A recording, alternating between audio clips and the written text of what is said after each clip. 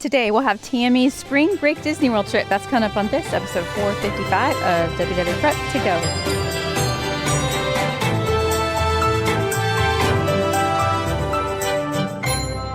Hello and welcome to WDW Prep to Go, where we talk strategy and ideas for people planning their Disney World trips, and we have lots and lots of trip reports. I'm your host, Shannon Albert from WDWPrepSchool.com. Thank you for being here for episode 455. Today is another trip report and another long one. I know that people like these longer reports, and Tami was a delight to talk to. She recently went to Disney World over spring break and had a great trip with her family. I'll get to our chats for that in just a minute. As always, a reminder to follow on social media if you aren't already, and join us for Q&As on Instagram every Tuesday and on Wednesdays on Facebook. So this is a longer episode. I'm not going to waste any more time now. Let's jump into my chats with Tami. Welcome to podcast, Tami. Hi, thanks for having me. Can I fangirl to start out? Yeah, if you would like. I want to a little bit. So I want you to know, I've been in the patron group for a while, but we went on our first family trip in November of 2015. I started planning for that back in early 2014. I started commuting to a job about an hour away. And so I just remember finding your site and the podcast. And I went through the whole backlog of podcasts at the time, back when you wanted to create only evergreen content, which I know is impossible now. It is. I tried so hard. Yeah. But so I just want to say, it feels like I've been preparing for this trip report for over a decade now. And it's so awesome. So thank you for having me. That is nice of you to say. So this May will be 13 years since I've been doing this, and you've been around almost since the beginning, or at least you have taken in content from the beginning. Yeah, pretty much. So been an evolution. And in the early days, there weren't as many trip reports, and now that's what we're doing. So I'm excited to hear about your trip, because I bet some of your plans and methods will sound familiar. Yeah, exactly. I've learned from the best. All right. So I do happen to know you're going to Disney World. When are you headed there? Our trip dates are March 13th through the 22nd. So we leave tomorrow. Yes. Okay. We're keeping this tight right before and probably right after to talk to you. Okay. And who's we? Who's going? Myself, my husband, his name is Kyle. We have a 13-year-old Henley, and our son Archer is 8. Okay. So 13-year-old daughter and son that's 8. And I know this is not your first trip. How often do you guys get to go? I would say if you average out over the last decade, it's about once a year, but we've had some gaps in there. And then I also had a random year where I got to go 3 times in one year, but it has been a while for all of us. It's been 2 years since the boys went for spring break, because last spring break, we went on our first cruise on the Disney Wish. So they have not done Tron. They have not seen Happily Ever After since it returned, any of that. My daughter and I went on a little girls trip it was Labor Day weekend of 2023. So we got to do Tron after it opened. We got to see Happily Ever After again. So we've seen a few things, but it's still been 18 months since I've been there. So I feel like that's really long for me. It is, especially when you listen to podcasts and you've been a patron for 5 years. It's like you're taking in the content without necessarily always going, but you get to go pretty often. Yeah. So this is a nice length of trip for you guys to get caught up. Yes. We usually tend to take longer trips, and I feel like it's gotten every year. We started with Sunday through Saturday, and then let's go on Saturday, and then let's go Friday night. And now it's let's leave Thursday. You got to optimize it. Yeah. It just keeps going. So listen, I get it. Okay. So how are you guys getting to Orlando tomorrow? We'll be flying. We live about 2 hours from the Detroit airport. Prefer to fly out of Detroit because there's a lot more direct flights options. And I tell people all the time, don't be scared to go to a bigger airport. You just have so much more to choose from. And those budget airlines out of the regional airports aren't always the deal you think they are. So yes. And sometimes they don't have as many options. Right. So that can get you into a bit of a pickle sometimes. All right. So tomorrow you're flying in on March 13th, Thursday. What time do you guys arrive in Orlando? 6:30. 6:30 p.m. Are you leaving like after work and school? Yeah, I am off tomorrow. Today was my last day of work. Well, we're going to pick up the kids from school around 11:30. So we'll miss half a day. Okay. And then how are you getting from there to your hotel? So we plan to take a lift, specifically a Lift XL. I know you got asked in your Instagram stories the other day, can the Lift XL fit 4 carry-ons, 4 checked bags, 4 people? Yes, it can. And for the people on video, I have a lot of luggage. I'm not a light packer. So a Lift XL usually works. I will say sometimes if you get a minivan, I know it works because we drive a minivan. So if it all fits in my minivan to go to the airport, it's going to fit in another minivan to get in your lift. But it's sometimes those SUVs and they have the third row. And I think sometimes the drivers just don't want to fold that third row down Yes. and they get a little annoyed, but they'll do it and it'll work. So, sorry, go ahead. I was gonna say, where are you guys staying? To mention the first night, we're going to stay at the Drury at Disney Springs just for one night, and then we will be going to Caribbean Beach for the rest of the trip. And how did you come to do that arrangement? So I'll start with the Drury. The Drury, we have stayed at several Druries in the Midwest and really like that chain. I feel like it's a really good quality for the money you pay. And I think it's really family friendly. They have the free breakfast. They also have they call it an evening kickback with snacks and drinks. We won't be there in time for that. Honestly, they say it's snacks, but it's really a meal. You can make a meal out of it, especially with kids. They don't care. It's French fries and cheese sauce and nachos sometimes. So we just really like the Drury's here. So we figure if we just need one night, let's try the Drury by Disney Springs. And I had I'm in the rewards program there. So why not rack up some more rewards? But how did you come to add that one night at the beginning versus going Oh, straight to Caribbean Beach? great question. So Disney added the water park off for people Mhm. who stay on site. So we wanted to come in the night before. That way, the next day we can try to take advantage of that water park day and not be exhausted after flying in. I don't plan to rope drop the water park, but get more bang for our buck there. And we have done both water parks. This was back in 2019. We did both water parks on an August trip, but my son was only 2 and doesn't remember it. So he's Mhm. been saying like, "Oh, I want to go to the water parks. Why can't we try those out?" And when it came up as free, I'm like, "Okay, well, let's make sure we do that so then I can take him to the water parking and make him happy." Yeah, and back in 2019, you could actually go to both water parks. Yes, we went to both in one week. Those were the days. We used to have a post Blizzard Beach versus Typhoon Lagoon to help people choose, and now it's just like you don't get a choice, but here's I know. information. And I will say my daughter was really pulling, like hoping they would switch and it would be Typhoon Mhm. Lagoon for our trip, but it's not. It's Blizzard Beach, so it's fine. Yeah, not until May. All right. So Thursday, you're headed to Disney Springs. It's going to be pretty late evening. Is that kind of the end of that day? And then you're ready for Friday?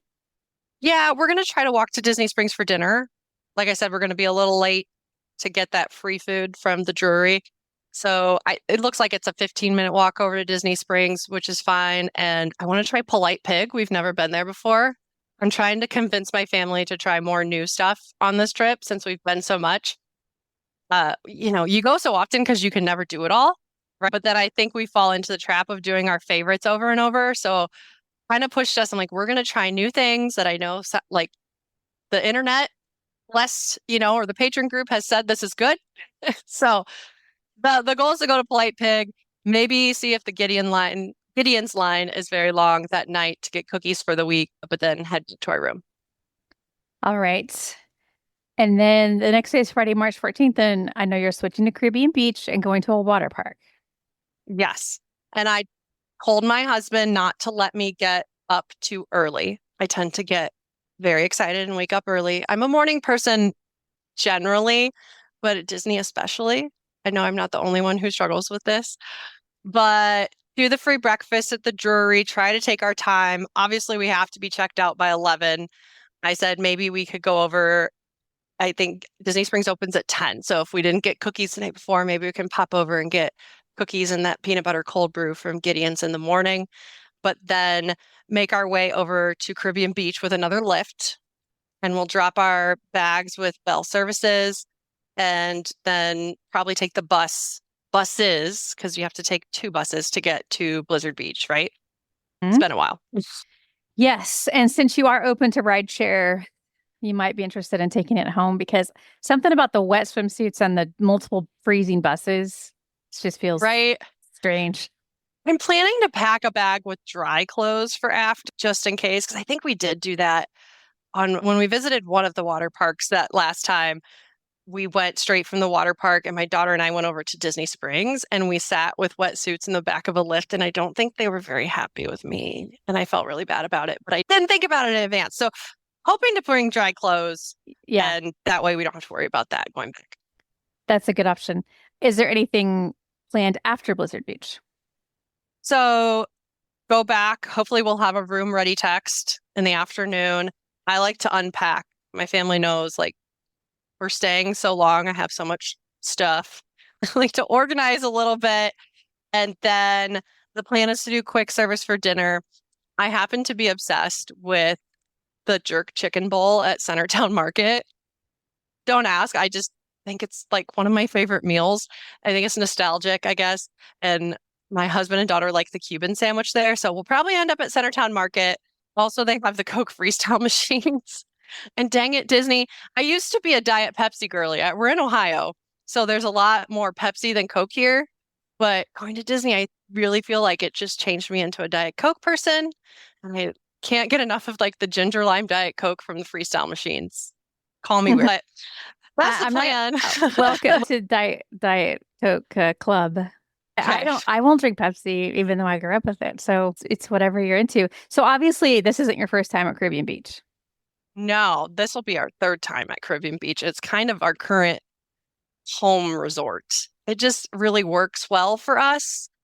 Like I said, my kids, 13 and 8, they could share a bed, but if you ask them to do that for more than a couple of nights, you're just asking for trouble. They will fight and kick each other and complain, and it's no fun for anybody, right? So the fifth sleeper bed is kind of a must for us at this stage, and Archer fits perfectly in it. And also, just coming from Ohio in Midwest winter, Caribbean Beach is like the perfect spring break vibes.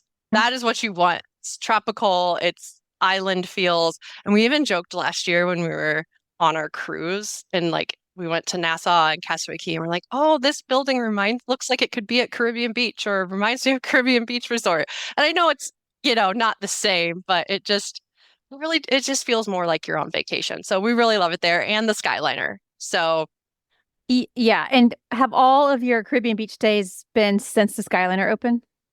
yes. Okay. Yes. Previous to that, we were like, you just go in phases. It's like our first couple trips, we actually rented DVC points and stayed at Animal Kingdom Lodge. That worked well. Then we were really into Art of Animation when Archer was little and needed a separate room for napping. And they loved the characters at Art of Animation and the vibes there. But now they're a little older. And so that's why I say, I think you just go in these phases for your family. And are you guys a big fan of the pool there? Yes, the main pool. The main pool, yes, of course. The main pool is really awesome. Kids love, there's like 2 slides, like a bigger slide and then some smaller slides on the other side. I think Archer might be too tall for like the splash pad area now because there's like a limit. Like kids have to be under a certain size really to play over there. But when he was small enough, he loved it over there. Yeah, I've been hearing this from people, families with younger kids, that they like Caribbean Beach's pool, sometimes more than Beach Club. Just depends on Oh, because it's more enclosed and it's kind of hard to keep track of kids at the Beach Club. okay. That makes sense. So just curious your experiences there. Are we ready to move on to Saturday, March 15th? Yeah, well, I should add, okay, so I said, dinner at Centertown Market. If there's time, we want to take the Skyliner over towards the Beach Club Boardwalk area. My kids have always wanted to try the kitchen sink, but I'm not willing to risk my stomach at the very beginning of vacation to do that. So I said, you can get the mini kitchen sink at the walk-up window. So that's an option for dessert. And I kind of want to take them over on the boardwalk side. My husband and I got to go on an adults only trip for Marathon Weekend in 2023. And I had never been to the boardwalk, but I did a patron meetup with Sharon and another patron. I'm sorry, I don't remember her name, but I had never been over there. So that gave me a reason to go kind of explore. And I just the vibes and the nighttime stuff going on. So I think the kids might like seeing some of that. And there's a little art gallery there that I feel like no one's ever talked about, but I'm never going to buy anything from there. I can't afford any of it, but I just think it's fun to look at. And I kind of just want them to like see it and explore a little bit. So that's the plan for the evening, and then head back and get to bed pretty early. Okay. So Saturday, March 15th. We are heading to Magic Kingdom and we will be rope dropping. You said you're an early bird. I thought am. maybe. And I will say too, because it's a long trip and I learned my lesson before. Having so many days, you have to pace yourself, but you have more energy towards the beginning. I'm excited. I want to get up at the beginning of the trip. So the first couple of days we will rope drop, but then I'm not going to force that as the trip goes on. We know we're going to need to sleep in more, and my body's going to let me sleep in more as we go on throughout the week. But first morning, we'll be excited. We'll hit the bus stop. My plan is to be at the bus stop around 6:45. I am impatient. So if there's not a bus coming soon, I might grab a minivan and do that instead. But I've been seeing people post like in Caribbean beach groups that they have been sending more buses direct to those different sections of the resort so that you don't have to, it doesn't fill up before it gets over to you, right? So yes, which is a huge improvement at Caribbean. One of my only issues there is how many stops there are. We've taken an hour to get to Magic Kingdom before. Yeah. And that is a long time when you were a rope dropper. It's like, and I think get me there. Yeah, I'm sorry.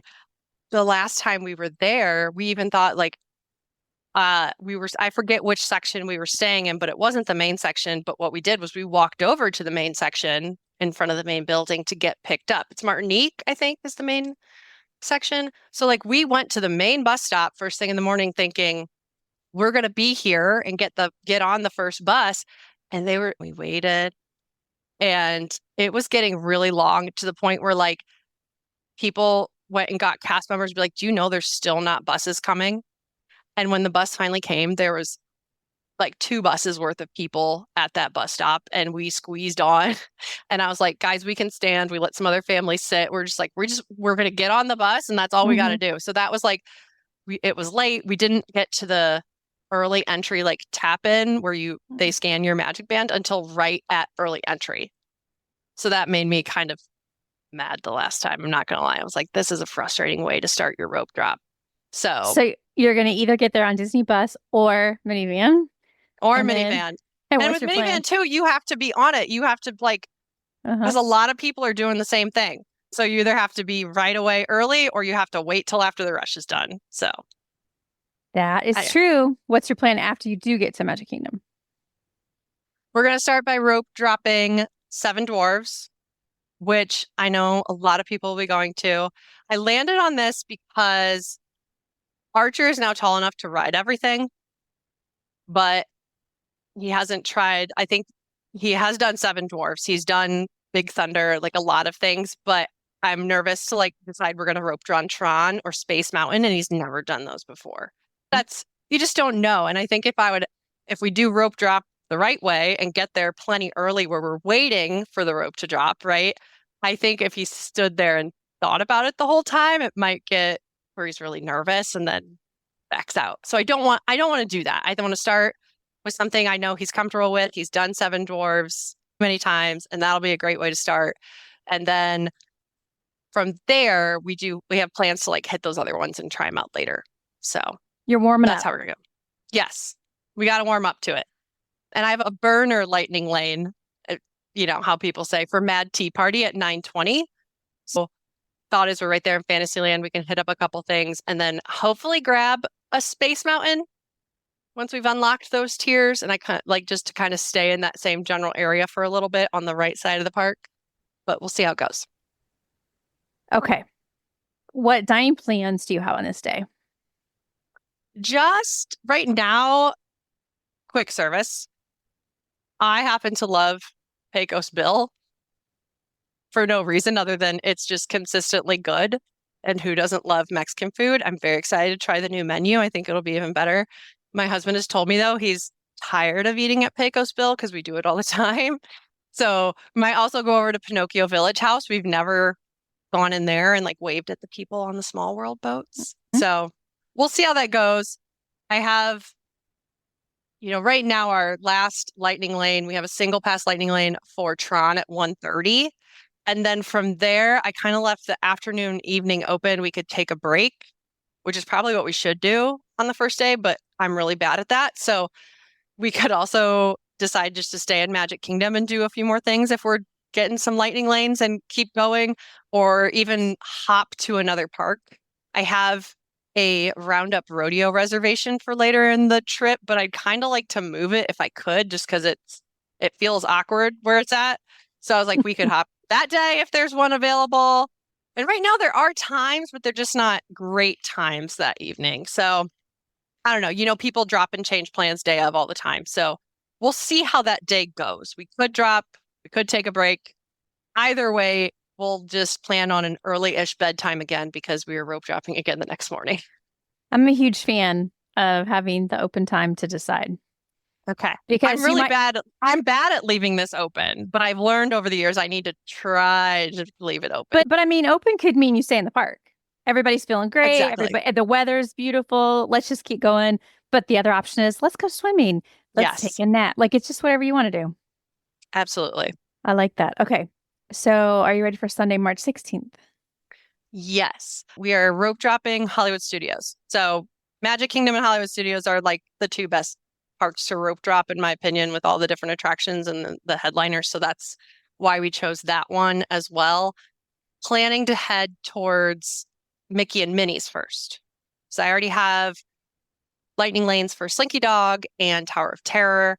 And I don't want to force my son to go on Rock and Roller Coaster first thing in the morning because he's never done it. And I think that wouldn't really work. I think he could do it.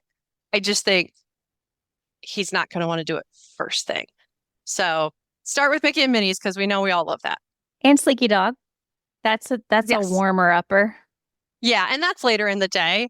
So right now my plan, Hollywood Studios is kind of awkward. I hate the layout of the park. It's so weird. It's not this Boca Hub thing. No, and it's not like an easy circle like the other ones. But heading from, Mickey and Minnie's right in the center, and then Burner Lightning Lane, I'm calling it, for Star Tours at 9:10, which I actually happen to like Star Tours. I don't mind it too much, so I think that's a good use of a lightning lane. But that early in the day, I probably don't need it. But it just helps us unlock. So I'm hoping that we can turn around and grab like Millennium Falcon or something like that. So like kind of keep heading towards Star Wars. We have Rise of the Resistance at 10:15. And then I was hoping we can grab Millennium Falcon and make our way back there. Maybe also Midway Mania, like just kind of complete the circle. And then we got to go all the way out to Tower of Terror at 10:45. So I just feel like I like to try to save steps, but it just doesn't always work that way. We'll see if I can adjust any of these. I don't know. It's difficult. And this is why some of those offerings that don't require lightning lanes, like After Hours or Premier Pass, I can see why they're attractive. I mean, I know we love the After Hours because it's just free. You just walk. You're like, I'm in Toy Story Land. I'm going to do all of these things. Funny you say that because we have After Hours coming up later. Good. Then you won't have to worry about this crisscrossing thing. No, not well, except it's for Magic Kingdom, not Hollywood Studios. So we got to keep this crisscrossing in Hollywood Studios for this day right now. And then, so we have lunch reservations for 50s Primetime. This is a family favorite. It was not going to go off the list because it's kind of our little tradition. So we love it there. It's kind of fun to have a mix, though, of favorites and new things. And then maybe the new things will become favorites. Exactly. And we figure since we're going to do it, we might as well do the Phantasmic dining package and get the nice seating because we have done that before. It's been a couple years, but it is very convenient to not have to worry about getting a good seat when you get to that big stadium. Not that we've had a problem finding a seat without it, but it's just that extra little reassurance. So, and like I said, so that lunch reservation is at 12:30, and then we have Slinky Dog at 1:40. So I'm like, I didn't want to, with Slinky Dog, I just wanted to grab the first one available, right? And then after, I can't edit it to push it back any further because that's not an option anymore once I grabbed it, right? So it's like, I'm kind of stuck with this. Is it 140 to 240 though?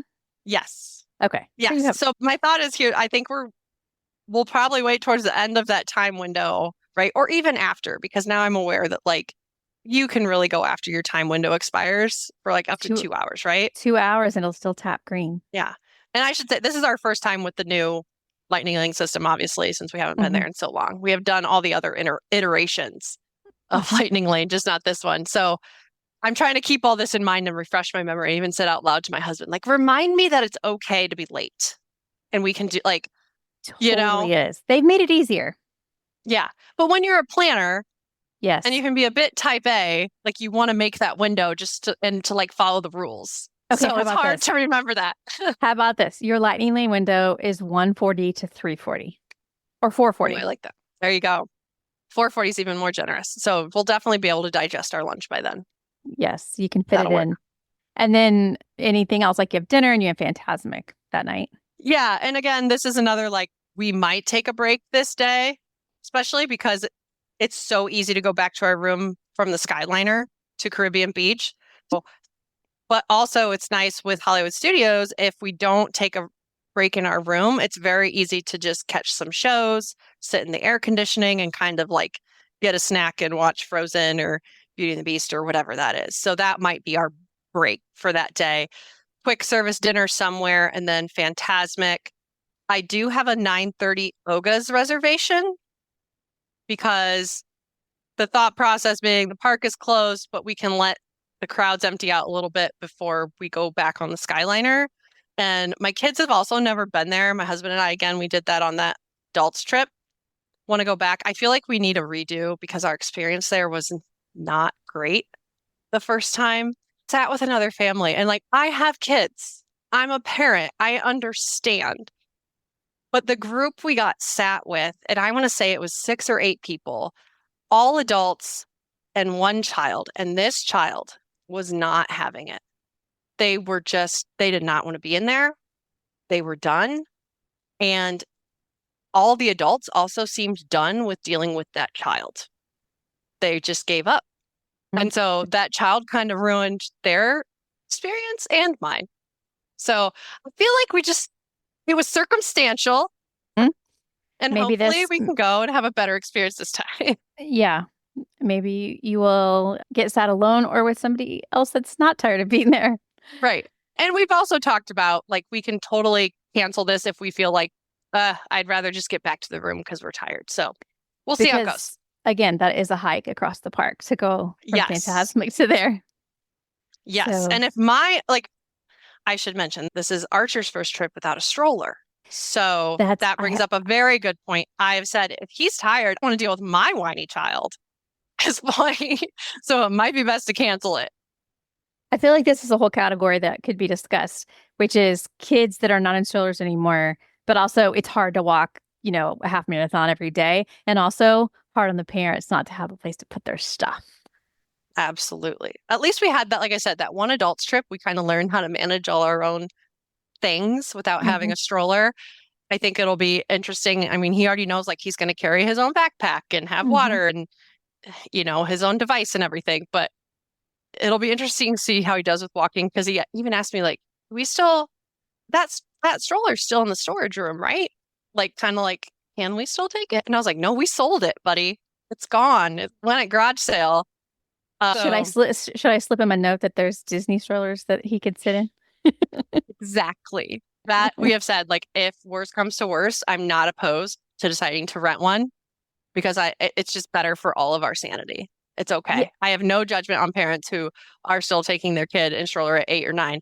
He just literally was way too tall for ours. And I was not going to buy another one.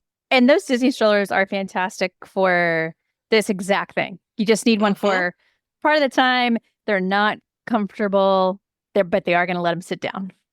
So, yes. And I'm not going to worry about him being too heavy because they're very sturdy. Yes. They are. They are great for bigger kids. Okay. So now we're at Monday, March 17th, which is St. Patrick's Day, I think. It is St. Patrick's Day. I should say, at this point, I think I'm the only person in my family who does not have a green shirt to wear this day. Oh. I failed, but maybe I might have green in my ears that I'm planning. Yeah. I don't know. May I suggest, when you go to Disney Springs, stepping into Ragland Road? We plan to go. Well, okay, we could stop there on that first time. We will actually be at Ragland Road the next day too. Okay. So I should say, because we've done this spring break week before, we have experienced St. Patrick's Day, and we tried to eat at Ragland Road on St. Patrick's Day. It was a nightmare. We even had a reservation because I know they stopped allowing reservations on that day, or the one year they said they weren't going to do reservations on the day anymore. So this was either 2 or 3 years ago. We had a reservation for dinner. I think it was like 6 o'clock. We get there. They're like, sorry, we're running behind. It's going to be like 45 minutes. Uh-huh. And so I was like, okay, we'll wait it out because we have never eaten there. And then we get through the 45 minutes and they're like, yeah, it's going to be another 45 minutes. And we were like, no, just cancel it. And we went back and had quick service or whatever. So this time, the reservation is planned for the following day, thinking, okay, it still feels like we're celebrating just a day later. Hopefully it's not as crowded. And the reservation is like at 4:30. So it's much earlier and hopefully we're not backed up. But anyway, I jumped a day ahead there. That's okay. I made a note so we can talk about it on the next day. But what are you doing on actual St. Patrick's Day? We are starting the day at Epcot, not rope dropping, but probably still getting there around opening-ish time. And I have a burner lightning lane set up to go to Figment between 9:15 and 10:15. My son really likes the character, but he doesn't remember going on the ride because it's been a few years. And he's also never met the character because that's new. So I figured we might as well go there and we can tap into our lightning lane. You're going to be the only ones in that line. I know. It'll be great. We can meet him real quick, right? No pressure. So also I love it's right by the, oh wait, maybe that won't be open. I was going to say the Disney Visa photo spot is right there. And I like stopping for a picture, but I think that's open later in the day. Cut that. Anyway, meet Figment. And then I'm hoping if we unlock the tiers, we can grab Soarin' for a fast pass right away while we're on that side. And then I like this theme of like moving along the map. We're going, then we have one for Nemo, and then we'll cross over and go to Guardians. So it's kind of making our way through the front of the park. I just looked it up. You're right. The Disney photo spot, a Visa photo spot is 1 to 6:30 during your trip dates. Okay. I'm leaving that in because I think it's helpful for people to know. Yes. Well, and I had a note, I think I had it on my notes for later. And I should note the day before, we wanted to try to catch the Hollywood Studios one with Darth Vader. And I made a note that it's only open until 4 o'clock that day. So I have to squeeze it in before 4 if we're going to do it. So it's good to be aware of those things because they're not open all day like the other character meets. So I think I got up to, we have a Guardians Lightning Lane at 10:15. I think of all like the big fun coasters that Archer hasn't done yet, I really think he'd like Guardians because he likes the characters. You know, he likes Rocket and Groot, but it is also intense. And I know there's a debate about the intensity of certain rides, but I tend to agree that when 320,000 views on that reel. People disagree with me. Though. No, I think Guardians feels less intense, and for a kid that he can see everything. I'm sitting next to him as opposed to Space Mountain where he's in front of me. Exactly. I think he's going to like that a lot better. And there's music and it's funny. I think kids think Guardians is less intense than Rock and Roller Coaster Expedition Everest or Space Mountain. Yeah. Doesn't go We'll ask him. We'll see what he thinks of all this. Yes, I would love a ranking. I'm willing to change my mind, but based on what I have observed from kids, they like Guardians more than a few of the other coasters. Yeah. It's the adults that think it's nauseating that think it should be at the top of the list, but it just kind of depends whose viewpoint you're thinking from. But I hope that he has a great time. Yeah. I should mention too, since we're talking about like kids and rides, you always mention like you never know how your kids are going to react. And that's why I'm saying, like, I don't know for sure. He says he wants to try these rides, but I don't know what's going to happen when the time comes. And what's really funny is if you know my 2 kids in real life, my daughter is the much more quiet, calm, reserved child, but she has turned into a thrill ride junkie, loves all the most intense rides at Disney World. She would do Space Mountain 5 times in a row if I let her, and Tower of Terror, Expedition Everest, even though I did traumatize her on that when she was 4, but she got over it. 4 and 5, perfect ages to traumatize your children at Animal Kingdom. It happened. I did not listen to your advice on that one, but it's fine. She loves it now. Yes. But and so in real life, he is the more adventurous child, but I don't know if he's going to be the same on rides. So you just don't know how they're going to be when you get them on vacation. What if he doesn't? If he doesn't, my husband and I have ridden enough times that I'm okay with either swapping, like just taking turns, or asking for a refund on the Lightning Lane. Mm-hmm. We'll see how much time we have and what's going on. He does love, because we have ridden Guardians before, and he loves that playground inside Mission Space. I feel like that Mission Space playground gives me more anxiety than riding Guardians of the Galaxy does, but he loves it. Or the little games up by Spaceship, or the exit of Spaceship Earth. It's all about the exits at Epcot. There's so much stuff going on. We'll do something in that area. I think there's also a playground on that side still, right? We'll do a little playground area. So yeah, some people like hanging out in Journey of Water, which is a little bit over, but it's kind of in that middle space. oh yeah, so we haven't done that yet either. And I don't know if we'll grab that in this morning, or I thought if we later in the evening I might grab that too. So we haven't seen Moana yet. What are you thinking for lunch on this day? So probably flower and garden booths. My husband has said he doesn't like grazing at the different booths. He'd rather just like sit down to a meal. And I said, you know what? We've done this enough times. We can split up. If you want to go sit down and have like a real quick service meal and go to Regal Eagle, or he likes the fish in the UK, whatever, that's cool. We can split up and be fine. Kenley and I like to graze and try all the different foods. She's an adventurous foodie as well. So she'll try anything once with me. So that's my plan. I also want to try to get into La Cava, because I've never been in there.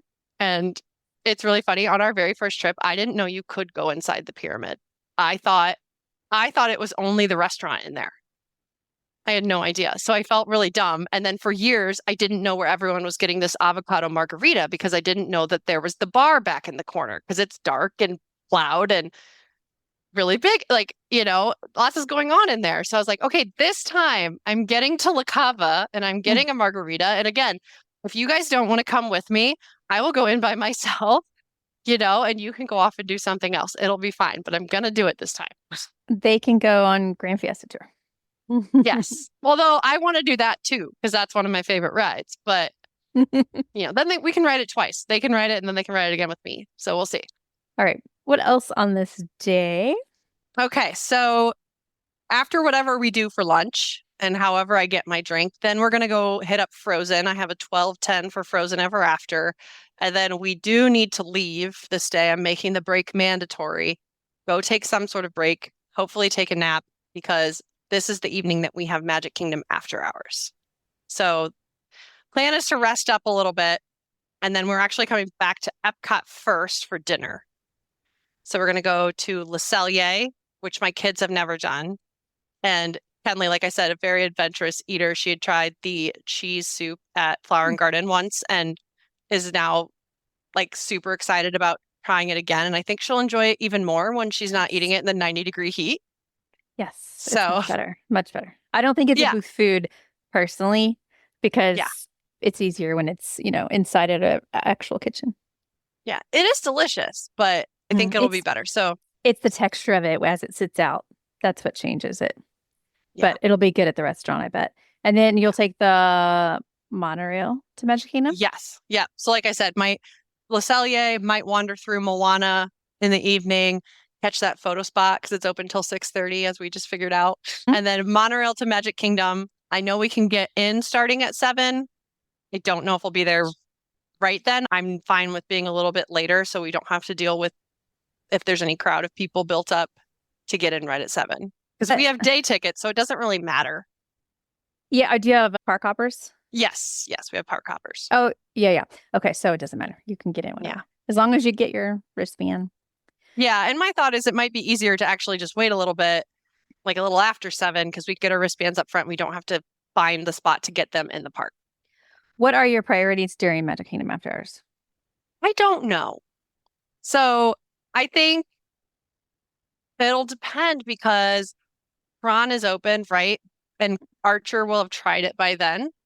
So it would be awesome if he loves it. We can go on Tron again at night, which would be even cooler. Like I said, we've done Seven Dwarfs lots, so it's not a big deal if we do it or not. I don't think Tiana's is part of it currently. I wish they would add it back to after Well, hours. unofficially, sometimes it's open. Right. And I was kind of hoping, and they took it off the list in January. That made sense because it's cold and they were doing some like nighttime refurb with it, right? Mm-hmm. So I'm like, maybe in March they might add it back. We'll see. It would be great if they added that back. But I will say the last time we did an after hours 2 years ago, we ended up like I had all these plans. We're going to hit up this ride, this ride. We ended up starting at Big Thunder. And instead of going somewhere else, we rode Big Thunder 3 times in a row because we have never done that before. And why not?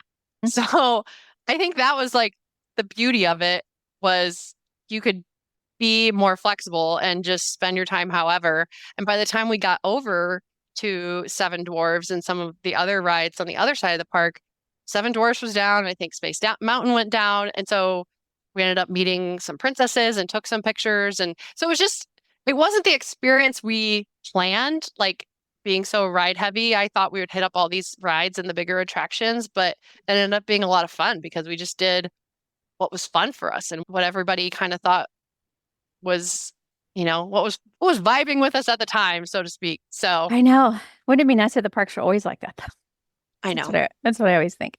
But so I'm just all that to say, I'm just leaving it open for after hours. Whatever. Yes, you don't know right now. You're just going to do whatever. Mm-hmm. Okay. And that's obviously going to take you to the end of that day. Yes. So the next day is Tuesday, March 18th. And we know you have a 4:30 Ragland Road, but what are you doing before that? Hopefully not a lot. Sleeping in, no alarms, go to the pool maybe during the day. Because like I said, we do love that pool. My husband is always the laundry person. So this will probably also be laundry day. It became his job. I don't know, at some point in our vacations. And so I think he uses that as his time to like be alone as well. Mm-hmm. So a very chill day. And then we will go over to Ragland Road at 4:30 and then maybe do some more shopping at Disney Springs. But that's pretty much it. Okay. A non-park day. All right. Wednesday, March 19th. This is our Animal Kingdom day. And currently, we're going to start off with brunch at Boma at 10 o'clock. I always love pairing Boma or Sanaa with Animal Kingdom just because it's close to Animal Kingdom Lodge. It's still a pain to get to Animal Kingdom Lodge when you're not staying there, right? But I think it just adds to the ambiance of the day and the theme. It's an animal day. Right. I should say we also have Mouse Watcher set up for Wild Africa Trek. Very slim chance that we get it. But this is how it ended up on our last time. We got the Up Close with Rhinos tour. Like literally the night before we were going to go to Animal Kingdom, I got the text while I'm sitting in Carousel of Progress and I booked it. So, I mean, fingers crossed, we could maybe pull off the same with Wild Africa Trek. I know it's delusional, but why not? And I'm still kind of mad at my husband because he didn't tell me he would like to try this until 5 days after I booked all the reservations and we hit that 60-day window. That is a hard thing when you're the planner because other people don't necessarily know all the options when it's time to book them. So it's frustrating. But and he had literally said to me before, because he could see the people up from the safari, you can see the people up on the bridges. What is that? And I said, it's a tour. He's like, oh, I'd never go up there. He's kind of afraid of heights, but he's gotten better with it over the years. And then he sees a TikTok video of someone at the Wild Africa Trek and is like, oh, maybe I want to try that now. Okay, thanks for telling me. If you do get it, it's fun. And I think your kids are good ages for it. Yeah. In Archer, the minimum age is 8. So we had never been able to do it until now. So it would be great if we get it. If we don't, no big deal though. Boma, still one of our favorites. My experience is that the people that have the hardest time are the adults that are afraid of heights. And there's just that one part. The kids are fine. Yeah. No, I'm not worried about the kids there at all. So. Yep. All right. What else? After Boma, you're going to Animal Kingdom. Going to Animal Kingdom, the beauty of Animal Kingdom with Lightning Lane is that there's no tiers and like we could literally set up everything we wanted already. So plan is to start over at Dinosaur and then make a big loop around the park. Hit up the Boneyard, do the Nemo show, Expedition Everest, Lion King, the Safari, and then end the day over in Pandora with Flight of Passage, Lightning Lane, and hopefully dinner at Satuli Canteen. Oh, sounds lovely. And you don't have to crisscross to do all that. No, we don't have to. I mean, we could if like something pops up Lightning Lane Wiser, I do have like kind of hopes that we could go to Nomad Lounge at some point in there because we're doing brunch at 10 and I feel like we might want to eat again. So I'm like, we could do like some, small plates at Nomad Lounge and just kind of vibe a little bit. But other than that, mostly just following the path around, which is really convenient. And you've talked about lightning lanes in all the parks, and you posted in the Patreon group when you booked it that you had spent a lot of money to book them. Yes. Were you able to get everything that you wanted, or were the times slightly off? What was your experience? I would say we got everything we wanted close to the times we wanted. Like I said, once I got that Slinky dog, I wish it wasn't like right after our lunch, but also, what are you going to do? I'd rather have Slinky dog than not have it. And when I went to book, you talk about booking the hardest to get things and not necessarily booking in chronological order. Well, our first 2 park days are Magic Kingdom and Hollywood Studios, Tiana's and Slinky Dog. So I was like, you know what? I am going to start in chronological order because at this point, people have already been able to grab Tiana's for that day and they've already started grabbing Slinky Dog for that day. So I went with those 2 days first, and I'm just glad I got those as options and I didn't have to. I know a lot of people go into book and there's none left. So even if the times weren't perfect, I didn't have my choice. I at least got them. And then I think I jumped forward, like I booked those 2 days and I jumped to the end of our trip and grabbed another Tiana's. At that point, I could choose Tiana of any time of day. So that's kind of how I did it. And yes, the total, this is 6 park days, 4 people. We're doing Lightning Lane multi-pass every day and 1 single pass every day. And it was $1,200. And that sounds ridiculous, but fortunately or unfortunately, that is what I had estimated based on cost. So I had the money and the gift cards set aside to do it. And I do like paying for everything in chunks. So when you think about the total, how it adds to your total of what you've already paid, I just kind of block that out. I'm like, nope, this is just 1 chunk. I already paid for those chunks. This is a new chunk. I think it's kind of pros and cons. One is the pro is you got it sort of out of the way so you don't have to worry about the cost during your trip. The con is it's a lot at once as opposed to like, $150 at a time, which is still a lot. Yeah. But like $1,200 sounds like a real lot. Yeah. And I posted in the page group too. I think 2 years ago, the highest price was $29 a day. And I was like balking at that, like for Genie Plus. We're at the highest, we're at peak pricing for spring break. It's $29 a day per person. And we actually ended up having 6 people with us that trip because my parents came for part of it. So I was like, oh, that was terrible. Well, this time I didn't pay attention to every day, but I know one of the days at Magic Kingdom was $37 a person. And I was like, I would give anything for 29 again. Yeah. Yeah. It adds up. Okay. So is that the end of Wednesday? Are you ready to move on to Thursday, March 20th? Yes. Yes. So for Thursday, the 20th, we're going back to Epcot. Again, chill morning. We're actually going to jump because we'll come in from the International Gateway on the Skyliner, obviously. Then we got to go all the way across the park to Guardians again. So at this point, I had more flexibility with the times in the Lightning Lanes, obviously. So going over to Guardians, and then I wrote in my notes, plan to hit up Club Cool while we're over there because only my daughter and I have gotten to do that. The boys have never been there. So I think we have to make them go in there while we're over there. And then I have a 1040 for Mission Space. Also, I will say I have never done Mission Space Orange. And so I want to try it just to say I've tried it. I know that's probably terrible and y'all can make fun of me later when I regret it, but I just want to try it. So we've done green. I've never done orange. Are you prone to motion sickness at all? Not very. As I've gotten older, there are some times I will, like, I think my very first time riding Guardians, I felt a little wobbly getting off, but I was fine after a few minutes. So normally I'm not prone to motion sickness. I would say I'm the same as you.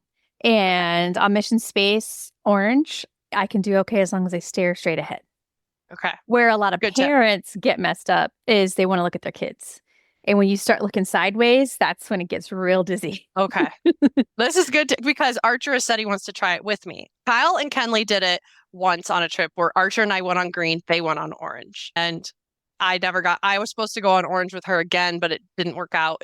The ride was down. So he has said he wants to try Orange with me. And I was like, okay, buddy. So good tip. I'm not going to look at him. He's on his own. He's good. Just stare ahead. He's safe. Yeah.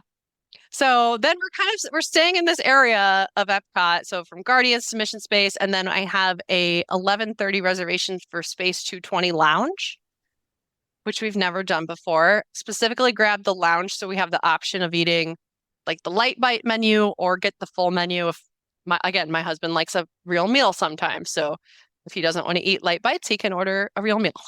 Yes, there are a lot of options. Now, we do often recommend Space 220 Lounge, but people often have trouble getting the reservation.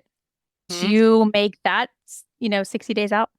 I did make that 60 days out. I would say of all the reservations, that one had the least amount of options, but I was able to get pretty close to the time I was looking at because it's later in our trip, right? This is Thursday of our trip, our 5th park day. So I think that helped too, that it was towards the end.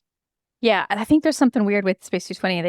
They don't release enough to the Disney system or something, and so it looks booked, but then the day of, there's nobody there. I don't know. Weird situation. I don't know. What's after that? Yes, sorry. After Space 220 Lounge, we're going to cross the park to Living with the Land and the Behind the Seats tour. So when my husband brought up Wild Africa Trek, I was like, listen, I can't get that, but I forgot we have always said we wanted to do Behind the Seats.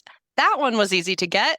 No worries. And there's a Disney Visa discount that makes it like super cheap, $27 a person or something. So that is booked at 1:30. Very excited to try that one.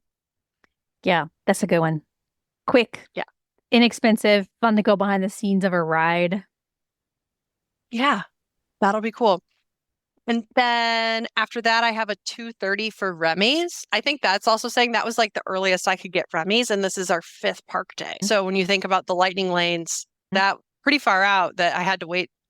I had to get it in the afternoon. But I was also strategic is that we grabbed Frozen for one day, and then Remy's for the other, so that I'm not trying to get both in the same day. So that was helpful. And then after that, like I said, this is where we have that Roundup Rodeo reservation. So we could hop to Hollywood Studios for dinner and do Roundup Rodeo barbecue, another new one for us. But if I can move that earlier, we might. I just think it's awkward to maybe head to the studios. We don't have a lot of time in Epcot between the 2 mornings we're there. They're kind of short. So leaving that flexible that we may or may not stay in Epcot. We also may or may not, like we could go to Roundup Rodeo, but then come back to Epcot on the Skyliner and catch Luminous because we've never seen Luminous. But Luminous is also not high on my priority list because I don't hear that it's a must see. So I'm not going to be disappointed if we don't see it. It's no big deal. Yes, maybe just to check it off your list, just so I did it. Right. I did something new. That's about it. Something new. All right. I think we have one more full day, Friday, March 21st. Yes.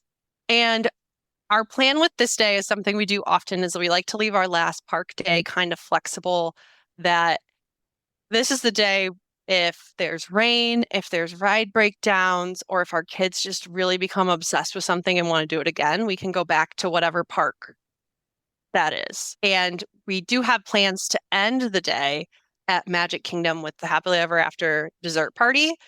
But that, morning and afternoon, we could go anywhere with Park Hopper. So the hard part about this, though, is that you still want to have Lightning Lanes just in case. And I told my husband I either want to book at Magic Kingdom or Hollywood Studios because, again, those are some of the most difficult. So I ended up booking Magic Kingdom Lightning Lanes starting at noon, thinking that we might pack a little bit in the morning and take our time. And then this is where I had my pick of whatever I wanted. I grabbed Tiana's at noon, Pirates at 1, Haunted Mansion at 2.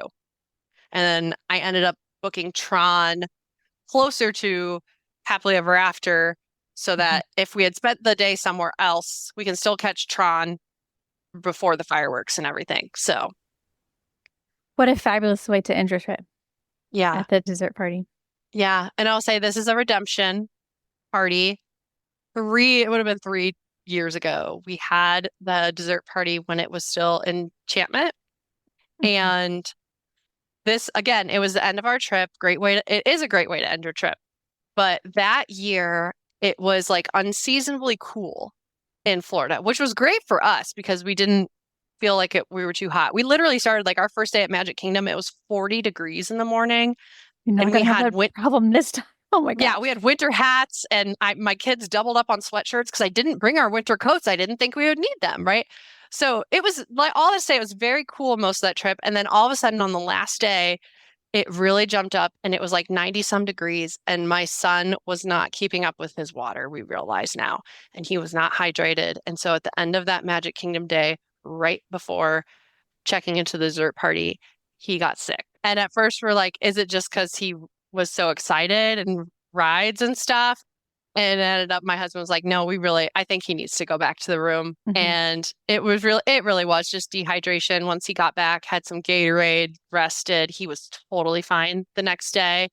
But yeah, my husband and son ended up leaving and did not get to do the fireworks and the dessert party really. So this is our redemption. We had the option to do it back in 2022, but it was still Enchantment.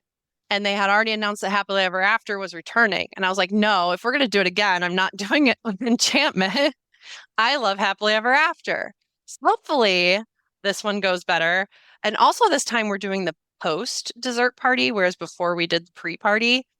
So I'm taking the recommendation on that one to try out the post party and let people leave and we can linger and enjoy ourselves. So that's the plan. Well, I do hope it goes better this time. Looks like you guys have decent weather, so a couple pretty warm days, but yeah, but I think it would be okay if it's going to be warm all week versus it was really cool all week and then in the 90s. And I think that's what did it. Big change. All right. And then Saturday, March 22nd is your departure day. Yeah, pretty simple. We have really good flights in the afternoon. So basically checking out at 11 and heading to MCO with a lift, and then we'll come back home. All right. Sounds like a fantastic plan. I hope everything goes really well. Is there anything that we haven't talked about yet? So I mentioned a few things. Obviously, trying a lot of new to us things. So I think that's a theme, like trying things that are new or new to us, and then also saying goodbye to things for the last time. I have a list of things we need to make sure. We need to do Muppets. We need to do the current version of Rock and Roller Coaster. We've also weirdly never done the Liberty Bell riverboat. So that'll be a first and a last. So those kind of things we're trying to fit in as well. I hope you get to. You can fit that one in anytime. Yeah. That's like there's no specific plan, but we got to hit that up at some point. Yeah. All right. Well, this sounds fun, and I will talk to you in a couple of weeks when you get back. All right. Thanks again. Thank you. Welcome back from your trip, Tami. Thank you. It was nice to be back. We are talking on Saturday, March 29th. So you've been back for a week. Yep. How'd it go? It was fantastic. Overall, lovely. My family said they think this was our best Disney trip ever. And I think I agree. It was not perfect. It's not without hiccups, but probably our best trip ever. And slight spoiler alert, I think we have entered a new Disney era for our family. And I can talk more about that. Okay. I just made a note to ask about that later. Okay. I'm excited to hear why it was perfect and sometimes not perfect. No, it was not perfect at all, but it was our best trip ever. So, yes. Okay. So let's start at the beginning. Thursday, March 13th. You were flying in the evening and heading to the Drury in Disney Springs. Yep. That went pretty well. Kyle and I both had the morning off. We finished packing. He made the comment on our way to pick up the kids from school that we managed to finish packing without fighting, which I think is real. I was like, oh, you're right. But then spoiler alert, we made up for that later. And we got the kids from school around 12 or 11:30, stopped for lunch, went to the airport. That all went really smooth. I love the Detroit airport. Some shout out to them. I wrote down that we were deplaning at MCO at 6:20, so slightly early. And our bags were actually ready at the carousel, which is, I swear, never happens for us. We always have to wait. It's a long way. You know how when you get off and you have to take the tram and everything, I'm like, the bags have to travel too. So It makes sense that there's a little delay.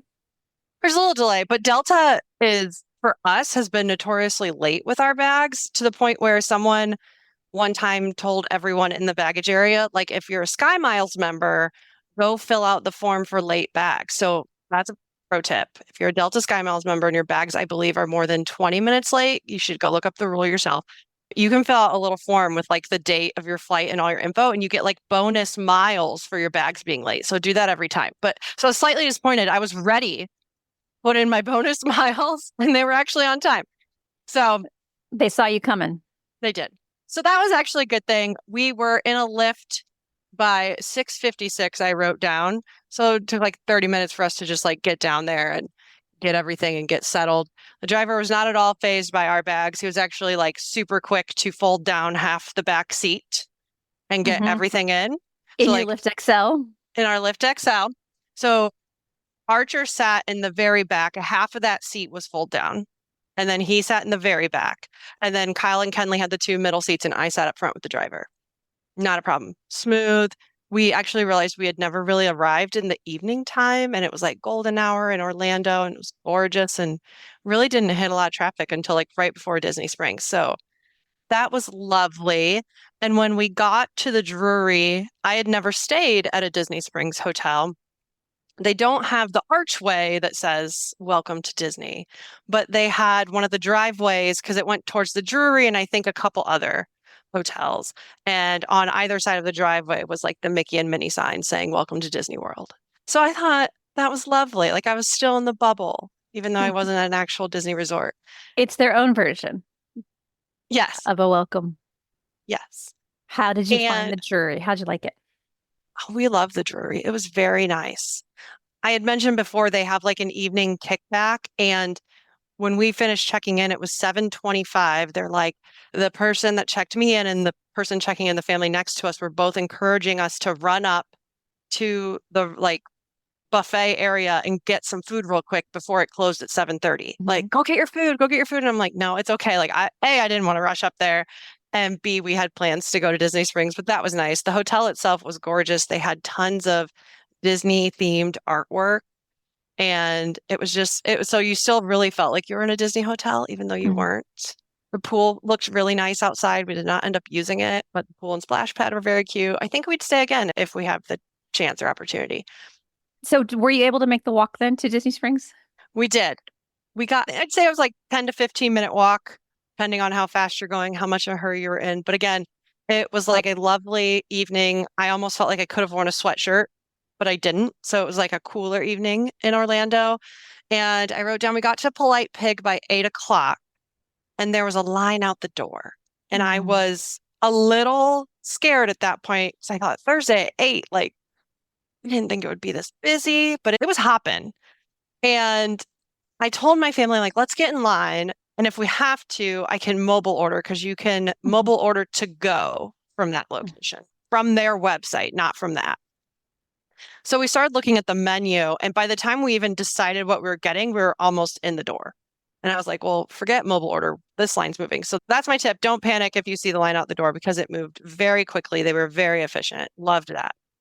And then we love the food. I cannot believe we have never eaten here before. We are meat eaters, carnivores. We're a 4-H family. We raise pigs every year. We have a freezer full of pork. And how we did not end up at a restaurant called the Polite Pig before now, that's beyond me. So. And it's quick service. Well, it's quick service. And we waited just a little bit. We got a table and they brought our food to us, but it was not much of a wait at all. And we ended up, Archer got a kid's meal, which looking back, we probably didn't need to do, but he wanted a kid's meal of like turkey and fries, I think. And then between Kyle, Kenley, and I, we decided to get the butcher board and we just added the 2 like premium meats that you can add on the side. And we got one additional side because I think it came with, he ordered a third. I could be wrong about that, but we added one additional side to like try different sides and things. And we just kind of all grazed and tried bits and pieces. And we kind of learned we loved doing that. And we even like later in the trip when we'd go different places, be like, you want to trade me one of yours for one of yours and splitting things so we can all try and share. So that was great. That was great. Good. Where'd you go after that? Back to the Drury. I kind of wanted to stay.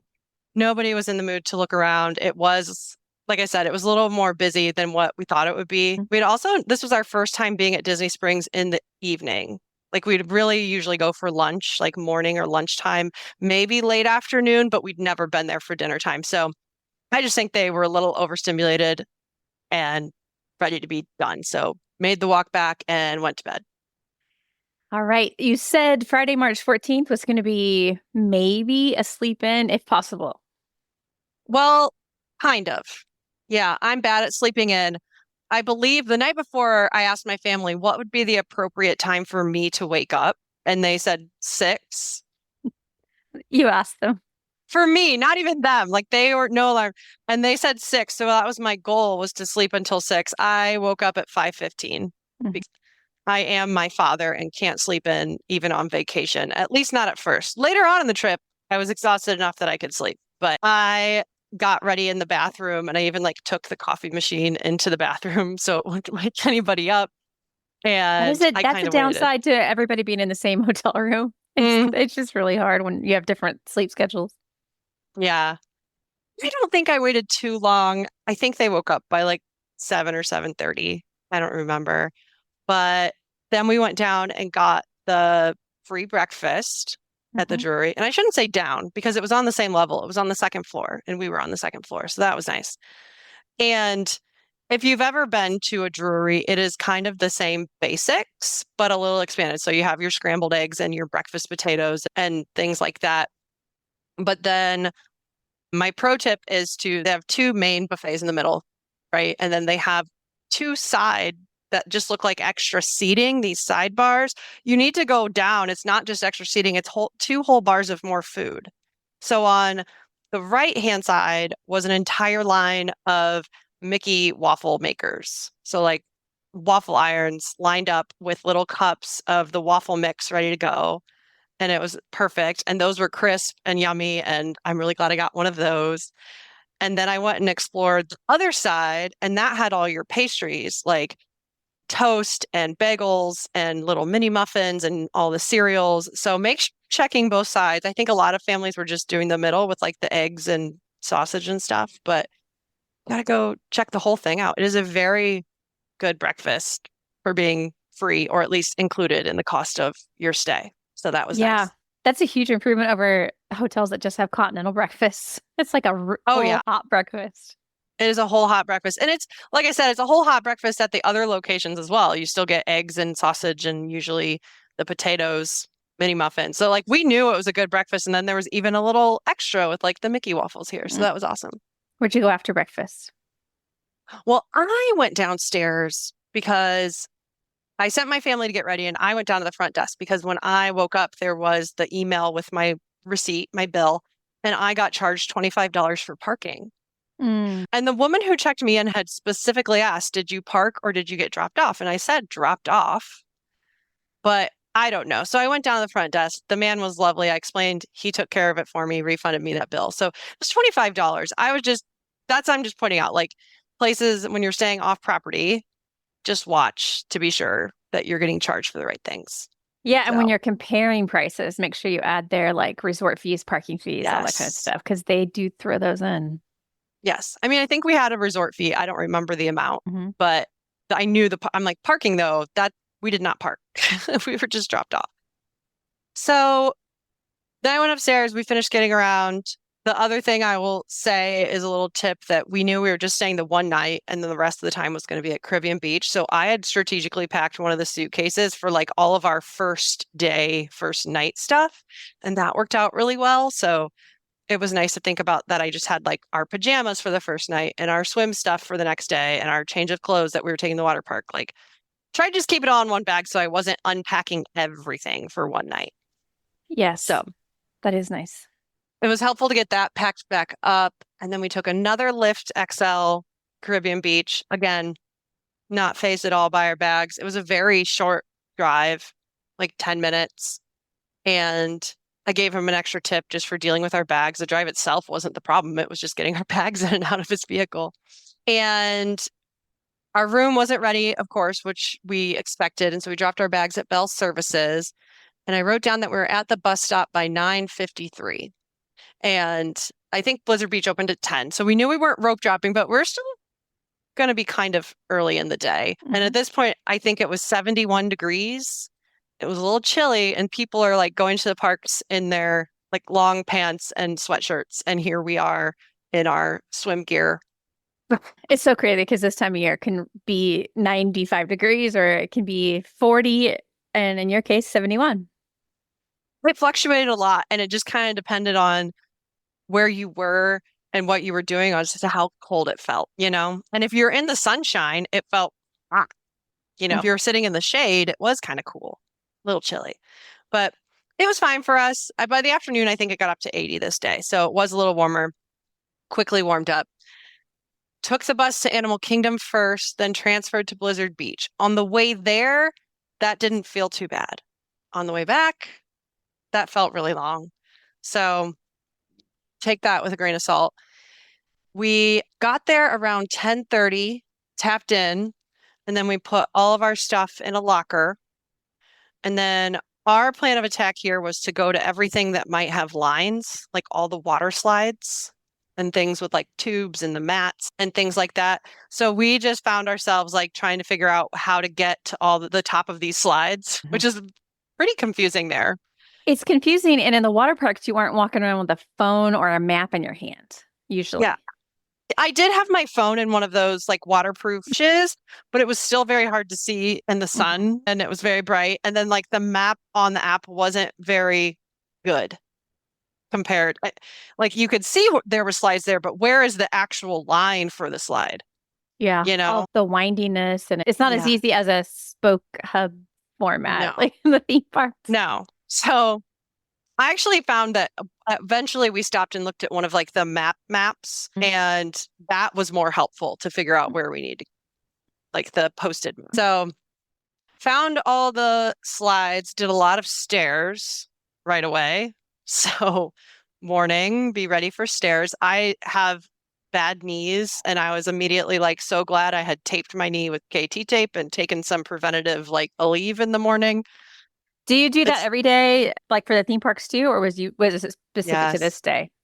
I did end up every day. My knee was taped. Like I use maybe get too far off the rails here, but KT Tape Pro lasts a little longer, and I replaced it like every other day. So I would like take a good shower. If I would take it off and then be able to like, I'd use like a sugar scrub to get all the goop off my knee and then shave my legs. And then the next morning I would like freshly tape everything back up to go. Very glad I did that. I had not been regularly taping at home, but at the theme parks, it needed it. So, and it came in handy for the stairs. Yes, very handy.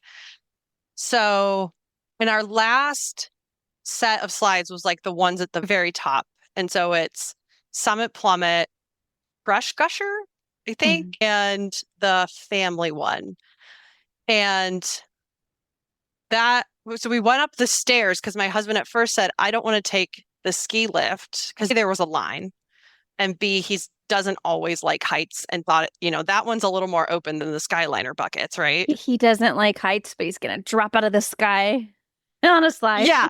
Oh, he does. Okay. I'm telling you, he doesn't like heights, but he did Summit Plummet years ago when we last visited Blizzard Beach. I don't know. He's very selective about this. And I'm like, you know what? Your choice. I was like, it doesn't look too bad. So we took that set of stairs to the very top.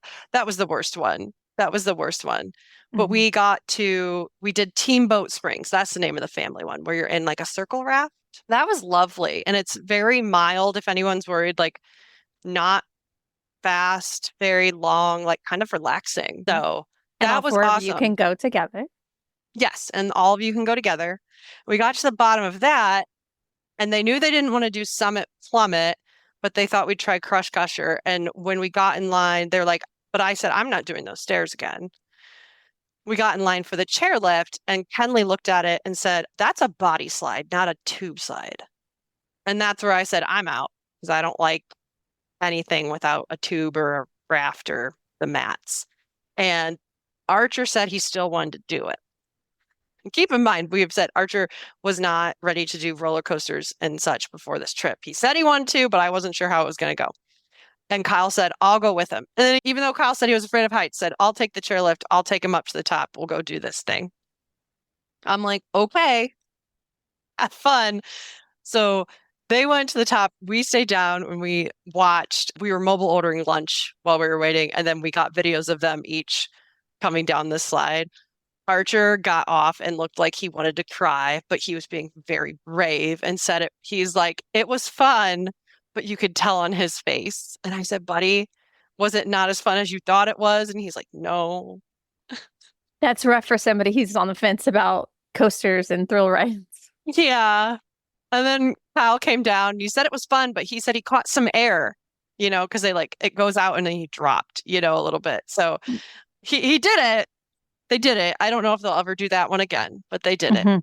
And we had crossed off. This was before noon. So I think I didn't write down what time, but I know it was like before noon. We had done everything that would have a line. So all the water slides were done. Just like in the theme parks, they're hitting the headliners first. Yeah.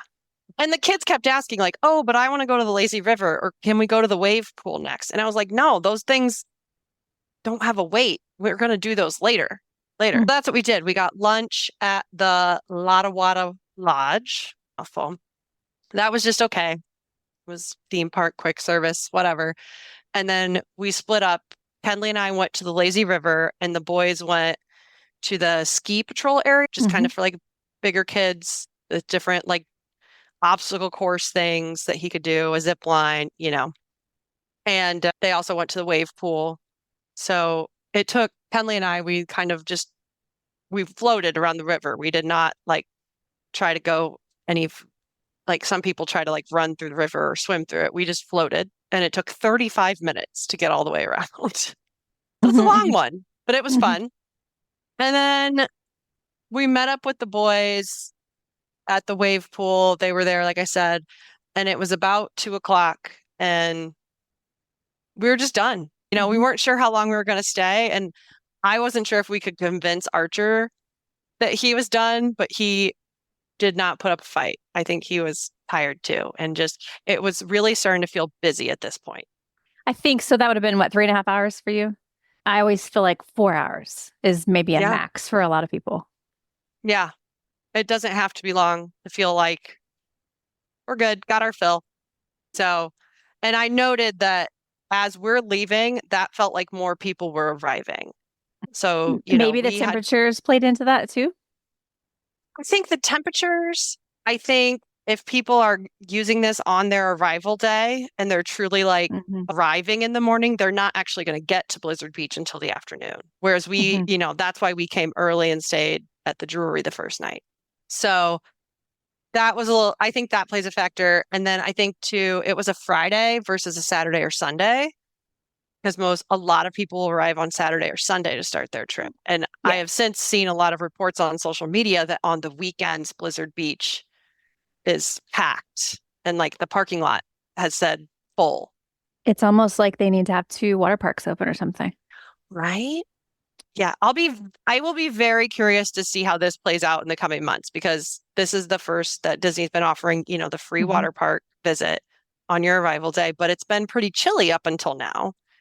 And I think as we get into the summer months, we'll really see how this plays out with people, how they're using it, what the trends are, like what the busiest days are, things like that. So I think our day went well, but that doesn't mean it's going to be like that for everyone who goes and does this. 100%. And you said you didn't like the trek back to your resort as much. No, it took forever. We went out to the bus stop, and the bus at Blizzard Beach sat and waited for people to get on. It never actually filled up, but it got more full because they were waiting for people.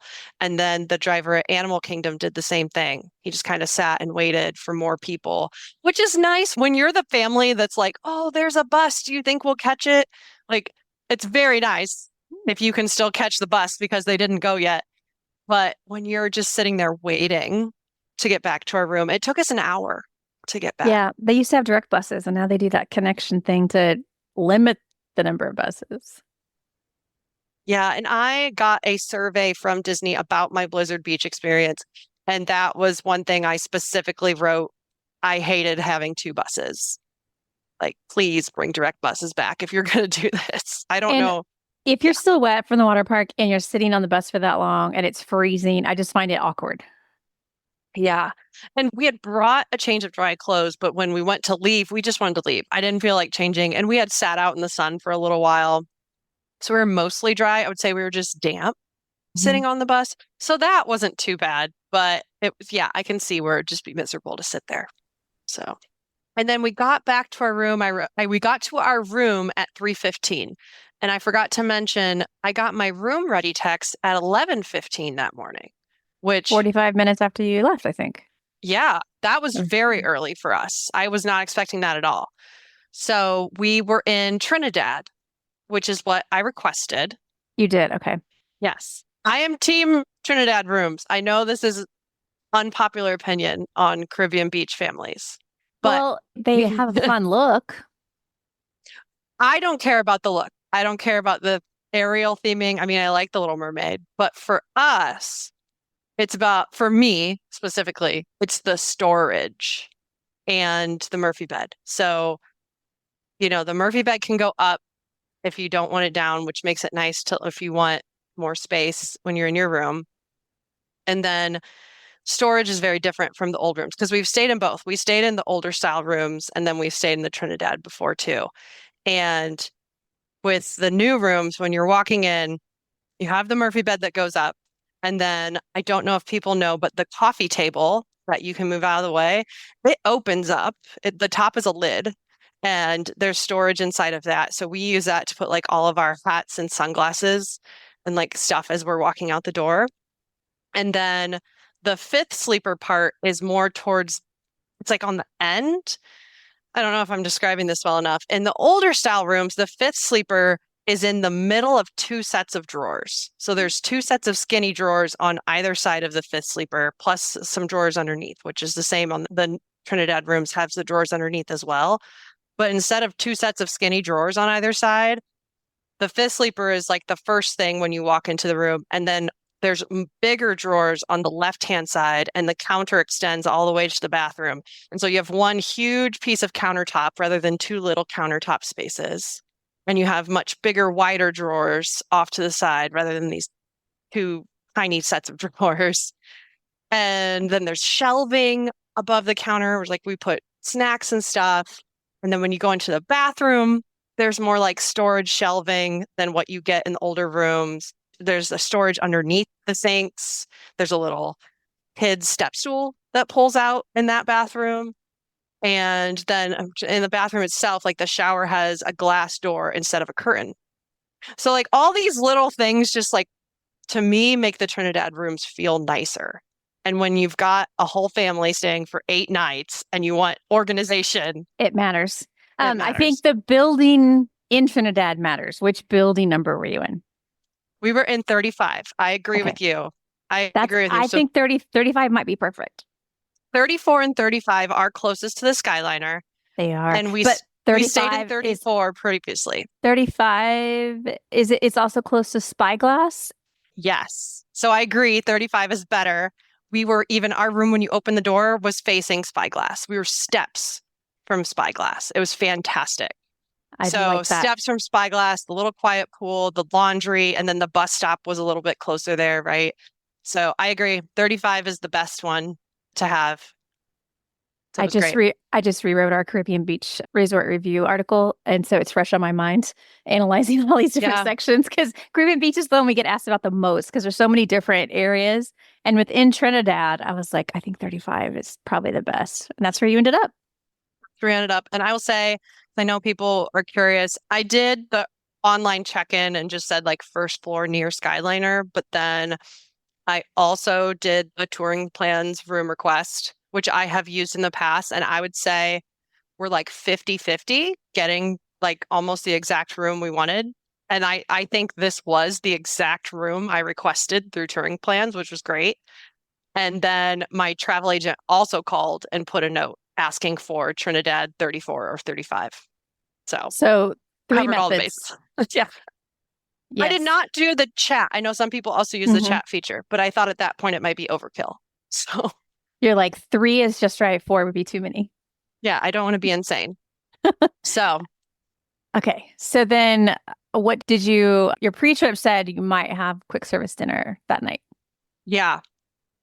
We did end up having quick service dinner. I will say before that, we we called to have our baggage and our groceries delivered, which they were like, it's $6 for your groceries to be delivered. And I was like, absolutely, that's great because that's a long haul from the main building.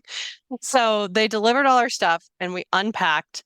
And this is where my husband jinxed me by saying we didn't fight it all while we were packing because I had a bit of a meltdown while unpacking because trying to figure out where everything should go and where did I put this and what do I do with the empty bags? And then somebody asking me a question and I'm like, just let me focus.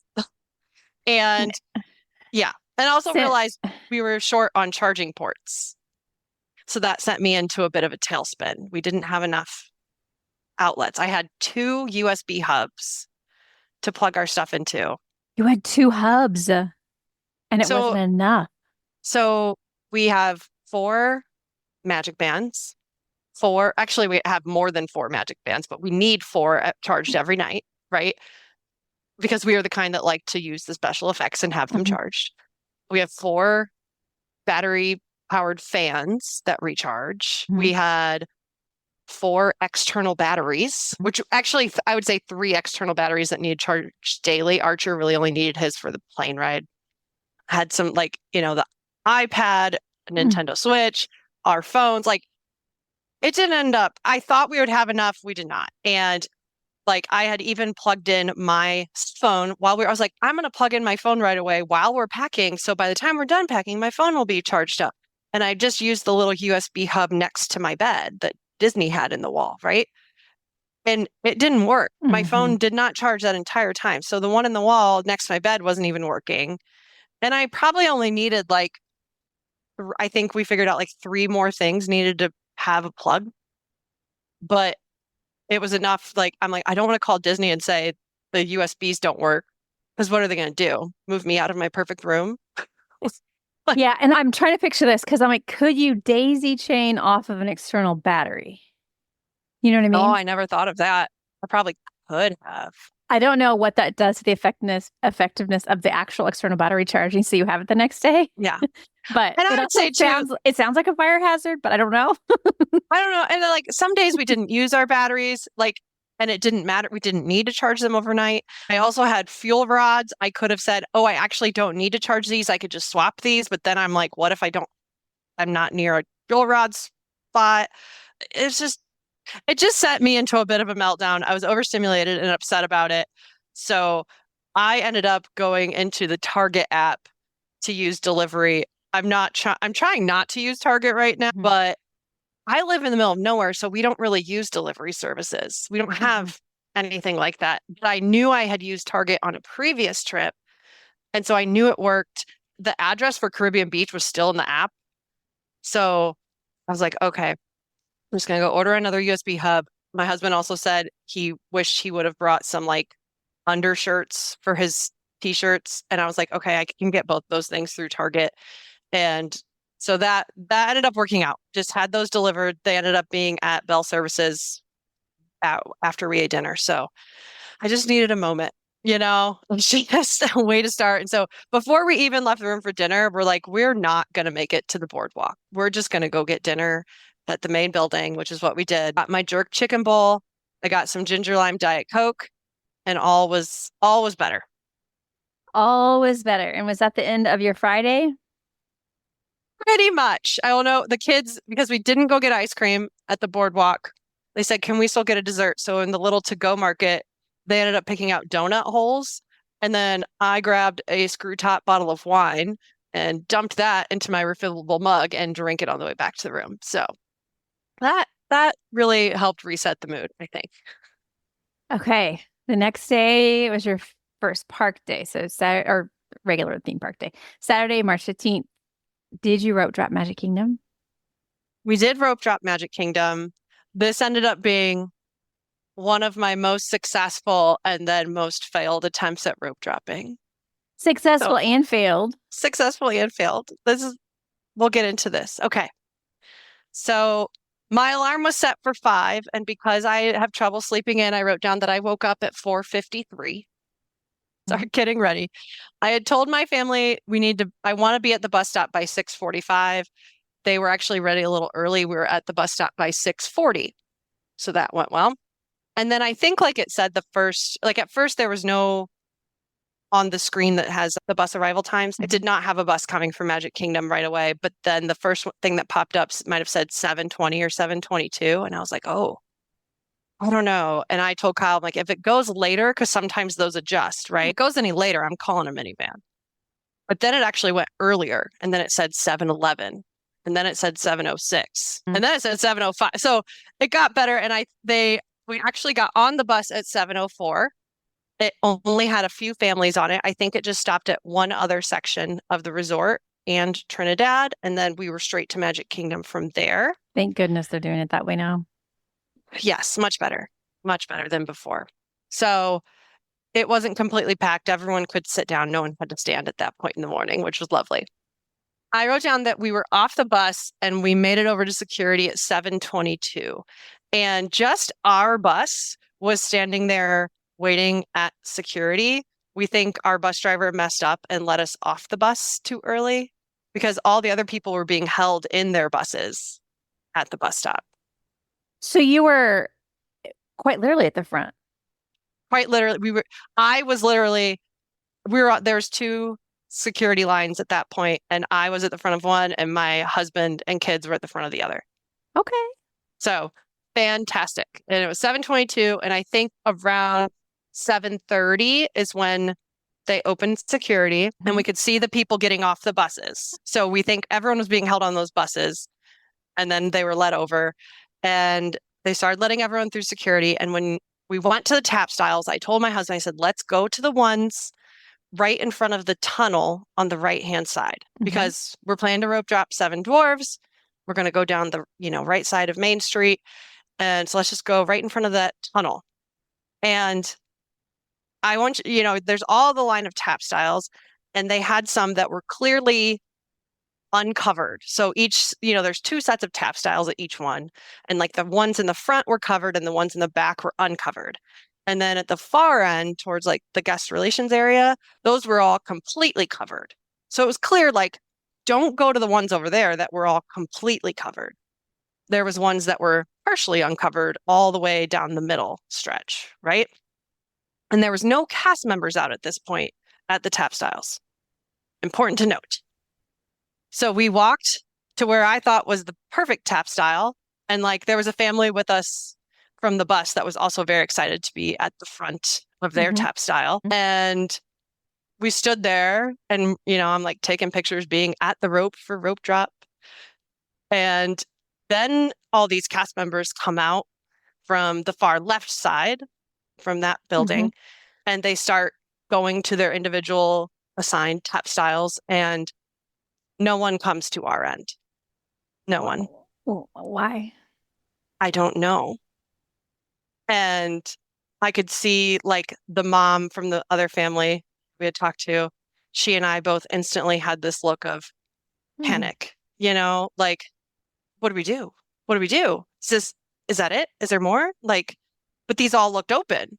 They had uncovered. And then these cast members start pulling off like the cover off of the back. The one, each one had one uncovered and then they were pulling the cover off the other. But nobody was coming to our tap styles. And there was probably 6 sets of tap styles that were half uncovered, but no cast member at our end. And so me and like the other families were all looking around each other like, what do we do? Do we move? Is someone going to come? Should we stay here? And finally someone asked the cast members that were closest, like, is anyone coming down here? Is anyone coming? And their response, Shannon, I think is what made me most upset. Their response was, we don't know. We don't know. Don't know. And the woman's like, well, okay, you don't know, but should we move? Do you want us to move? Should we go to the other line? I don't know. I don't know. I was like, that's real aggressive first thing in the morning. Like, and I know she knew no one was coming. And like, if I had lined up at the tap styles and if the cast members had already been standing there and I went to a tap style with no cast member and was like, why is no one here? That would be one thing. But like, I would have known, like, hey, there's no cast member there. Don't go stand there. They came out after the fact. So I didn't know. How am I supposed to know? So And the people at the front want to be at the front. And so it's not a group to pull that with. no, they know. And I think that it was almost like sassy, like they've dealt with this before and they thought it was like almost like we deserved it. I'm telling you, the tone was wrong. And So I was how did you trying get not to get upset. How did you get So we stood there for a few minutes and the answer was, I don't know. And then that other mom and I are looking at each other. I'm like, should we move? Should we move now or should we wait? Should we wait? Because like we didn't want to move right away. And then what if other cast members did come out? And then like, dang, we could have been first. We were there. We could have been first. So we like waited a few minutes and then she asked again. She's like, listen, I know you said you don't know if anyone's coming, but really, should we move? Because I don't want to stand here if like, and she's like, we were here first. We were here before you all came out. We didn't know. And then just had a more heart-to-heart conversation with the cast member. And then that cast member was like, I think you should go ahead and move now. You should go ahead and move now. And so, okay, everyone who was at those tap styles moved to the other end. But at that point, we're 25 families deep in each line. Like if they would have just told us to move in the first place, I would have moved and maybe we only would have been 5 families back. I understand what you mean by most successful and failed rope drop now. So that took a little bit for me to get over because I was very frustrated about feeling like I had won rope drop and then like it was suddenly taken from me is how I felt. Which I realize there's a very first world problem. I know. But the cast member's attitude just put me over the edge. So we did end up brushing it off. We went to a different line. I wrote down that the tap styles opened at 7:45. It took a while. We went down Main Street. If we had been at the front, I would have stopped maybe for a photo in front of the castle. But because where we were at, I was like, guys, let's just keep going. And my pro tip here is to just walk on the sidewalk unless you're going to stop for pictures because everyone's like stopping for pictures down the middle and it's crazy. So we walked on the sidewalk and tapped in and then we went on the bridge, or it's not really, it's a bridge over towards in front of the teacups. And they held us there until 8:30. And at first, like we were kind of a little ways back, but not bad. And then when I turned to look at the crowd behind us right before 8:30, like you couldn't see the end. It was all the way back to the hub and I could not figure out where the end of that sea of people was. So we were still in a great spot. That helped me realize like, even though I wasn't first, we were still in a great position and we still did a good job at rope drop. And this must have been right before they started the new Magic Kingdom rope drop. Yes, I did see that they changed the procedure now where instead of being held at those sections, you're going straight to line up to queue up for whatever ride it is. But this was pre-transition. So right at 8:30, they let us up and we were heading towards Seven Dwarfs. My advice for people queuing up is to look for the line, you're not looking for the line where the sign is that says stand by and lightning lane. The line extends and goes around that stone wall on the side of Seven Dwarfs. So like I knew that. My husband and I knew that. So like we kind of went straight towards that wall and got in line along the wall. So many families were going ahead thinking they were getting in line where the line starts. And then they were backtracking and running back to get to the actual end of the line. I hate that. I felt so bad for them, but also I know.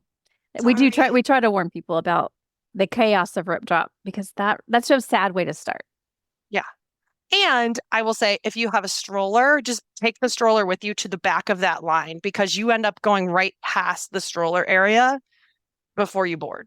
Oh, you don't have to worry about that. But we got on and I wrote down that we got on Seven Dwarfs at 8:45. And then we decided we were going to maybe try to do Peter Pan because it was still before 9:00 when the rest of the people would be let in. But when we went over and looked at that, it had jumped from a 35-minute wait to a 45-minute wait. That was extending way outside the queue. So we pivoted and went on Small World because it was right there. And it's one of Kenley's favorites. So it's fine. Not like the best use of rope drop time, especially because it's so long. But no regrets there because we ended up doing a lot of attractions this morning. So that one was fun. I wrote down after that we took a little break at the restroom, specifically the Pinocchio restroom instead of the Tangled restrooms. Pinocchio have recently been, I don't know how recent, but recently updated. And they're very nice. So, and they felt less chaotic. They are, yeah, not as busy. Yeah. I like that too. And then we snaked around from there back to Little Mermaid, which was a walk-on at that point. And then we had our first lightning lane for teacups, kind of our burner lightning lane, so we could tap in and then unlock the tiers and book tier 1. And so that worked out really well. I had Standby Skipper already set. So as soon as we tapped into teacups, Skipper was searching to try to get us Space Mountain. And I had that. Skipper has different time frames you can use. And so the ASAP time frame is within the next 2 hours is what I had it searching for. And that worked. I got it for, I think, 11:40. I'm trying to remember now. It was a little later than I wanted it, but it was still early enough. And this is when I remembered our conversation that we had on the pre-trip about I was scared to be late to the lightning lane because I'm a rule follower. But I told myself, you know what? We're going to not worry about the fact that it's at 11:40 because it ends at 12:40, which means we really have until 2:40 to get on Space Mountain. So that's where we decided right away. We decided right away we're going to be late for it. And we just left it where it was at. So that ended up working out really well. And I think it's important for people listening to know that it does glow green. Like, I think a lot of people think, oh, I can be late, but the cast member might have to just let me through. But it like glows green because I am with you. I don't like it to turn blue. I don't like to feel like I've gotten in trouble or I've done something, but it's green. It lights up green, no issues. I think it did drop from my app at some point. I think it was around being around 1 hour. I think that's when it no longer was listed in the app. So I couldn't go back and check on the time. So I had to remember what time it was. And then, so at some point, it's no longer listed in your app, but it still works and lights up green until, 119 minutes, 2 hours-ish. Okay. And it also, to remind people too, so after that original window expires, so at 12:40, when it originally expired, I could book another lightning lane and still tap into Space Mountain Lane. So we ended up using this quite a few times on our trip. So I'm glad I decided to do it and test it out. So it felt really good. I'm not a rule breaker because it was still green. So I'm trying to think where I was now here. I was explaining the Space Mountain PhotoPass stuff. You went to Tea Party and were able to snag space with Standby Skipper. Yes. After the teacups, this is our first PhotoPass stop because there's no line for this PhotoPass photographer. And we kind of have this family rule on trips before this kind of started. Like, if there's no line for a PhotoPass, we stop. And because why not? That's the best time to do it. There's no wait. They're usually just waiting for someone to come over and say hi to them. They need something to do. And you had Memory Maker. And we had Memory Maker. So we like to make the most of it. Also, I think it's fun to stop at these ones. It was right by the teacups. We had never done this one before. It's fun to stop at the ones that aren't in the main areas. Everyone wants to get the photo in front of the castle and on Main Street and in front of the park icons, but these ones off to the side or off the beaten path are just so fun. And so that was our first PhotoPass stop. And then we still kind of wanted, even though our Space Mountain Lightning Lane wasn't till later, I was trying to do a little more Tomorrowland and stay on the right-hand side of the park in the morning because we had stuff on the left-hand side later. So we went over towards People Mover, which was a walk-on. Oh, we did Buzz first, which was a walk-on, then People Mover, another walk-on. Then we did the Tomorrowland Speedway, which is Archer's favorite, or it was his favorite. Spoiler alert, he has a lot more new favorites now. That was only about 5 minutes for Speedway, so didn't feel terrible. And then I told my family, look, we can stay on the right-hand side of the park and get an early lunch because I think Pinocchio started serving lunch at 10:30. Or we could start heading over towards the left side and go do Country Bears and then get lunch over there because then we have Pirates and Tiana's and stuff. And they said, yeah, let's go to Country Bears. So went to Country Bears, love the new show, super cute. Kenley was traumatized by the old version. She liked the new version much better. So that was good. I should also mention, I think we stopped. There's a nice pin trading shop there in Frontierland, a lot of pins, and Archer he wanted to try pin trading this trip. So he had a lanyard with I had just like gotten a few pins here and there on previous trips. We're not like super pin traders, but I had enough extras that it didn't matter. We had a whole bunch of trading pins. And so it was nice because we saw the board there. And I think I had a general idea of what to do. But because we had never actually done it, I mentioned to the cast member, like, we're new to this, we're not really sure about this pin trading stuff. And he was like, would you like me to explain it? And I was like, yeah, actually, just to make sure I like fully get it, so you can do 2 swaps per board and you can, I don't know. I'm not even going to try to repeat the rules. I think you should ask a cast member because it was really great. It was a really fun interaction that way. And we learned from just being there in that moment. And Archer ended up loving that and did pin trading a lot during the trip. And for him, it wasn't like he was looking for specific pins. I mean, occasionally he'd find like a character he loved or something like that. But for him, it was just more about like seeing his different options and trying to see if he could get something new and different every time. So it feels a little like a scavenger hunt of sorts because you can look out for the pin trading opportunities. Yes.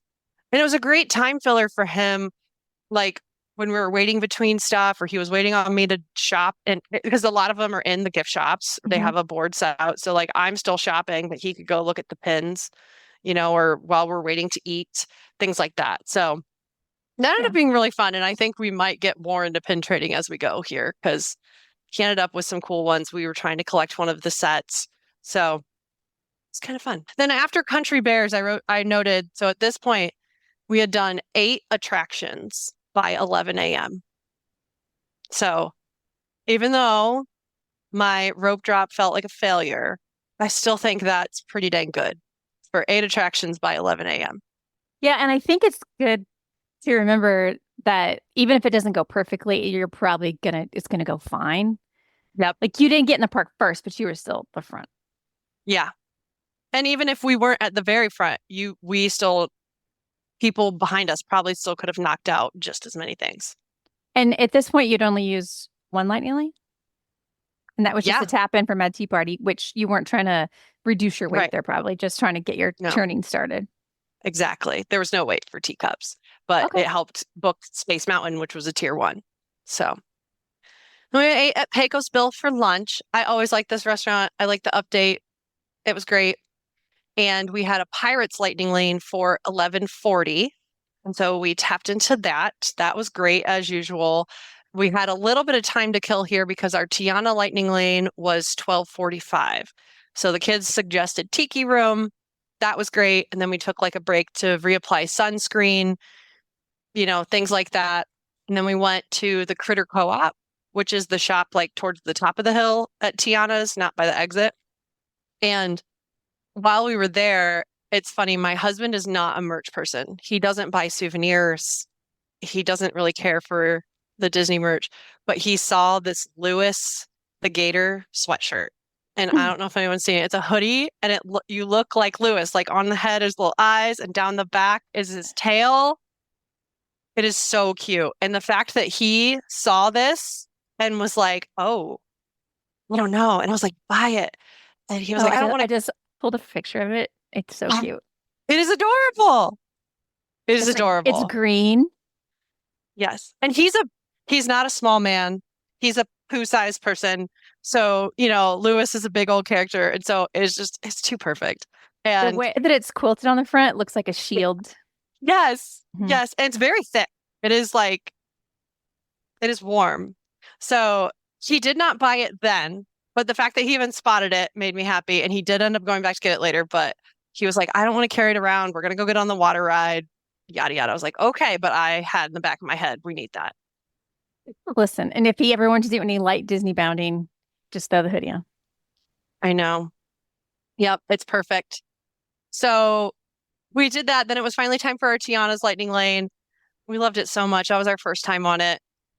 Henley was a huge fan of Splash Mountain before, and I think she still is a little nostalgic for it, but she understands why it changed. And I think even she was like, okay, it's kind of cool. You know, it's cool. It's pretty. Yeah, it's very pretty. And I noted our magic bands lit up at different points during that ride, which also like added to the ambiance when other people also had light up magic bands on. So that was fun. And after that one, and I will say too, this time on Tiana's, it was like getting warm. It was like getting to the 80s this day. So it was fine that we were just, we rode it and then we dried off right after. No big deal. Later on, not the same case. But this time, it didn't feel bad at all. So I think Disney was tricking us into thinking we didn't get that wet. So then we had our single pass lightning lane for Tron at 1:30. So we had to go back to the other side of the park. And this is why I decided to wait on the Space Mountain, because I told Kyle, let's do Space Mountain. We have until 2:40 to use Space Mountain. Let's ride Tron first. I have a feeling Archer's going to love it.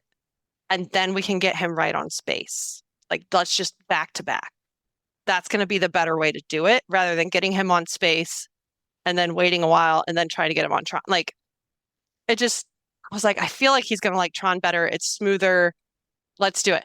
And it worked out perfectly. Okay, so I was waiting to see if your plan worked. It worked. He went on Tron. He loved it. I think he was obsessed with Tron because it's the current new thing. And so he sees a lot of ads for it. There's a lot of YouTube kids videos for it, So I think he was most hyped about this ride. And therefore he was more excited to try that than anything else. And then he loved it. And we were like, let's ride the high. We're just going to walk straight over to Space now and get on that. I do have a question about Tron before you move on. Sure. How did he or you feel about an 8-year-old on the cycle, basically? He felt good. We felt good about that. I did ride next to him on that very first ride. He wanted me next to him. I was like, let him choose. Who do you want to ride with you? But we did stop and try the seats before we went on. And he said that also helped him. Like there's no worry about him fitting, just to see how it felt. Yeah, so it's the opposite. It's almost like he's a small person. Yes. It just feels vulnerable and the way that we have to sit. I don't know. But he felt very secure and locked in. And we had really stopped to try the seats because Kyle was worried about fitting. And he also fit just fine too. He ended up, no worries, even though he's a bigger guy. But Archer jumped in as well. He's like, I want to try one of these seats. And so I'm really glad we did that. I was only thinking about Kyle trying the seat to make sure he fit. But then Archer said right away, oh, okay, I feel really good. I'm ready to go. So that was a great question, how he felt, because I think it helped that we stopped and tried the seats first. Okay. And then I was more worried about Space with him being like in front of me. I don't know why. Couldn't hold him in the other seat, but yeah, both are interesting ride vehicles, I guess. Yeah. So on Space, he also loved it. He came off that one at that time and said, this is my new favorite ride. Space. But later the rankings all changed. And we have after the trip here, we ranked all the intensity and his favorites. So, okay, this is very important to me. Yes. So on Space, I was worried about him sitting by himself. The hardest part about him sitting by himself wasn't like the ride or him being scared. It was he couldn't figure out how to get his bag down, like in the thing, and get his leg. I don't know how to describe it. It was awkward. Bless the cast member who like does the little lap bar check. She paused and like helped him shift his bag, reset the lap bars. Like I was panicking. I'm like, oh my God, he's not getting it. But she was totally cool and helped him figure it out. I'm assuming they do a lot of that because parents aren't in the seat. Right. Yeah. She was like, it's no problem. It's no problem. So bless her. I even like put my hands I had my hands on his seat because he was in front of me. And I put my hands on his shoulders as we're going up the first hill, and he like brushed them off me. And he's like, I don't need you. It's fine. And I yelled, I was like, just tap me if you need me. I'm right here. And no, he did not care. He was New fine. new era, mom. New era. So that's what I was kind of getting at the beginning of this is like this just unlocked a whole new era for our family of we don't have a stroller. We don't have to do ride or swap anymore. We're all riding the rides pretty much. And it's a big deal. It felt very different. It felt different but familiar all at the same time, you know? Yeah. I've said this a million times, but I'm a huge fan of people that get to go multiple times, seeing their kids change throughout the years. Yep. Yep. And it was fun. And I realized at some point during the trip as well, he's 8, and 8 is when I got to go on my one and only childhood trip. So I could just see him like taking more in and understanding more. And I think he's going to remember more. And so it was just very special. So, okay. So we did space. And then I wrote down, we stopped and swapped out our fuel rods. So I just wanted to note we had the older ones still from when Kenley and I went on our little girls trip. And we went into the shop there at the end of Space Mountain and we swapped out our rods. And it was like, congrats, you've been upgraded to the new ones for free. So it took our old ones and gave us new ones with the new cords and everything. And I really liked these because the little indicator lights tell you how much is left or how charged it is. And then it definitely charged our phones faster than the old ones. Much better. Yeah. And I originally bought our fuel rods like I think it was a Black Friday deal on Amazon. I didn't buy them at Disney. And I would say even if had to buy them at Disney, if I could still swap them out for free, like these new ones make it feel pretty worth it. So nice to have. So you have those in addition to external batteries because you were talking about charging those. Yeah, because we have the 2 fuel rods. Kenley and I each have one of those because she's old enough. She has her own phone. So we each had the 2 fuel rods from before. And then Kyle also has a phone and he had the Nintendo Switch Lite that we took with us for Archer to use. And so I didn't want to just use the 2 fuel rods between all of us. So he had an additional external battery. And then I had a 4th one that Archer had just for the plane. He didn't carry it around the parks, which anyway, it was a lot. And I guess I should mention, since I brought up the Nintendo Switch, that was very nice to have because he's 8. He doesn't have a phone. We didn't want to bring a full iPad in. We also, like, the regular Nintendo Switch has like the removable controllers, and the Switch Lite is like all one piece, right? So I felt better about that because he wouldn't lose the controllers. It's a little smaller. And so Kyle just slid that in his backpack and would give it to Archer when we had extra long lines or we were waiting at a dinner on the bus. Because I told him, I was like, I know this is family vacation and people can be very like spend more time together and not be on your screens. But in reality, like the 3 of us had phones and he did not. I knew I would be on checking lightning lanes, checking wait times, looking at photos. Like I can't expect everyone to like not be on their phones and just Archer sit there and watch us. Like, yeah, it sounds like that was a good solution then. It was a good solution for us. So I just thought I'd mention that in case it's helpful to anyone else, giving him some sort of advice. He did not have it all the time. That's why Kyle actually carried it in his bag so that it wasn't like he had access to it all the time. We weren't always on our devices, but when there was longer periods of, a long bus ride, a long wait for dinner, things like that, it was great to pull that out. So, okay. So we had fuel rods and then we decided we needed an ice cream break. So we went over to Anti-Gravity's, which was lovely. This is afternoon. It's getting hotter at this point. And everyone loved their little ice cream treat.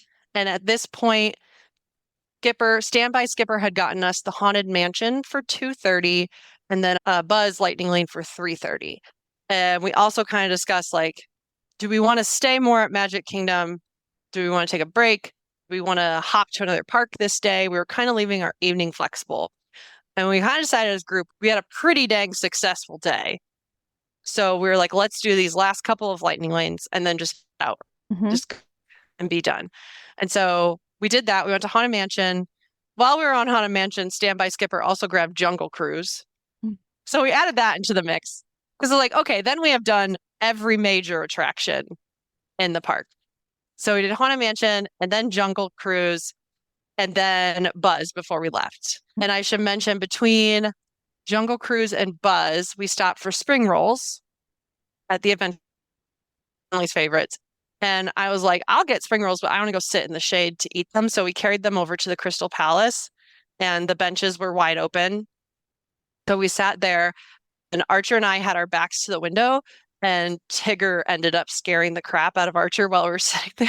And that, like, everyone still talks about that as like just one of our core memories from the trip. Archer at first, I think, was more embarrassed than actually scared, but he was laughing. Tigger is laughing. I could tell Tigger like was beside himself. He did not realize he would scare Archer so bad in the window.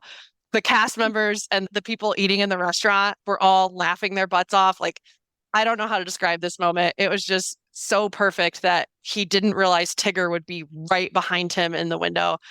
And I wish I would have had my phone ready for this moment, but it was just one of those things that you have to remember in your mind instead of on your phone. So I think too, we all made the mental note that we need to eat there next time because we have never eaten at Crystal Palace. So now it makes me want to go have a meal. You have to keep this memory like we did in the olden days. Yes. Without a video to prove it. Yes. And that just kept coming up throughout the trip though. So it's like one of those, like, it was obviously very memorable enough that we just kept like talking about it the whole time. And we're still talking about it now. So, but yeah, that was pretty much it. We did Buzz. We shopped a little bit in the Emporium and then we were on a bus by 4:45. We decided to just get quick service for dinner. Instead of walking all the way to the main building to Centertown Market, we just ordered from Spyglass because, like I said, we were right there. The only downside is they don't have my jerk chicken bowl at Spyglass. Smaller menu. I know. But the mojo pork tacos were a decent substitute. That's what I ended up getting. So that was pretty good. We swam in the little pool there too. I think I mentioned on the pre-trip we normally like the main pool because it's more fun, but we were kind of tired. And so I said, Archer, we can go swimming, but like, can we just go to the quiet pool? And he was like, that's fine. And this is when I realized it's also getting chilly. It was like the sun is going down. So we got in the pool, but then I found myself like trying to go to the sunny spots. The shade, there was like shady spots and sunny spots. And yeah. And even he got a little chilly because Henley asked if we could go over to the beach area and he did not argue. He's like, yeah, that sounds good. That sounds good. And so we sat at the little beach. He had a few sand toys that he had brought and just kind of chilled there for a little while before going back to our room. At the end of your day? That was pretty much the end of our day. I wrote down and I took for each of our park days, I wrote my total steps this day was 18,990. We had total lightning lanes. We did 8. And Standby Skipper got us 4 of those. And we did 7 PhotoPass stops. That does not include ride photos. Those are like stops with a PhotoPass photographer in the park. And I know I didn't mention 7 times, but between all that, we stopped for 7 different PhotoPass photographers. I love your data summary of each day so that everybody can get a good sense of what's possible. Yeah. So that was pretty much that day. That sounds like a good day. It was a good day. Okay. Sunday, March 16th was your Hollywood Studios day. Yes. And this was another rope drop morning. I mentioned we had talked a bit to another family on the bus to Magic Kingdom. They were on their last park day when we were on our first. When we were riding the bus, we saw the Skyliner line. And I mentioned, oh, look, it was like just after 7 and the Skyliner's not open yet. I'm making a mental note for tomorrow. And the woman's like, oh, do you want the breakdown? Because we've rope dropped multiple days by now. And so they gave us the pro tip of like, Joffrey's opens right at 7. The Skyliner has opened between 7:20 and 7:30 every day. You know, they got there by 7 every morning and they were like the 10th family in line. And like, so I love them. Shout out to them for giving me like all the details. They're so strategic and analytical. I wonder if they're listening. I know. And they were from, I believe, Louisiana. So Thank you for all your tips because you know this stuff and you've done it before, but sometimes things change. And so knowing like what someone recently did, we talked about the Magic Kingdom rope drop situation has already changed since I've been there. So having someone's recent experience is always super helpful. So anyway, we followed their advice. I told my family we wanted to leave the room by 7 and we were ready like 10 minutes early. We walked over and they were exactly right. Joffrey's opened at 7. So I got a shaken Jamaican while we were waiting. And then the Skyliner started at 7:25. And we were probably like the 10th family in line when we got there. So they were right? They were right. It was spot on. And we went through security at Hollywood Studios. It was open already. And we were at the tap styles with a cast member at the tap style. A win. With the cast member at the tap style at 7:35. And we were probably like the 4th family in line for that. So really good position. And did you, as planned, head to Mickey and Minnie's Runaway Railway? No. Okay. Because we talked about that night before. I said, Archer, now that you like roller coasters, do you think you want to go somewhere else in the morning? And I was like, we can still go to Mickey and Minnie's if you want. Or would you like to go to Tower of Terror and Rock and Roller Coaster? And then we can ride those twice. Because with Lightning Lanes, once in the morning and then ride later with Lightning Lane. And he was all in. He was all in with the big ride. So we went to Tower of Terror first. That's my favorite rope drop at Hollywood Studios. Yeah, it worked out great. Henley's all-time favorite ride is Tower of Terror. Nice. So she was thrilled. I'm glad you had 2 opportunities to ride them. Yes. So she was thrilled. She's wearing a Tower of Terror shirt. She's got her Tower of Terror ears. And we're heading down. What time was this? So it would have been right at a little before 8:30. The tap styles opened at 8. And then early entry was at 8:30. So when the tap styles open, we go in. And like I said, we're a few families back, but everyone else is heading towards Slinky and Rise. So there's only a few people going down Sunset Boulevard towards Tower of Terror and Rock and Roller Coaster. And there's this group of women who are in front of us. They all had like bachelorette party shirts on. And I couldn't tell where they were going. And some of them were on the left side of the road and some of them were on the right side of the road. And Henley goes, we're in such a good spot. We're in such a good spot. And I was like, I know, we're going to be like second in line. And the woman in front of us turns around. She's like, no, you're actually first. We're going to rope drop the bathroom. So their group was going to Rock and Roller Coaster, but a few of them just went straight to that little bathroom on the right-hand side on the corner before you get to Tower of Terror. She's like, that's where we're going. We're going to the bathroom. And then when they're done with the bathroom, they met up with their group over in line for Rock and Roller Coaster. They could have used another one while they waited, though. That's true. I don't know. Because see, that's one of the reasons I like that rope drop is that if somebody wants to wait in line, somebody else can go to the restroom. They can grab coffee from Starbucks. It's an easy come and go. Well, they did that. Yes, they did that. But like, they didn't go meet with their group in Rock and Roller Coaster right away. They just went straight to the bathroom because they had to go. And then once they were done, they went and met on the left-hand side for Rock and Roller Coaster. Okay. So, and it ended up, we did that. Like, we're standing there. We ended up being first in line for Tower of Terror, which Kenley was thrilled with. So we have some good pictures of her waiting there right in front of Tower. And then, like, we had until 8:30. So Archer and I went and used the bathrooms and then came back. That is a really good one to do that. But it was unclear when we're making that initial, like, walk. Like, were we really in first? We were. It was fantastic. So I wrote down that we were off Tower at 8:45 and Rock and Roller Coaster was a posted 30-minute wait. It was not a full 30 minutes. I didn't time it. We ended up being off by 9:10. So not bad. It was also funny because Tenley is kind of cursed with this ride where when she wants to ride it, it breaks down for the day and doesn't always come back up, or it's been on refurb when we've gone on vacation. And we got on the ride. I can't remember if we were in the front row on this one. One of the times we were in the front row, but we got there, we're waiting with the things are down. We're waiting for the initial launch and it stopped. And there was an announcement like, they're temporarily paused. And I was like, oh no. And we probably sat there for 5 minutes. And I was like, Kenley, you have cursed us. We're going to be evac. This ride has gone down. That's such a long time when you have that harness on. I know, and I felt so bad for Archer because it was his first time and he had to just sit there with the anticipation. He was behind, like Kenley and I were riding together, and Archer was in the behind us with Kyle. And so I don't know exactly how he was doing, but he ended up being okay. We rode the ride. He said it was great. He closed his eyes for the first part and did not know we went upside down right away. He's like, "Oh, we did?" Because I only saw the one like by the Hollywood sign or whatever. And we're like, "No, you went upside down like first thing after that launch." She has no idea. That's so funny. It feels like a strategy parents could use. Just tell kids, like on Space Mountain, we went upside down. Right. So they don't have a fear of going upside down. But you Yeah. really did go upside down. We went upside down and he didn't even know it the first time, but he still loved it. He loved that ride. And so that rope drop went well. I will say he did not like Tower of Terror as much and did not end up going back on that. But he did it the first time and he was fine. They feel like different categories. Dropping versus a ride that, has an incline or whatever.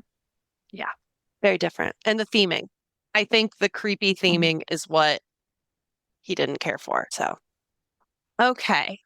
So we went off Rock and Roller Coaster and I had Burner Lightning Lane for Star Tours. And we tapped into Star Tours around 9:20 and I had standby skipper set to pick us up Millennium Falcon right after that, which it did. It got us Millennium Falcon for 11:45. I ended up over time that morning, I modified it back to 11:15 so we could get that done a little sooner, but it was still great that Skipper could get that for us. This is a good thing for people that are debating standby skipper because I think a lot of people get the vision that it just takes power away from you, but it doesn't. No. You still get to do stuff on your own. And in your case, you would let it get it and then you modified it. Yeah. Or this is probably the only time I modified. For the most part, I would just think probably one ride ahead. Like, okay, I know the next one we want is going to be this. And so I would just set it. And it was just nice to I set it once. And after we tapped in, I kind of forgot that it was time to book another Lightning Lane. And I would just get the notification saying, Standby Skipper has booked for you. It was awesome to not have to pull out my phone. I was on my phone plenty enough without having to think about Lightning Lanes. So it was nice that I could let it do that. I would say on previous trips, I was nervous about letting Skipper do it for me. So I was trying to be more in control and searching for Lightning Lanes, even though I had paid for Standby Skipper. So this time I was like, just set it and forget it, right? Infomercials say. So that was really nice. So we got off Star Tours and we stopped in the Star Traders gift shop and Archer saw the lightsabers. And I can't say that I had thought about him doing one of these. Like I knew it existed. And I know some people plan to go build one of these little lightsabers. It wasn't really a plan for me, but he was looking around. He's like, could I build one of those? And I was like, oh yeah, that's actually perfect for you. For your age group, he had enough spending money for it. Yeah, actually you can. So that was a nice surprise in my brain that I had not planned for something like that, even though I've heard so many people talk about it. It was great. Cast member helped him build his lightsaber. He thought it was super cool. He got to pick out his own designs. And then he carried around with his little belt hook all day. Thought he was pretty big stuff. And then I should note too, Kyle found a water bottle. It is like a lightsaber hilt that opens up at the top, but it's actually a water bottle. And again, he's not a merch person. The fact that he picked something up and wanted it, I immediately was like, oh, we're buying it. We're buying it. You're into it. We got to get it. Uh-huh. You actually want something? You actually this is a miracle. Let's buy it. So that was kind of funny. And then right outside of Star Traders at the stage for Jedi Training Academy, RIP, Jedi Training Academy. Yeah, some people listening to this have never seen Jedi Training Academy. It's been gone for so long. And I'm still super bummed about this one because Henley got to do it, but Archer was too little when that happened. And now he would have been like a toddler. He's the perfect age for it now. And it, like I said, what he built a lightsaber, this would have been perfect for his age group. And it doesn't exist anymore. But on that stage is the Tiny World PhotoPass shop. that has, so you can get the big AT-AT in the background. So that we did that. And because we had done the Tiny World shot at Magic Kingdom the day before, and then I was like, oh, we need to find them in all 4 parks now. I ended up missing one, but those were really cute. And I thought I'd mention it in case people wanted to find them. That's where the Hollywood Studios one was. That counts on your total of daily PhotoPass stops? Yes. Okay. Yes. Then we had some time before our next lightning rain, which would have been Rise. And we wanted to go to Muppets to say our goodbyes to Muppet Vision 3D. And I should mention my daughter she's a big Muppet fan. And so she cried through most of the show. She's very sad that it's going to be gone. I'm sad too, but I just I'm fine. I don't know. I never cared for Muppet Vision. I like the Muppets, but I saw Muppet Vision 3D in 1994 when I was 8 years old, and that's when it was cool. It still feels like 1994 when I walk in there. I don't know. I mean, for real. Yeah. And now that you have 2 coaster riding kids, they will enjoy the reimagining, the Muppets version. Although to me, I mean, this is a total tangent, but like going on a coaster like Rock and Roller Coaster for Muppets feels like it eliminates a lot of younger people. It does. I get that. I get that argument. People who are younger, people with disabilities, people who just don't like thrill rides. I get it.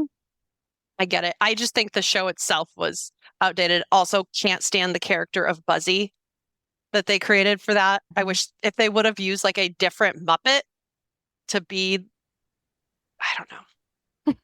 Anyway, all that to say, my poor sweet girl, she was really upset, and she's not someone to cry a lot. I am the crier of the family, to be like emotional about things, and I just felt so bad that I knew she was really sad it was going away.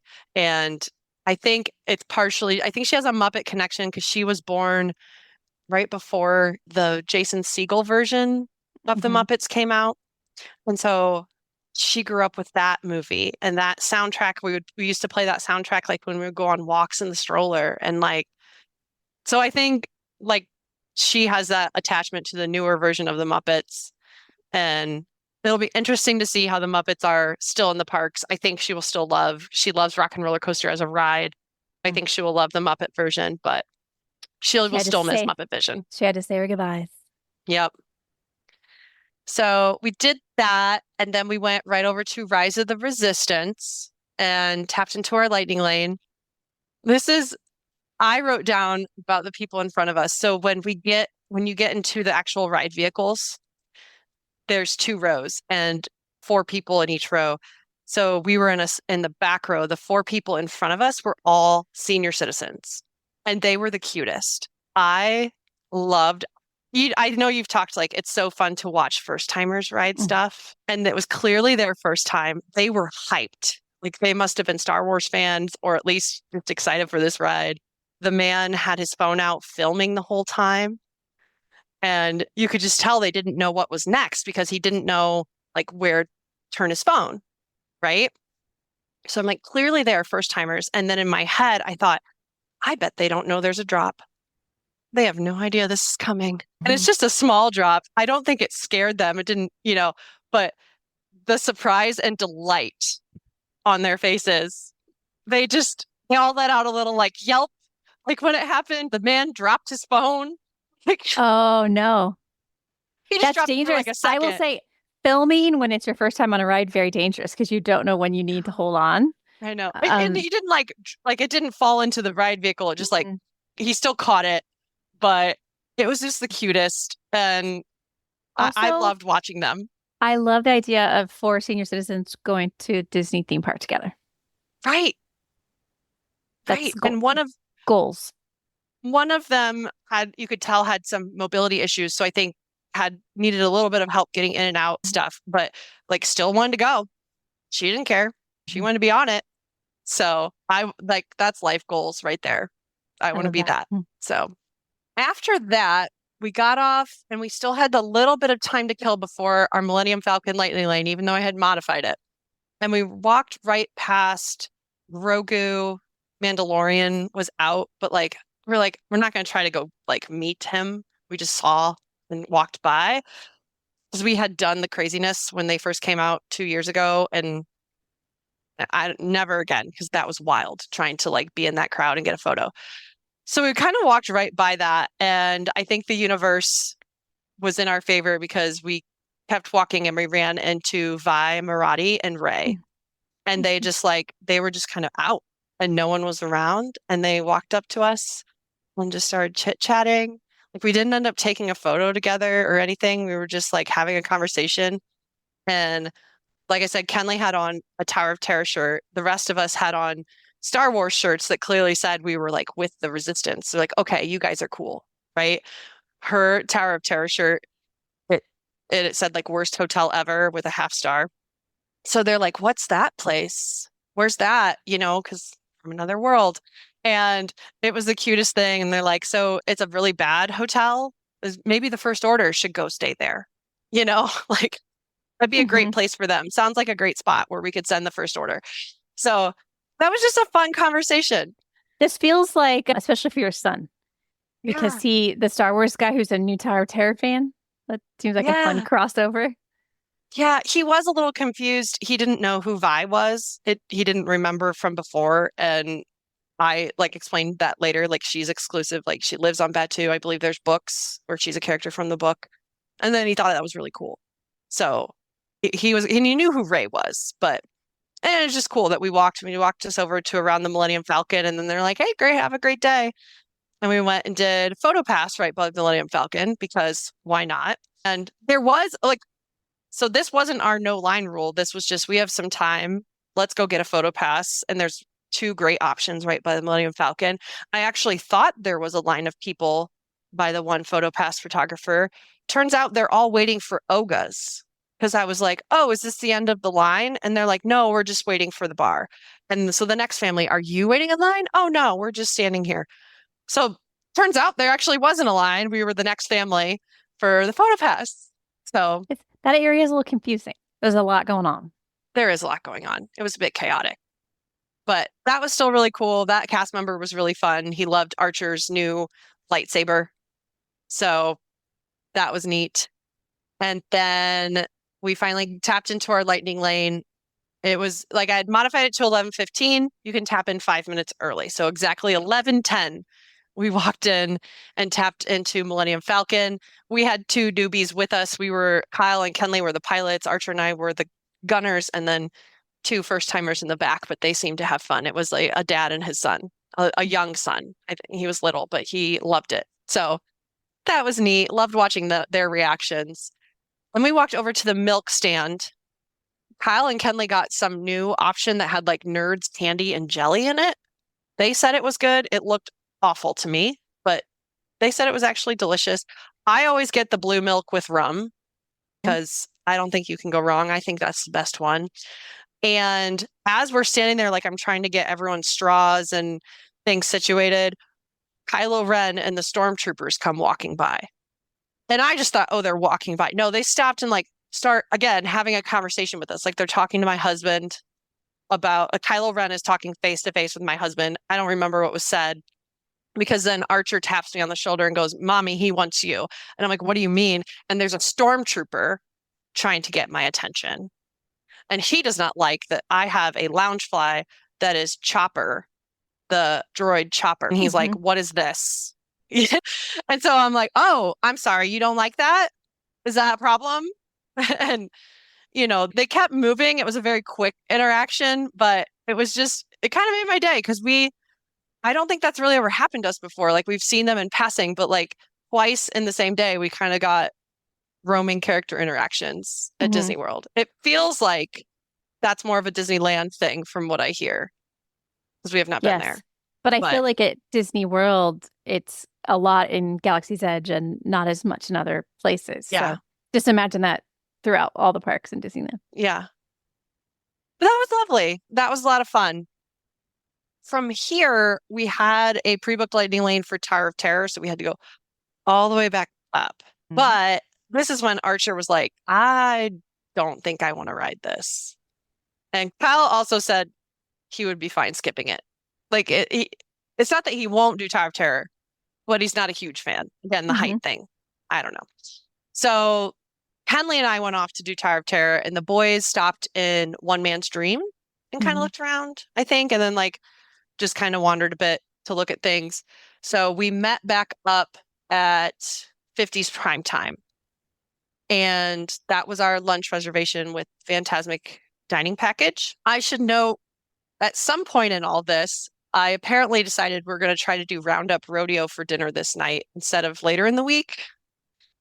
And I originally booked a 4:35, which was an early dinner. But I think the thought process was we know we're going to be here in the evening anyway because of Fantasmic. Let's just do that. And I ended up modifying the dining reservation to 6 o'clock. So just keep checking because the times, as people change their plans, just like me, the times keep moving. And that was only your original time of 4:30 would have been only 4 hours after your lunch. So you might not have been super hungry yet. That's what I was thinking. I was like, well, I'll just grab this though, thinking it might be easier to modify than find an original booking. I don't know if that's true or not, but in my head, it felt like it would be easier. So we did that. Lunch at 50 Primetime was great. This is a family favorite for us. I usually get the sampler, which is like the pot roast and the chicken and everything, but I was like, that just sounds so heavy today. It was getting kind of warm. So I tried the grilled salmon, which I'd never had before, and it was delightful. It was really good. I almost didn't even want my dessert, but the Fantasmic package came with a dessert. Kyle and Kenley had each gotten the peanut butter milkshake. I ended up getting the apple crisp a la mode. It was fine. Again, I just didn't really want a lot. I felt like I could have gone without it, but because the package came with it, I ordered it. So that's what we did. After lunch, we had a Slinky Dog Lightning Lane, but again, I didn't want to go on something right away because we had just ate. And you know you can be late. And I knew we could be late. So this is where we were debating. I said to the family, we could go get Slinky done, or we can hold Slinky and just let's go do our break now and come back like a little early from break and do Slinky Dog when we come back. Well, Archer wasn't hearing that because he loves Slinky Dog. That is not a scary coaster to him at all. He's done it many times, right? So he was just not wanting to leave the park before we did Slinky. And this is where I got to remember he's still 8, right? So mini meltdown about Slinky. I said, okay, let's go over because I was not going to hop on it right away. We went over to meet Darth Vader at the Disney Visa meet and greet, which is a really fun meet and greet. He's scary, but also funny. I don't know if that makes sense. Like he's so terrifying. It's hilarious that he's so serious. That was hilarious. And then we were going to go to Slinky, but I wrote down, I don't remember what exactly happened, but I wrote down minor child meltdown threatened to skip Slinky. So this is where I'm just keeping it real because even though it was a great trip, like we all have our moments, you know, as a parent, we just had to like pull off to the side. It was in the Star Wars launch bay. There's like the different displays of Star Wars memorabilia, you know, and we had to pull off into one of those rooms and have a quick parenting child moment of either we're getting our stuff together or we're heading back to the room, you know? So ultimately we went to Slinky Dog. It was great. Archer was happy. And then we knew we needed to go back to the room for a little break. We had debated whether we would take a break or not, but it was getting pretty warm this day. I did tell Kyle, I said, I would really like to do some shopping on my way out so I could get stuff. If I wanted to get something, I could easily take it back to our room. Well, then that's when Archer also remembered that he saw another item in the gift shop at Star Traders. It was like a bigger play set. And I had said, well, maybe we can come back later so we don't have to carry it around. So then his brain remembers that and was like, let's go back to Star Traders. It's so convenient. You have to go back the other way. Exactly. So yeah. But Kyle walked him over to Star Traders. Kenley and I went to like the main shops as you're leaving Hollywood Studios. He got his play set. They met up with us. At this point, my other child is giving me attitude. Turns out she didn't feel well, but she didn't tell me that. You know? So I just felt like I had 2 children who were very cranky and desperately needed a break. But I still wanted to look around and shop. So I looked at Kyle and I said, could you just take them back to the room?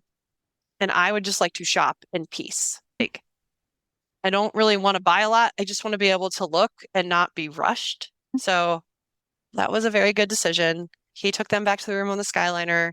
Kenley said she ended up getting a nap and felt much better later. I didn't know she was not feeling well because she didn't tell me. Archer just needed some rest and hydration. So I shopped by myself, like in the main areas, and then I even went all the way down Sunset in all of those shops because I thought that would be fun. Because you could. Because I could. And then on the way back, like Kenley had mentioned she wanted a Tower of Terror sweatshirt that she saw that morning. So I ended up going all the way down there and got her sweatshirt so I could take it back to the room for her. And then I stopped for a PhotoPass by myself on Sunset because I could, and it was fun. And the PhotoPass photographer thought it was cool. I said, my family left me. They went back to the room. So it's just me. And he thought it was funny. So that was good. And I wrote down, I got a gondola all to myself on the way back on the Skyliner. I didn't know if they would stick me with someone or not, but apparently it was, not busy enough that they could let me have the whole thing to myself instead of going with anybody else. I also wrote down here, this is when I timed my walk from the Skyliner station to my room. And this is middle of the day. I've got bad knees. I've already walked 13,000 steps and it still only took me 5 minutes and 52 seconds to get to my room. So Because 5 to 6 minutes. You were in a perfect spot in Trinidad. Because I was in a perfect spot. So, but for people who are worried about being in Trinidad, not all of them are a super long walk. So it's really not bad. We just kind of sat around the room for a little bit, just refreshed. I wrote down that we left it again at 5:10. And at this point, it was rainy or looked like it would rain. And then on and off, I put umbrellas in my bag and Archer's bag. And then I forgot that I put them in there. This was the one and only time we got stopped by security. And I felt bad. And as soon as it happened, I was like, oh, dang it. The umbrellas. Does that feel like to you a tap style turning blue when they do Yes. that? Yes. Did you get good I grades? know better. Did you get good grades in school? Yes. Yeah, it feels like a bad grade or a judgment. I know. It does. And I felt really bad because, this is Archer's first time without a stroller, right? So we had been thoughtful, like we always pulled out his pin lanyard because we said, buddy, you don't want to get stopped by security. But of course he got pulled and he was in a separate line from me. I went into one, he was in another. So Kyle immediately saw Archer got stopped and went with him. Okay. Because you didn't want his 8-year-old going by himself. And I saw that Kyle was with him. So I was like, okay, I just focused on mine. And I immediately told the cast member, it's an umbrella. I'm so sorry. I forgot. And he still had to go look through, but he was like, it's no big deal. It's fine. And turns out when Kyle went over with Archer, that security guard, he was very nice about it, but he was like, sir, now I have to check your bag too. Ugh. Because you have come over and entered the security zone with him. I'm going to have to check all your stuff. And he's like, it's fine. I just don't want my kid over here by himself, So Yep. very nice about it. Very pleasant about the whole interaction, but it was all just my fault because I forgot I put the umbrellas in our bag. Lesson learned. Lesson learned. And it was funny too, because later on I took my camera and at same place, Hollywood Studios, and it's my Nikon camera with 2 lenses. And I normally would pull that out as well to make sure they know it's a camera. But it was raining that night too. And I didn't want to pull it out pre-security when we weren't underneath covered. So I said, I'm just going to leave it in my bag and let them search me because at least I'll be undercover when they pull it out. Right? We were just totally planning for me to get stopped. They didn't stop me that night. They just let me on through. The inconsistencies drive me crazy. Yeah. I don't know. It was fine though. I would say that was probably our most, that was literally the only time we got stopped the whole trip. So otherwise it was a breeze and I get it. Was there any part of you this night that was like, it's raining, I'm not going to go back? Yes. We knew looking at the forecast, we're like, this isn't good. But the lightning lanes we had booked were all indoors. So at this point, Skipper had booked us Toy Story, Mickey and Minnie's Runaway Railway, and Rock and Roller Coaster. And so we're like, you know what? Even if we don't end up doing Fantasmic, which spoiler alert, we did not, it was all indoor rides and we just have to puddle jump or frog hop between stuff, get Lily to the pad. rides. Lily pad. There we go. I couldn't think of that word. I knew what you were going for. So, so yeah, that was what we did. We had Toy Story was from 3:30 to 4:30, but this was another late one. So we had our dinner at 6 at Roundup Rodeo. So I think we tapped into Toy Story at like 5:30. So we're like an hour late, but it didn't matter. Lit up green. It was great. So we went from Toy Story Mania over to Roundup Rodeo. That was fantastic. This was another great one where we could we were all trying all the things, and it was barbecue again. I don't necessarily think the barbecue styles are similar at all, but just the family style, like everyone just kind of trying everything was very much our style. And I loved the biscuits and jam. I think I would go back just for the biscuits and jam. You guys are enjoying a family style dining. They are. I don't know what it is. So it was sprinkling at this point while we were sitting at Roundup Rodeo, or not sprinkling, it was more raining. And we're sitting at Roundup Rodeo and we said, let's go ahead and cancel that Oga's Cantina for later, because even if we stay that late, it's going to be raining. I'm not walking all the way back to Galaxy's Edge. So we canceled that early. And then we were on Mickey and Minnie's Runaway Railway when we got an in-app notification from Disney saying that Fantasmic would be delayed until 9 o'clock. So the 8:30 show would be delayed until 9, and seating would begin at 8 o'clock instead of 7:30. So we're like, okay, it's already delayed and it's not even time yet. So we went over to Rock and Roller Coaster. I wrote down that we tapped in at 8:45. Oh, this is wrong. Not seating. I don't know. My times are all messed around, but we tapped into Rock and Roller Coaster. We did Rock and Roller Coaster. When we got off, they still had not started seating people, even though they were supposed to start seating people for Fantasmic. And we all kind of looked at each other and I was like, even if it does happen, even if it doesn't get canceled, you're sitting on wet seats and there's a light mist happening.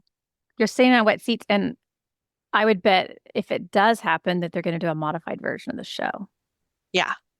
So I don't know if they ended up doing it or not. I wonder if, because we did decide to leave, if because they noticed, is it GPS? Like you're not there anymore. You're not going to get the notifications. I'm not sure. Not sure. So, but this is the Fantasmic dining package feels like a risk. Yeah. And it was kind of sad. And I had earlier in the day, I was looking at our options, and I found, I searched on WDWprepschool.com never heard of on it. your article all about Fantasmic dining package. And there was a lovely note in there saying that if your show gets canceled, your tickets are also canceled. But sometimes people have luck going to guest relations and getting them changed to a different night for the VIP seating. Right. So I knew that based on your article, but I told Kyle, I'm like, I don't think it's worth my time stopping to ask, because at this point the show isn't really canceled. I would have to wait around to see if it gets canceled. And I didn't think we absolutely needed the VIP seating. It was just a nice to have, not a must have. So it worked out. We didn't need it. And we said, we'll try to come back on a different night. And we did. We came back on a different night to watch Fantasmic. So it was okay. But I at least knew I had options. Yes. That's the benefit of being a researcher. Yeah. I mean, I planned, but in the middle of the park, where I think it was back when we were in our room taking a break, I'm like looking up on your website for information. So I enjoy looking over people's shoulder when they're looking at my website. I'm like, hey, that's my website. Hi. Oh, that's amazing. That would be so funny. But I wrote down for this day, I had 20,989 steps. We got 8 total lightning lanes. Standby Skipper booked 3 of those. And we had 5 PhotoPass stops. I did not include the Darth Vader stop in that, because those photos just are free downloads for Disney Visa holders either way, whether you're Memory Maker or not. So you wouldn't need Memory Maker for that. So I understand that. Well, that sounds like another good day. Love the stats. Okay, the next day was Monday, March 17th, which happened to be St. Patrick's Day, but you were not doing your St. Patrick's Day plans just yet. But it was Epcot, which I learned is a very popular place to be on St. Patrick's Day. Why? And you think I would have learned this because we did this we ended up in Epcot on St. Patrick's Day. We've also been in Epcot on Cinco de Mayo. Don't do it. Okay, but Mexico is represented there. No, Right. people were still going to the UK. It's just the UK and just drinking there, I guess. I know. And I Okay. think what happens is like everyone has the same plan. They like just want to go to either Mexico or the UK, depending on those holiday. And then they realize it's packed, right? But they got to go somewhere. And they don't leave the park. They just go other places in Epcot. And so Epcot felt very packed this day. I wouldn't have guessed this. Yeah. But it started out very chill. So this was we did not want to rope drop, but the family kind of talked like, what time do we want to be there though? Because we still had a very limited time in the morning before we need to take a break. So we decided to do the most chill rope drop in Epcot, and that's Soarin'. So unlike the other mornings, we didn't leave our room until it was 7:47, which was about an hour later than the day before when we rope dropped Hollywood Studios. Skylighter was already running at this point. People were already being let into Epcot when we arrived. And it was a chilly morning. It was only 58 degrees, so we're all wearing sweatshirts. So it just was like the perfect weather and walking into Epcot, and it's beautiful with the flower and garden stuff. And we just could, because we weren't going to Remy's or Frozen or Guardians, we just like took our time wandering towards Soarin'. So it was the most chill rope drop you will ever do. They stopped us right behind Communicore Hall. There's the Lion King topiaries there right now. And then they told us that Soarin' might be a delayed opening, but it wasn't. They let people through at 8:30. The boys actually had to stop and use the bathroom. That's how chill it was before we went into the Land Pavilion. And they let people onto Soarin' right away. We got into the concourse right away, and then they got the first flight and they stopped right at us and said, "You're going to have to wait for the second flight. We're sorry." We're like, "Oh, it's no problem." Because we're like, we're just taking a chill morning. I like that your chill morning still almost landed you on the first group. Yeah. The slowest, like not in a hurry. So that's why I thought I mentioned, like, we're just wandering, breezing our way in, and we almost got on the first flight, but it worked out. I think it was crazy too, because all the cast members went into the room for Soarin' to help people like get buckled and do all the safety checks. And we're literally on our own. There's not a soul around. It's just us left in this room. And it almost felt eerie, but it was kind of cool. And then when they came back out, they're like, "Oh, thank you so much for waiting. Please go to B1." Amazing. So we got the perfect seat. Kyle was even ready to ask if we could have B1, but we didn't have to. So that was great. We got a great flight, and then we walked straight from Soarin' over to Living with the Land. That was still a walk-on. And I wrote down it was 9:02 at this point, so just past the regular park open. And because it was so early in Living with the Land, there was a lot of cast members still working in the greenhouse in the morning. So that was neat to see.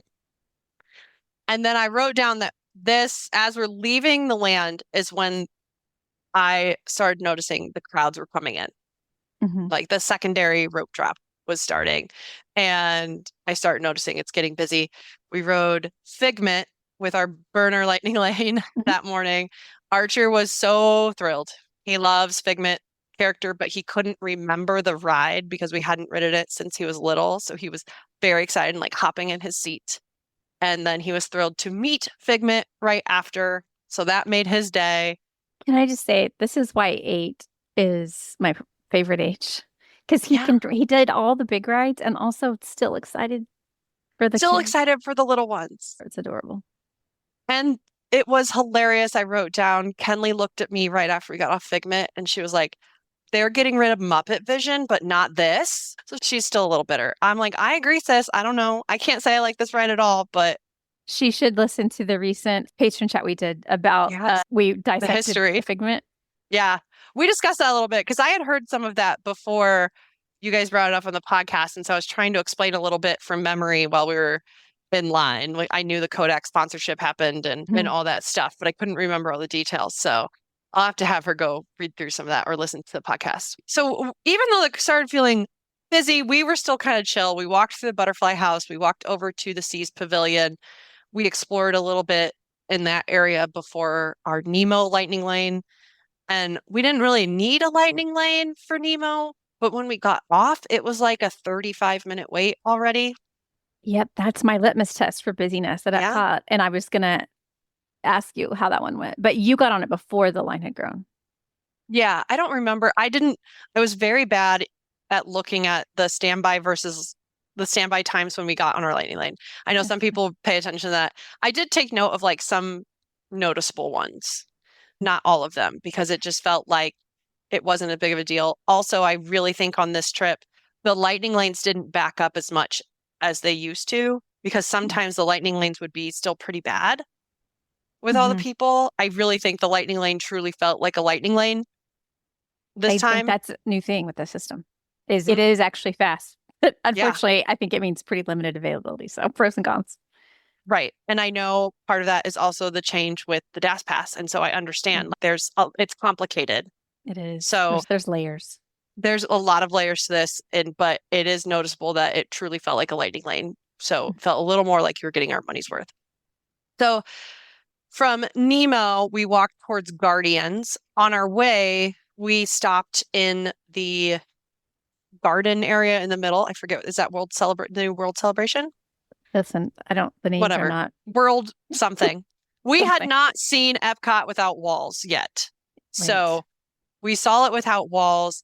Nobody was at the Walt statue at this point, and there's no PhotoPass or anything near there. So Kyle's like, let's take pictures now while it's not crowded. So we took a few photos with Walt, and then we made our way over to Guardians. I wrote down we tapped in at 10:40, and we got Everybody Wants to Rule the World, which is what Kenley wanted. She was very excited. I know. That's a popular one. It's mine. I feel like people don't talk about it enough, but I'm with your daughter. Yeah. That is her favorite. We got off this one and we had planned to go over to the Brunch Cop booth because that one is always a hit. Love the Fruit Loops milkshake and the cinnamon roll bites. But this was insane. This is what I'm telling you. Epcot was insane this day. The line for the Brunch Cop booth had filled up the entire row of queue. Like they had queue line outside of it, right? And then it was extending beyond on the path towards the citrus blossom booth. I just looked at it and I was like, you guys, I know you really like this, but do you want me to wait in that line? And they're like, no. That's a long line. Yeah. So I was like, where do we go from here? And I told Kyle, I said, do we just order quick service or do we try to go to booths? Because he knows I like to try booths, but I know he would rather do quick service.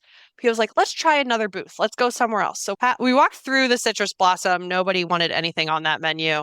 And we came out by Mexico and we went over to Trowel and Trellis because there wasn't really a line. And we ended up getting the sticky ribs and the quote unquote meatball, the meatless meatball. I'm glad we got food and it wasn't a long line, but that was not it for me. My family said it was okay. I was like, I'm sorry, you guys, if you're trying to be nice, I think this is really bad. It's not good. It's such a bummer too, because I eat a lot of like Impossible or Beyond kind of things at home, and I never like them in the parks as much. Almost never. Yeah. And I'm open, like, even though we're meat eaters, I like trying vegetarian or vegan items, but this was not it for me. It upsets me because for people like you that like don't mind trying it, I feel like it makes you less likely to want to do more in the future. But it's like, no, it actually can be very good. Yeah, this just wasn't it for us. So then this is again that feeling of, I feel like I'm a planner. I should know what to do now, but I feel like I've misplanned. Do you know what I mean? And I was frustrated. The lines were long. It was crowded. Now what do we do for lunch? So what we ended up doing is I was just like looking at the list of booths to choose from in that little booklet. And we saw the beach and yacht grub. And that stuck out in my brain as something people had talked about a lot on social media this year. And I remember we had walked past the playground and Archer had said, I really want to go try that playground later. So I told Kyle, I was like, let's go over. There might be a line, but Archer can play on the playground. You can wait in the middle. And that's exactly how it worked out. Like I went to one booth, got the chips and dip. Archer was playing. Kyle, like as he's sitting there, he's really great at staking out a table as people are getting up to leave. He doesn't hover, but he waits. And then he'll go, oh, are you guys heading out? Can we have this table? Great. And then he like spread out everyone's bags and stuff. like claim it as ours. So he did that. Then I went to the other booth and I got the seafood boil, the s'mores bar, which was delicious, and the street corn. So all of that food, awesome. Like, I don't know if it was just I was dying for decent food at that point, but in my mind, way better than the other booth. And we had plenty enough that it felt like lunch, and Archer got his playtime. So it was all Mhm. good. And then if you remember, I had planned to try to go to Mexico because I'd never had the Fiesta Margarita. So we walk past Mexico, and the line for the Grand Fiesta Tour is wrapping around the pavilion and down the stairs. Outside. So I'm telling you, Epcot was insane this day. And I just said, nope, not even going to try to go in there. Don't care about the margarita anymore. We will go back another day. So we went down to Norway because we had a frozen lightning lane. And I did note the standby wait for this was 70 minutes. And again, the queue is outside. They have cast members like paused in the middle of the queue to make sure there's still a walkway so people can get to the lightning lane. And so insanity. We were very grateful to have the lightning lane, and we made our way to the International Gateway. On our way, Kyle sees the caramel corn stop, the caramel couche, and he's just like, we'll have to come back for that later. And I go, actually, look, there's not a line for that one. I think everyone's at the food booths. So he stopped and got the caramel corn and some praline clusters, I think. And while we went to the bathroom. So that worked out really well. That was like the only short line at Epcot at the moment was for the caramel corn. So we finally made it out of World Showcase. And this is when we had to take a break that day because we had after hours that evening. Late night. Yep. So we got on the Skyliner. I rode down at 1:15. I had set up standby skipper at that point to try to get us lightning lanes for the evening in Magic Kingdom, and it got Tiana's for 8:30. So thank you, standby skipper, for that. And then I had also booked a Spaceship Earth for 5:50 later on, and we let that third spot kind of stay open to see if we could catch Remy because we were coming back to Epcot before going to Magic Kingdom. So we never did get Remy, but I just thought I'd try. This is when we were supposed to nap. We tried to nap. I'm not a good napper. Kyle and Kenley napped. Archer and I just rested. But I also posted a post-it on the door because of room checks. I wrote on a post-it note, we are napping. Please come back later. Do not knock. Did you bring post-it notes for that reason? Yes. For this day and for our checkout day. I kind of want to throw some post-its in my luggage to be there permanently. Yeah. Because I think that's such a good idea. They are now they're like with my bag of Disney stuff. So it is very helpful when you know you're going to nap and you don't want to be disrupted. Because the room occupied sign, they don't care about. They'll still knock for the room checks. But if you say we're napping, I feel like that's a deterrent. Yes, because they know they can come back at some point. Room occupied, they're like, it might just be permanent. Right, exactly. So anyway, we went back into Epcot because we had a reservation at Cellier. We were there a little bit early and we decided to watch Canada Far and Wide because we had never seen any of the World Showcase movies. That was really good. However, I'll note that's when I got a little motion sick. I'm not motion sick on many rides, but that video made me a little motion sick. Kyle and Kenley said the same thing, kind of look at the ground for a little bit, but it was still cool. And we were like, it was a whole evening of debating whether we should move to Canada because it was lovely. We had the movie, the pavilion was nice, not as crowded as the rest of Epcot. And we had dinner at Le Cellier, which was amazing. Kenley was very excited about her steak. She was not disappointed. Cheese soup, the poutine for appetizer. I think I will put truffle butter on everything from now on. As you should. Yeah. And I'll just note too, like, of the nicer restaurants we tried, this felt very nice, but also accessible. Like, it didn't feel too fancy. It didn't feel like we were out of our, I don't know how to put it. Like, we're just rural people. Yeah, we weren't out of our comfort zone. It still felt okay that we were there. It wasn't awkward. I also am hearing a lot more positive reports about this restaurant because things changed a lot at Disney World. And I feel like this was really good. And then it had some downtime and it's back to being good again, it sounds like. Yeah. The only negative I will give is that the restroom still looks like it's straight out of opening day 1982 Epcot. It was clean, but very dated. So needs a refurb. Yeah, desperately. we got out of dinner at 6:20, and at this point, the Visa photo spot closed at 6:30. So this is one I really like to do because it's nice private meet and greet. So we booked it over. Yeah, that's not too far, but No. you would have to walk a little fast, We maybe. had to be intentional, and like with all the crowds of people like weaving, it was a bit intense. I think my family was a little annoyed with me, but I was like, I really want to make it. And we did make it in time. We were not the last family. There were still a couple people behind us. So that was nice because and when they take you in, it's sometimes at character meet and greets, like everyone can still see you. Everyone in line can still see you interacting with the characters. But in this case, like it's completely private. Like they don't take you around that corner until it's your turn. So like no one's watching. I feel like you get more like a moment with them. And we had Mickey and Goofy, to be clear, because it can be different characters at this one. And so we had Mickey and Goofy, and it was just nice. And everyone got to give them hugs and high fives, and it was lovely. Yeah, you make me want to add our character information private because some of them are more private and some of them are just open because everyone in the line is watching you. Yes. Yes. That's a good one. Yeah. And at this stage, I will say, like, my kids don't want to wait for characters very much. So this one and the Vader one were both great because there's really never a line there. It wasn't too long of a wait and it felt more private. So it felt really worth it. We left that and went over to Journey of Water. We had not seen that yet. That was really cute. It was a little crowded at that point. Again, Epcot's crowded this day. So we might have had a moment where a woman jumped in front of my child and I had to say, you just cut in line in front of my kid because he was waiting to do one of the effects. But and she responded kindly and said, "I'm sorry." Oh, I didn't realize. Okay, yes, she did. She didn't get angry with me, but I was like, you just cut in front of us. And like at first she didn't hear me. And I was like, you just cut in front of children. And then, oh, okay. So it was fine.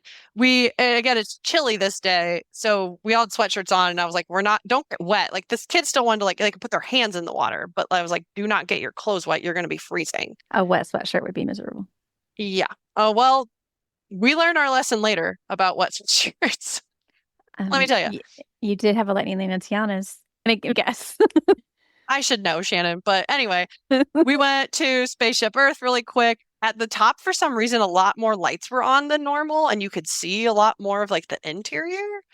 And Kyle and I said, like, I would pay big money to be able to get on like early in the morning or late at night and just walk through this attraction with the lights on. Like, Josh, do you hear me? You could charge good money for that tour.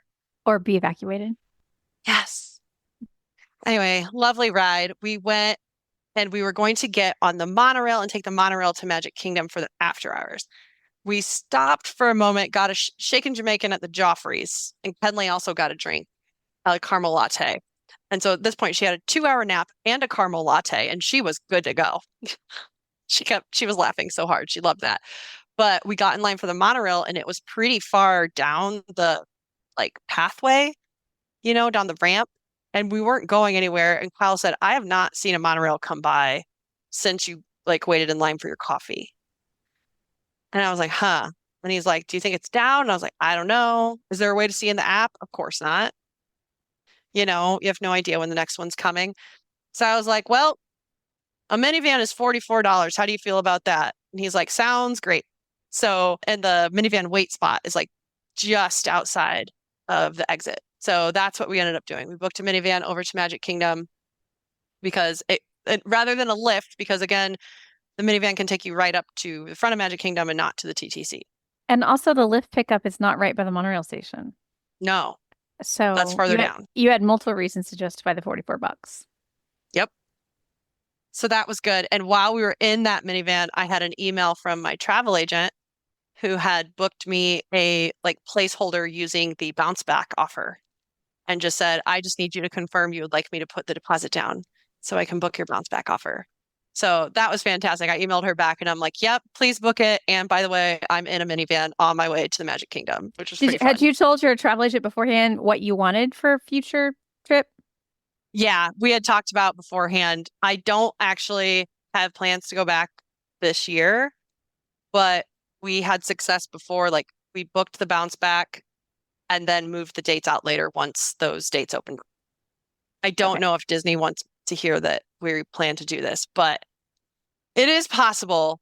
So again, right now you book the bounce back. The dates are only through the end of 2025. She just picked some random dates at a resort that we think we might go to and booked it. And then once we know our actual dates for 2026, she can call Disney and modify it. I just made a note to make sure that's in our bounce back article because as you said, it's frustrating when you want to go next year, but the dates aren't even available yet. No, dates aren't available. And technically, the bounce back offer is only good through that year. So do they have to honor it? Probably not, but we've had success before. So I think it's worth trying. Yeah. And if they would just release the 2026 packages. No. Maybe that would be possible for you to book your actual dates. Yep. That would be fantastic, but oh well. So we got out of our minivan. That was a great ride.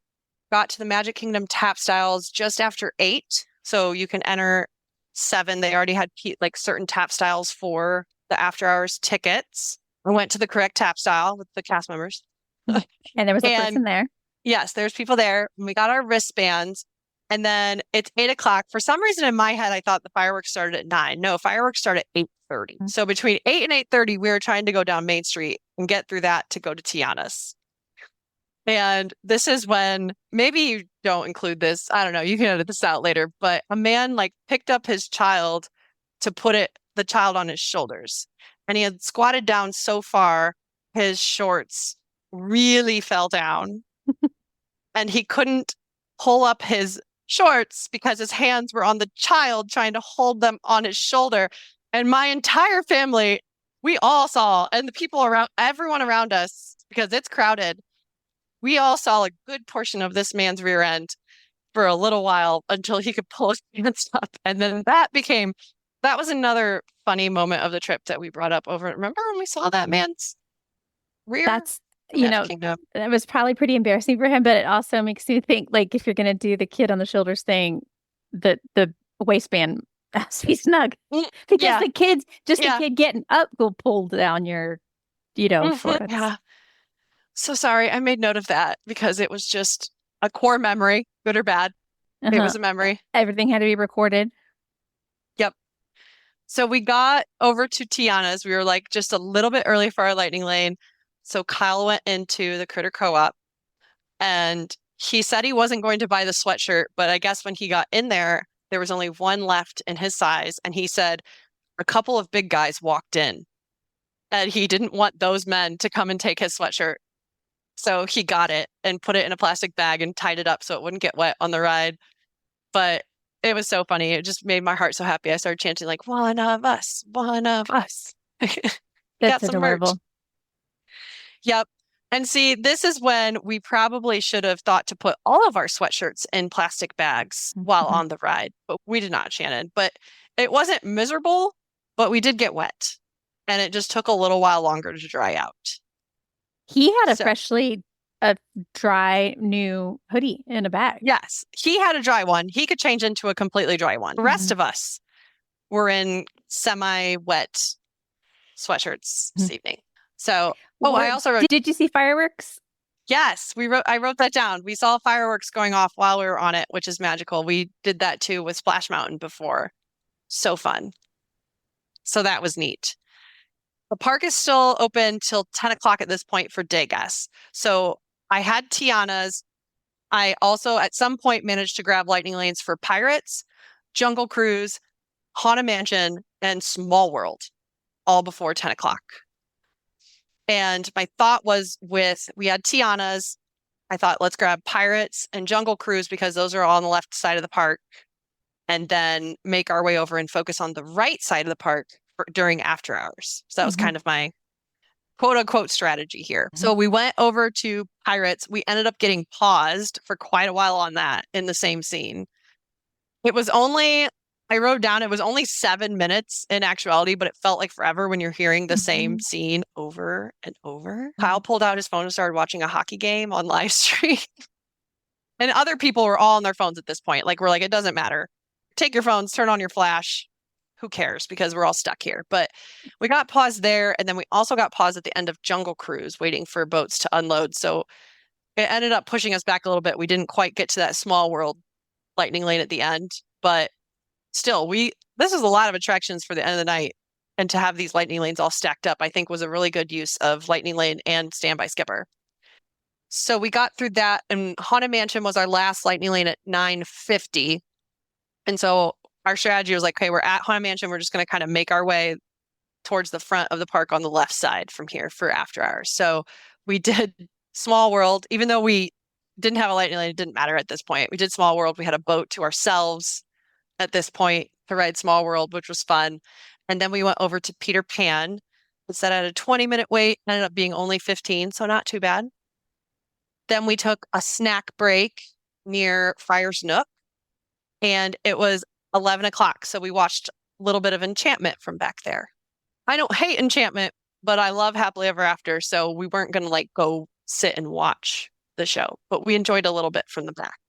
And while that I like that it's just a feature of After Hours, though. It's not the fireworks show, but it's a bonus one. It is a bonus. And I kind of forgot that it was going to happen. Like all of a sudden we hear music and noise as we're sitting there with our snacks. And I was like, oh yeah, the fireworks are on. Like, I forgot about that. So that was a fun bonus. Went to Seven Dwarfs from there. It said it was 30 minutes, but really only took 15. That's fun to ride at night too. The fireworks were done by the time we like actually got on it, but that's one too that you can ride while the fireworks are going off. At this point, I needed a restroom break. We're going to try to head towards Tomorrowland and maybe do Tron because it was posted at 35 minutes, I think.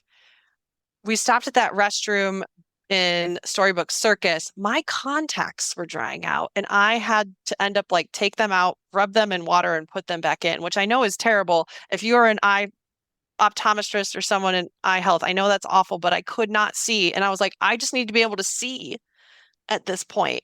If anyone has tips, because it only happened to me on this trip, it has never happened before. It doesn't happen to me at home. These were fresh, new pair of contacts.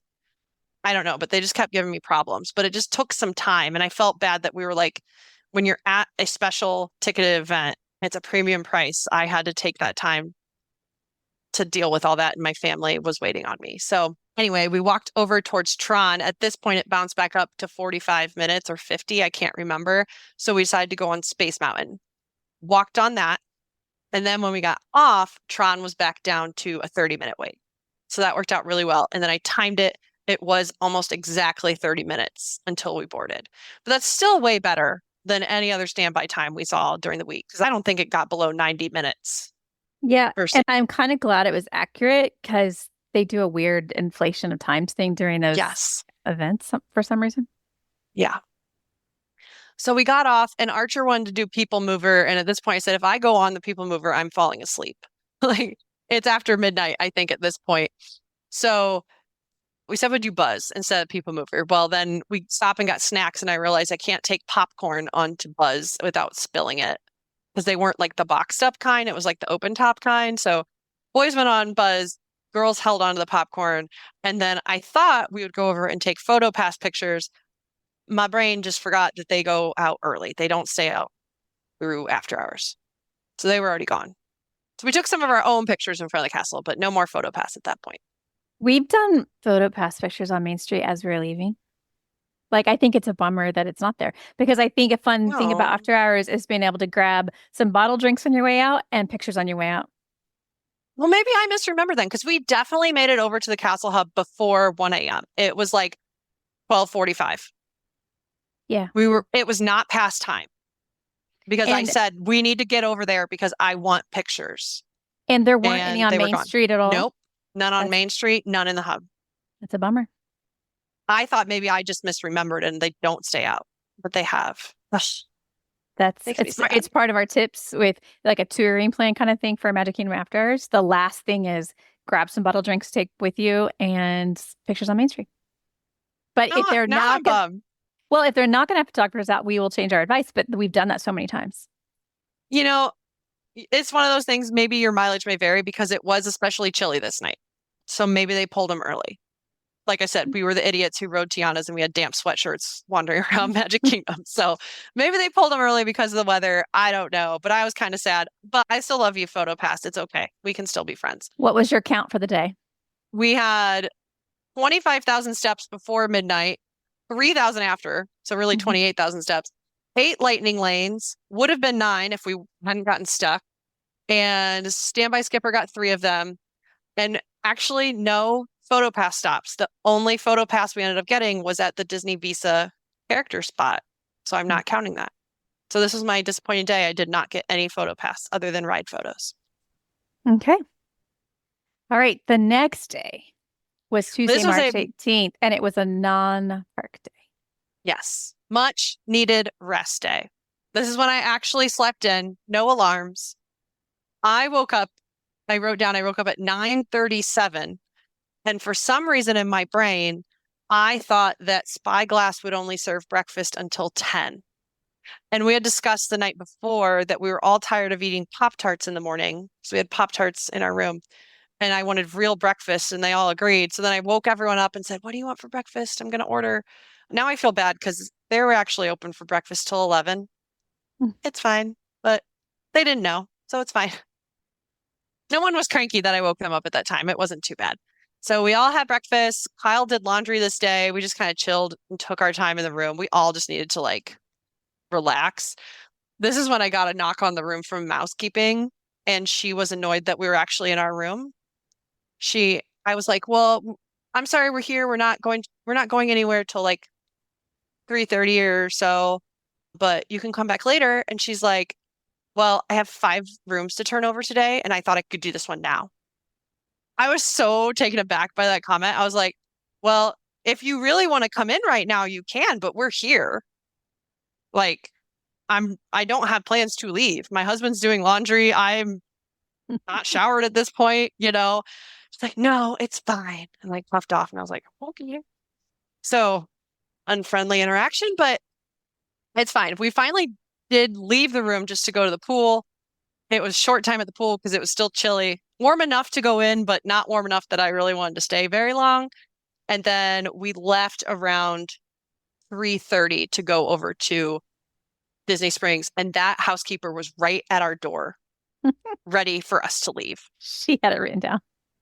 Yeah. I also wrote down at this point, because when I was getting ready, I had been listening to Sarah T's big trip report on and off during, like, it's so fun to listen to other people's trips while you're there. And hers was so long that it like lasted me the whole week. I listened to it in bits and pieces. And this one I realized like the big differences between her trip and mine, because she had littles. And so I'm like, we don't worry about the stroller. We don't worry about naps.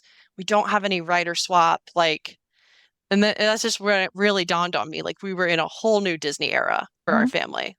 So that was really cool. She had the whole strategy with the strollers and the bags and all that stuff. And there's a nice thing about that where you have a place to put your stuff. Right. But you don't have to think about it anymore. Nope. A lot less to worry about this way.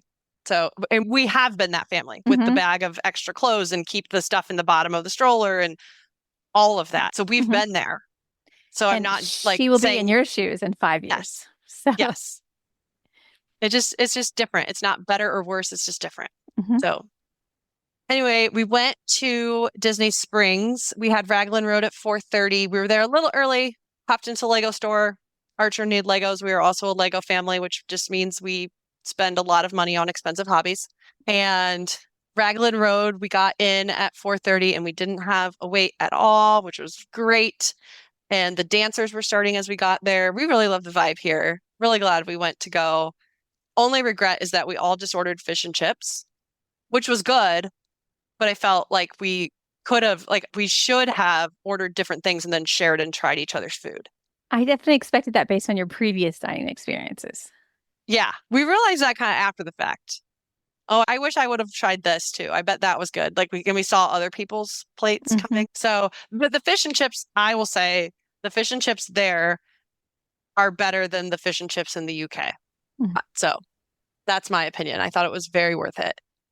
Then the boys at this point, I had told Kyle already, like Kenley wanted to shop. She wanted to try like all the different stores, like not just the Disney stores. She wanted to look around. And I said, if you want to go, you and Archer should go. And so they went real quick with us to the PhotoPass studio and then they left. And I should mention too, the PhotoPass studio was a bummer because in the past we've had really fun interactions there. And this time they were all just like, okay, smile, now do this. And we got literally 5 photos and they were just, okay. But But it's also, it is usually more fun. you need the cast members to be enthusiastic because you don't know what you're posing for. Right. I had no idea what was behind us. Yeah, you need them to kind of set the scene, get the mood right, tell you what to do. Right. And we've done in the past where they're like, okay, now just the kids, now just mom and dad. Does anyone want solo photos? Like they were given like, and there's no wait. There was no wait. It wasn't like there was a whole bunch of people and they didn't have time. So I don't know. I just think we had a on and off night and I could tell they weren't feeling it. So I wasn't going to push it. So that's okay. And then Kenley and I wandered around. Like I said, we wanted to try all those like non-Disney stores. And it was funny. Things like she was like, what is, I can't remember. There's like Free People and then Anthropology was another one. She's like, what's Anthropology? And I was like, a really expensive store. She's like, what do you mean? And I was like, let's play a game. Do you see that sweater over there? Go guess how much that sweater is. And I think it was $180. And she about lost it. That's why their sale room is the best. Oh, okay. We'll have to find a clearance rack there, but she wanted more of like the younger stuff anyway. So it was just fun to have a girls' night where we could take our time and do our thing and not worry about Archer being whiny that he wanted to go back. And when we were at, I think it was like Disney style, we were talking to a cast member and in our conversation, it came up that we were staying at Riviera and he said, you need to go, or we were staying at Caribbean Beach, excuse me. And he said, you need to go to the Riviera and try their cookies. And I was like, I don't think I'd ever heard that before. And I was like, okay. So then we end up getting to the bus stop and there's no Caribbean Beach bus coming. And I see the Riviera bus pull up. So I was like, Kenley, let's go. Let's go to the Riviera. So I convinced her to go on the Riviera bus. And then we went in down the stairs in the lobby and went to the quick service. We had to ask a cast member, like, we heard about these cookies, but we can't figure out, there was like a case, but like there's no plates or like, how do we get them? What do we do? You know, and lovely cast member came over and he was going to grab us a plate, but then he noticed the whole box, like a box of 4 cookies, and we needed 4. So we got a box and went to check out. And then as we're checking out, he like came over and just dropped a thing of banana bread as well. In the box. Yeah, just like right next to it. So we could take that with us as well. So we had banana bread and cookies with both, ended up being awesome. And this made me not feel bad about missing the Gideon's cookies earlier in the week, by the way. Like, never ended up getting those. So the Riviera cookies were pretty dang good. I thought the cookie was going to be the one at Bar Riva.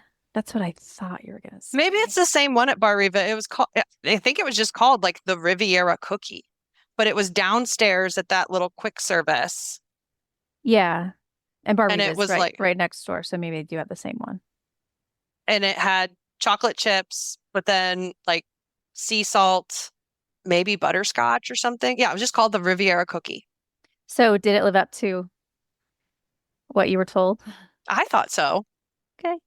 I thought it was delicious. They have fantastic food at Riviera for sure. And then I was confused by the banana bread because when it's like chocolate and it has chunks of chocolate on top. So I was like, yep, that's the one. I have a picture of it. It was good. Yeah, it's on the mobile order for Primo Piatto.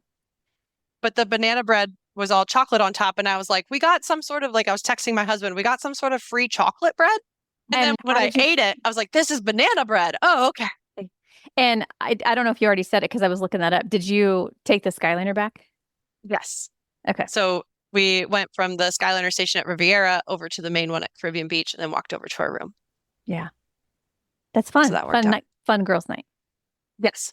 And for this day, I had 13,481 steps when you take out the 3,000 I already got after midnight. No lightning lanes this day and only 1 PhotoPass stop at the studio. Okay. The next day was Wednesday, March 19th, and you were finally going to make it over to Animal Kingdom. Yes. And we would call this a nearly perfect Animal Kingdom day. This worked out really well. Can I ask first, because you told us in the pre-trip that you had an alert set for the Wild Africa trek. Did that ever pop up? It did not. Okay. It did not. So that is just still on the list for next time, but that's okay because it still was a really dang awesome day. Okay. Talk us through it.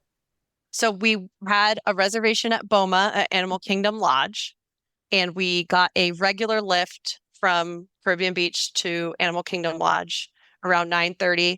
Our table was ready pretty quickly at Boma. Food was amazing, as always. My favorites there are the turkey off the carving board with the mustard. The Boma mustard is amazing. And then at the opposite end of the buffet is the bread pudding with the praline sauce and the cream sauce. So good. And I made a note here that the cast member at the carving station was cutting up all, like, for little kids, for Archer, he got ham and he cut it up into little pieces and then put it on their plate. Because normally you just get like a chunk of ham or a chunk of turkey. And for all the little kids, he was dicing it up into smaller bites before he put it on their plate. And I was like, oh, it's the little things. Thank you. Thank you. That's a great touch because you would have just ended up doing it probably. Exactly. Well, and I ended up cutting Archer's steak at Le Cellier. And in the back of my head, I was like, oh, I really wish I wasn't cutting up my kid's steak right now. I wish they would have just chopped this in the kitchen. So I really appreciated it at Boma. From there, we were going to take the bus to Animal Kingdom from Animal Kingdom Lodge, but it said the next bus was 30 plus minutes away. And we decided to minivan again. At first, I was going to grab a regular lift. And then I was like, no, regular lifts don't drop as close. And they have to wait in the line, like the parking line, to go through. Because that happened to us once, going to Animal Kingdom. We had to wait forever in the parking lot line just to get into the parking lot and then get dropped off. So we paid for a minivan again, but it was great. We got dropped off and we walked into Dinosaur. We had a lightning lane for that right away. While we were in that pre-show, I booked the Festival of the Lion King Lightning Lane for $350. Or it was like $340 to $350 is that window of arrival. And I know you don't need this, but at this point I wasn't sure like how busy it would be. And sometimes those shows fill up. And I was like, if we at least get into the lightning lane and we're there before 3:50, then I know we have a seat for later. So that's what we planned on doing.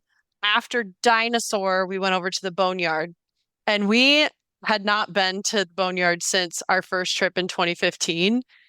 Kenley was 4, and it was just so crowded, and she's 4, so we were all like, we're hovering, we're following her everywhere because there's all these slides and all these places where she could get lost. And so it was just like, never again, never going back to the Boneyard. So we managed all these years with Archer to like, we would go into the other entrance of Dino Land, just avoid it.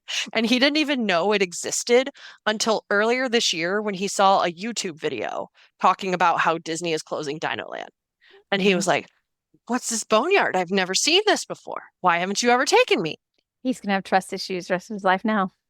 I know. So we let him go in. It was much different with an 8-year-old because he was, we sat at a table because you have to go in. It's not like we didn't go in with him, but we sat at a picnic table and he just went to town.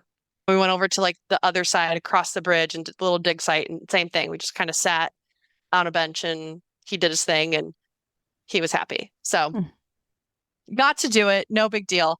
Then we walked over to Nemo. There was a 1:00 show. We sat down at 12:54, still plenty of seats in there.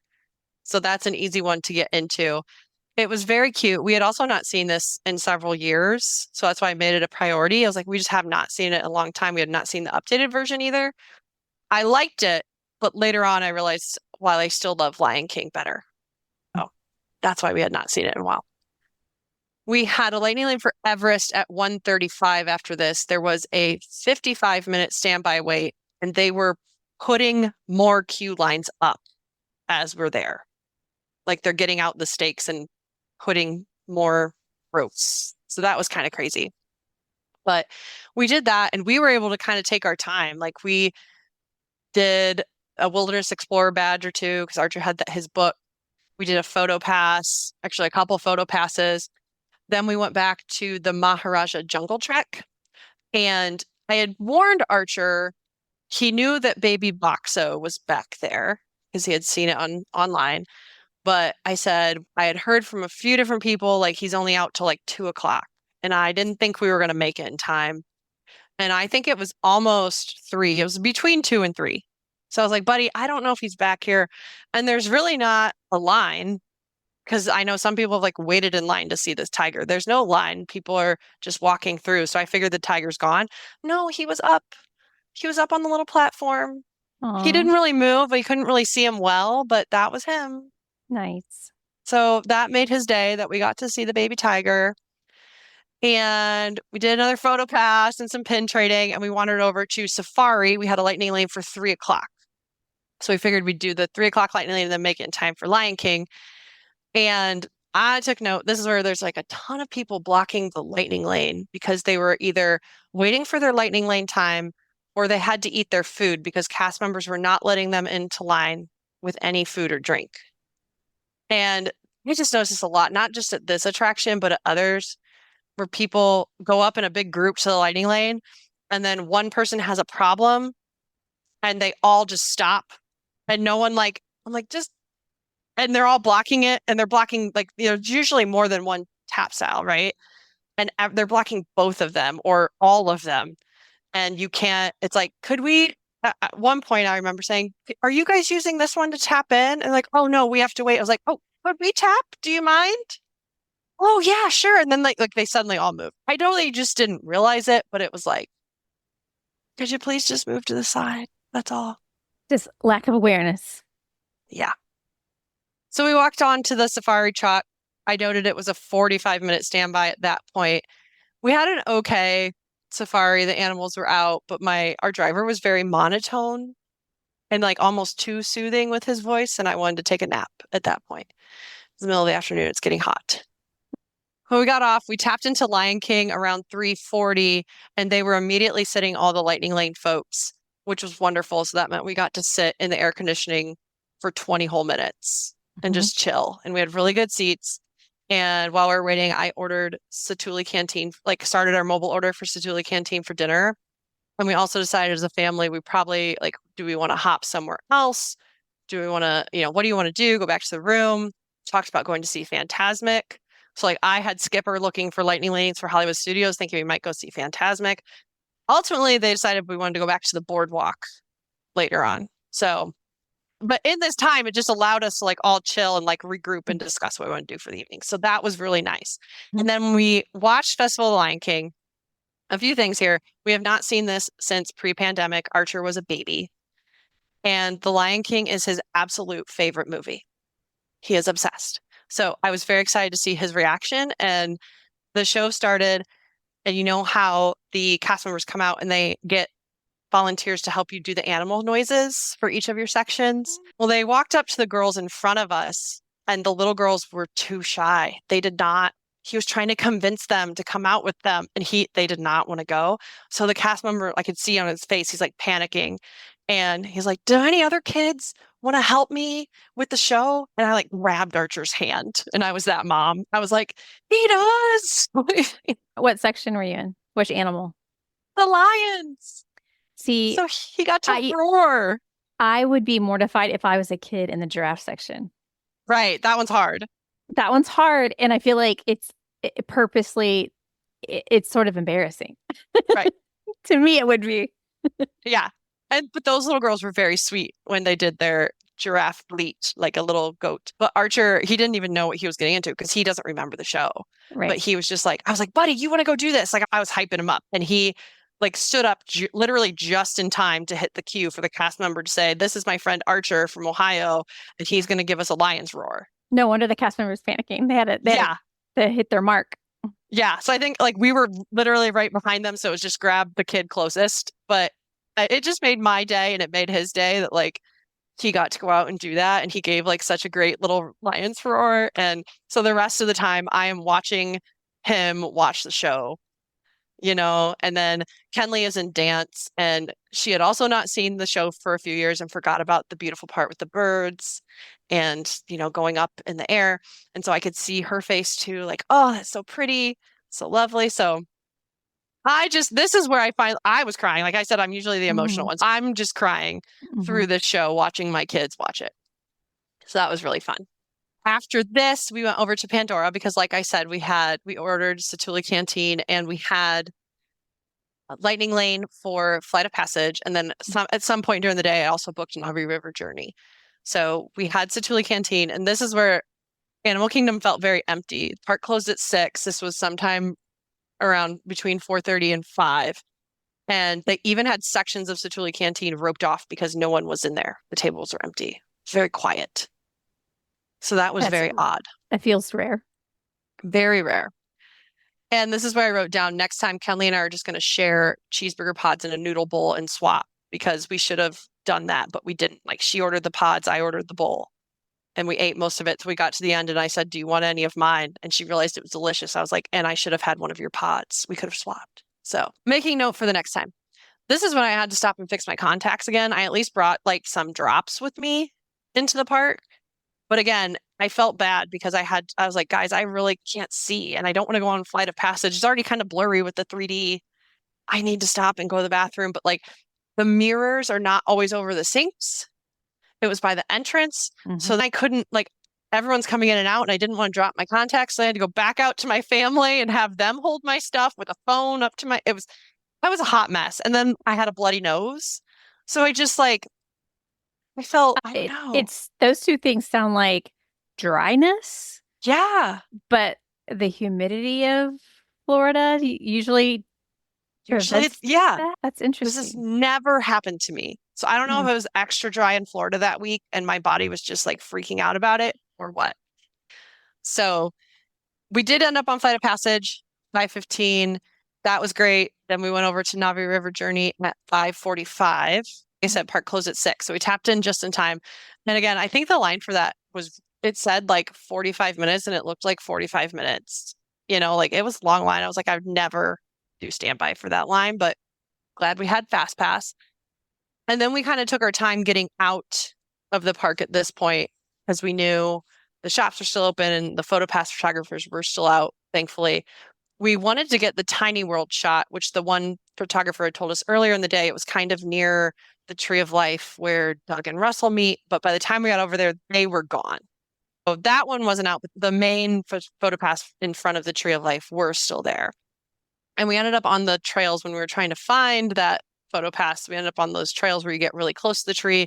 We found the kangaroos, which I think someone mentioned on the podcast before. I was like, oh, you're right. I never saw the kangaroos before. So that was neat. And then we went to the shops and Archer had his eyes all day on this little painted dog. And it's one of those that like so much % goes to animal rehabilitation or whatever. And so we got a little painted dog and he named him Paintball. And apparently he's a very popular souvenir because other people stopped and asked us where we found him. Thought I would mention that because he was very cute. I love your family's interest in shopping and souvenirs and stuff. Yeah. And okay. That's where you gotta know too. I was on the hunt for specific things I had seen but couldn't find in my size. So there was like a Spirit jersey and a sweatshirt that both had like neon colors, like 90s neon vibes, but I could not find my size anywhere. It was either extra small or 3X, 2X, 3X and up. And so I'm hunting, and I took note. I still couldn't find them at Animal Kingdom. But when I bought like Archer's painted dog, it was like a cheaper purchase because it was under $50. And we're Disney Visa people. And this is where I was like, oh, we still get the Disney Visa discount. I thought it had to be over $50 because that's what it was for years. And the cast member was like, no, it changed last year. It can be on any purchase. And I was like, huh, because I had usually like grouped, if we're going to buy something, let's make it over 50 so I can get my discount. And so that was a nice thing. So we are kind of shoppers. And this also, yeah, this comes up later about me being kind of a shopper, but I don't buy a lot, but I'm just looking for specific things. So we left Animal Kingdom. We went on the bus to Boardwalk like we planned. And we went through that art gallery that I mentioned before. And I mentioned Paintball the dog. So I told Archer, I said, this is a shop where you can look, but do not touch. Do not touch. So he goes, okay, I'm going to have one hand on Paintball and I'm going to hold your hand in the other. So he did. Strategy. That was his plan, to keep him from touching anything. Do you know that when I go to art museums, I have to do this myself? Like I have to put my hands in my pockets because you get too close and they will be like, back up, and I don't want to get in trouble. So I'm like, you have to have strategies around this stuff. And we didn't stay long because all of us were like kind of awkward and like it felt like it's very quiet in there. but it was neat to look around. And there's a giant Ariel statue when you walk in.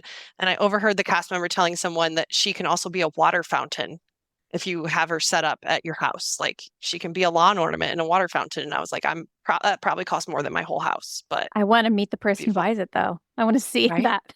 But we walked around the boardwalk. The kids had never been back there. It was just really lovely. Didn't have a lot of entertainment out at that point. And we thought about going to Boardwalk Ice Cream just because that would be closer than going all the way over to Beaches and Cream. There was a huge line at that point. And then we thought about, well, do we stop for the cake bake shop and just grab a couple slices to go? But my husband said, cake doesn't sound good. I want ice cream. So we ended up all the way over at Beaches and Cream. And then we don't see the Mickey Kitchen Sink sundae on the menu. And on I the realized walk-up window? Yeah. Right.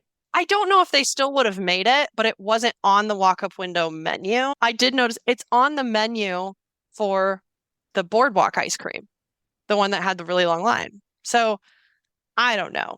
You can probably get both places. Either way, I ended up reading the ingredients to Kenley, and she's like, oh, wait, that doesn't sound good anyway. Okay. Yeah, it's a very specific thing. Yeah. So we got ice cream. There was not a long wait, but I will say, like, we all got cones, and Archer just got his in a cup, and he got way more ice cream by not getting a cone. So pro tip, just skip the cone. Just go with a dish of ice cream. And then we got on the Skyliner just a little after 8 o'clock to head back to our room. And on the way, I made the mistake because I realized it's 8.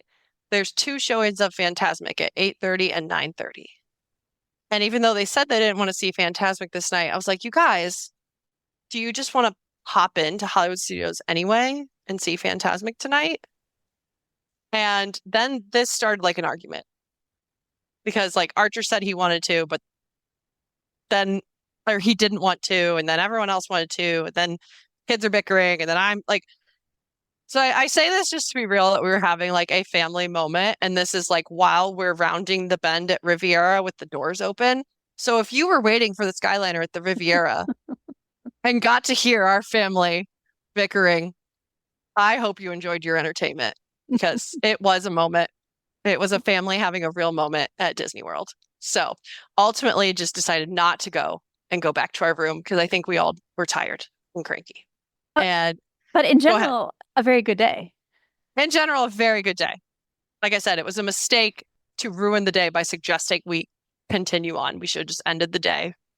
I should have just enjoyed the vibes and gone back to the room. I also feel like some people, including kids, have different levels of flexibility in changing plans. Like your son might have had his mindset on like going back versus like when you were hanging out with your daughter in Disney Springs and you were like, let's just go to Riviera. Right. So it works sometimes it doesn't. And I'm the same way. Like as an adult, like if there's a plan change and that's what I wanted to do, I struggle sometimes with that. So I get it. I get it. But we ended this day, I had 18,656 steps. I think that's actually kind of low considering Animal Kingdom's so huge, but we did so good at just like going around kind of in order and we didn't have to backtrack at all. Yeah, I love that because you said in the pre-trip you wanted to do a loop and that's exactly what you did. So that's what we did. That's what I said. It was nearly perfect Animal Kingdom day. Because I think if you rope drop, you would have been more likely to start in, like Flight of Passage or Navi or something and go a different way. But you made your way around the other way. Yeah. Yeah. It was very different for us. And we ended up with 6 lightning lanes. Skipper booked one of those. And then Skipper also booked 2 more for Hollywood Studios when I thought we might go to Hollywood Studios, but then we canceled. So, and then we had 4 PhotoPass stops this day. Okay. The next day was Thursday, March 20th, an Epcot day. Yes. And we decided to sleep in and take our time getting to Epcot. Not even like a chill rope drop, just kind of late. So we left the room around 8:55. Stopped at Joffrey's for coffee because we were not in a hurry.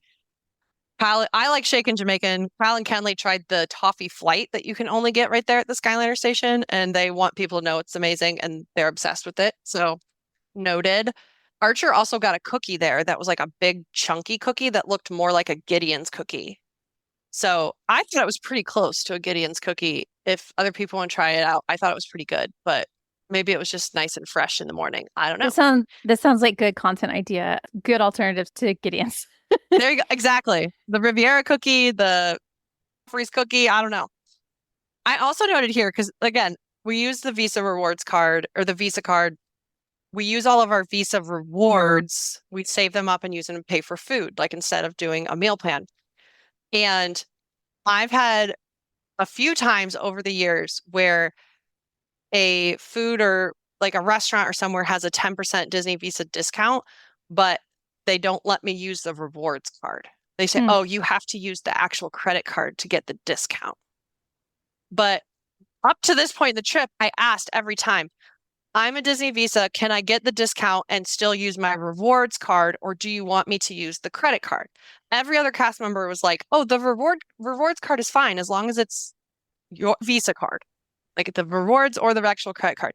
This cast member, just to get my discount on coffee, was, I'm going to let you do this just once, but just know that from here on out, you have to use the credit card and not your rewards card. And I was like, okay. Other cast members have let me do it, but that's fine. I always have my card on me anyway. I can use the other one if you want me to, because it's only a few dollars for coffees, right? And she's like, no, it's fine. And like, I don't know. I just thought I'd say that in case anyone else tries to use their discount and comes across the same thing. Generally, they're fine, but every once in a while you get someone who's like, you need to use your actual credit card. Never. So we got to Epcot around 9:15. This ends up being much less crowded the whole day. It starts out feeling that way from the beginning because Frozen is closed. So there's people lining up for Remy's, but going the other way, the other half World Showcase, absolutely dead. We were heading towards Guardians for our lightning lane over there, and Archer said he wanted to try the Friendship boat, and we saw it running. So, and Kyle and Kenley didn't want to wait for the boat. They're like, we'll walk. So we split up, and I was like, buddy, I'll go with you to the boat. But we go over to the launch at France and Morocco, and there was a sign up saying this dock is closed. Like, okay. So then I was like, looks like there's another stop down further. So we'll go to that one. We get to that one in Germany, and it's like, this dock is closed. And we see a couple cast members, and they're like, oh, I don't know. The boat's running. And I was like, I know. That's what I'm like. They were just as confused as we were, but it was fine. We just walked. And like I said, it was lovely because it was not crowded at all. Frozen was down. And so there's barely anyone on that whole side of the World Showcase. And Kyle and Kenley ended up meeting us in Mexico. And there was no line for the Grand Fiesta Tour, unlike the other day. So we walked onto that while we had the chance. And then we made our way over to Guardians. And I wrote down we tapped in at 10:05, and it was a 90-minute standby at that point. So, and on this time, we got One Way or Another, which is my favorite song. I love that one. I think it's a whole, like, more energy on that compared to the other songs. Then we had a lightning lane for Mission Space, but I was like, I do need some time before I just jump into Mission Space because Guardians, like I said, can make me a little dizzy, and I wasn't like motion sick or anything. I just didn't want to push it and like jump right into Mission Space. So we went to Club Cool, we went into Creation Shop. I again had to take a break to fix my contacts because I can't see. Do you wear glasses at all? I do have glasses. I hate wearing them. Like I only wear them at night in the evenings and the mornings when I don't have my contacts in. So I don't know. I think at this point it was Guardians had so much wind, blowing in my face because I had thought at this point I nailed it down. It's the end of the day when they're drying out. No, this was like mid-morning and it was a problem. So, and since you've been home for a week, have your contacts given it any trouble since you've been back? Not a bit. So interesting. Not a dang bit. So I just thought I hope it's helpful for someone who doesn't have problems in normal life. And then you get to Florida and then just I kept contact solution and a little case with me in my bag to help deal with this during the day. So we finally made it over to Mission Space and did the orange side for the first time. Kyle and Kenley had done orange before, but Archer and I had not. I can definitely see why people hate this. We ended up being fine. I was just a little dizzy, but I don't think I would. I'm glad I waited a little bit after Guardians, and I don't know if I would rush at the chance to do it again. But I feel like it's so extreme because to me, green is so boring and orange is so intense. It's like, I wish green was a little more exciting or something. I wish there was a middle ground. Yeah. I just don't like either side in general, I would say, and I would just skip it and let's just hope Test Track reopens and I can get my family towards Test Track and just skip Mission Space altogether. It's a great photo op. Yeah. In front. Yeah. We did not do a photo in front of Mission Space. Missed opportunity there, especially because they had the Buzz Lightyear topiary. So that would have been really cute, but we did not. But we did get off and we went to Space 220. Sorry. There was a line to check in, but we got up on the elevator. On the elevator, I had to like look away because I was like, okay, I think I'm done with this whole motion simulation. I didn't get sick. It wasn't, but I just like could not, did not care for it anymore. I was done. And Space 220, we decided this was where it was like, it felt too fancy, too like high end for us. Like, Really? yeah, I don't know. It wasn't really our thing. It's a one and done for us. We did end up sharing the small bites. We did not do like the full lunch menu. So we got the shrimp tacos, the wings, the pork belly, and the sliders. And they sat us at a little table, and even the server was like, I don't know if we'll have enough room for all the food you ordered, but we'll try. And I was like, okay. And then she was like, and what kind of water do you want? Was it sparkling, something, or tap? And I was like, just water. I don't know. Like, this is where we're like, this is out of our leagues. I don't know. We're not cool enough for this place. It was fine for what it was. We're glad we tried it. Archer and Kyle, I think, really enjoyed the space theme. They're very much, we went to Kennedy Space Center last year before our cruise. So it's that era, and they were very interested and intrigued, but they said they're fine if we don't go back. So that was that. Then this is where we finally got to go to the brunch cot booth. This is where the brunch cot booth saved the day. No line whatsoever when we walked over this time. That's why Epcot was completely different from the previous day. If I recall correctly, it was a similar time of day as the last time you were there, but just different day. Yeah, this was prime lunchtime because our Space 220 reservation was 11:30. So this is between noon and 1, prime eating time. No one's over there. And so, like I said, we got our favorites, which was like the Fruit Loop shake, the cinnamon roll bites. I like the avocado toast. I got that all to myself. My family didn't want any bites of that. And it was funny because I'm wearing a shirt that says Epcot trash can connoisseur. You know, people normally end up eating off of trash cans. I didn't need to eat off trash cans. There was many tables open. So yeah. Side note, is that shirt from your shop? Yes, it is. I'll include a link in the show notes. Yeah, that's a link to, it's from my Etsy shop. So I staged a photo of myself standing at a trash can with food, but I did not need to sit at a trash can this day because plenty of tables, very different than the previous day. From here, I made a mental note. We had not done any PhotoPass in Epcot the previous time. So we went up to the front of the park, got a couple PhotoPass with Spaceship Earth, including the Tiny World shot is up front. And then we made it over to the Land Pavilion to check in for our behind the scenes tour. This was really great. It was probably like 15 people, 15 to 20, I would say, in our group. Archer and Kenley were the only 2 kids. That was giving me my next question. Did it skew a bit older, even for adults? Yep. Okay. Even old, like there was a few people our age, and then there was probably a lot more older than us in the group. And I could also, like, I was a little out of my league here too, because I am not a plant person, but I still really enjoyed it. Like, even not being, you could tell other people in our group were very much like gardeners and like had specific questions about gardening and greenhouses. And I'm just here for fun, you know? I am not a gardener either, but I kind of view that as a behind the scenes of a ride. Yes, agree. And even when he was getting nitty gritty about like how they, do certain things with the plants and the soil, and it was still interesting, even if it wasn't like my special interest. Yeah, and it's pretty low stakes because it's not super expensive, not very long. No, but it was exactly an hour. You get to go behind the seeds. Yes. And he said right from the beginning, like, you're going to see people on the ride. You can feel free to wave to them like you're movie stars, So Archer did that a lot, like waved to every boat going by. Yeah. And so I was going to say, even though my kids were the only kids, I'm not a gardener or a plant person. Like, it was still very fun for everybody. Okay, so good. I highly recommend.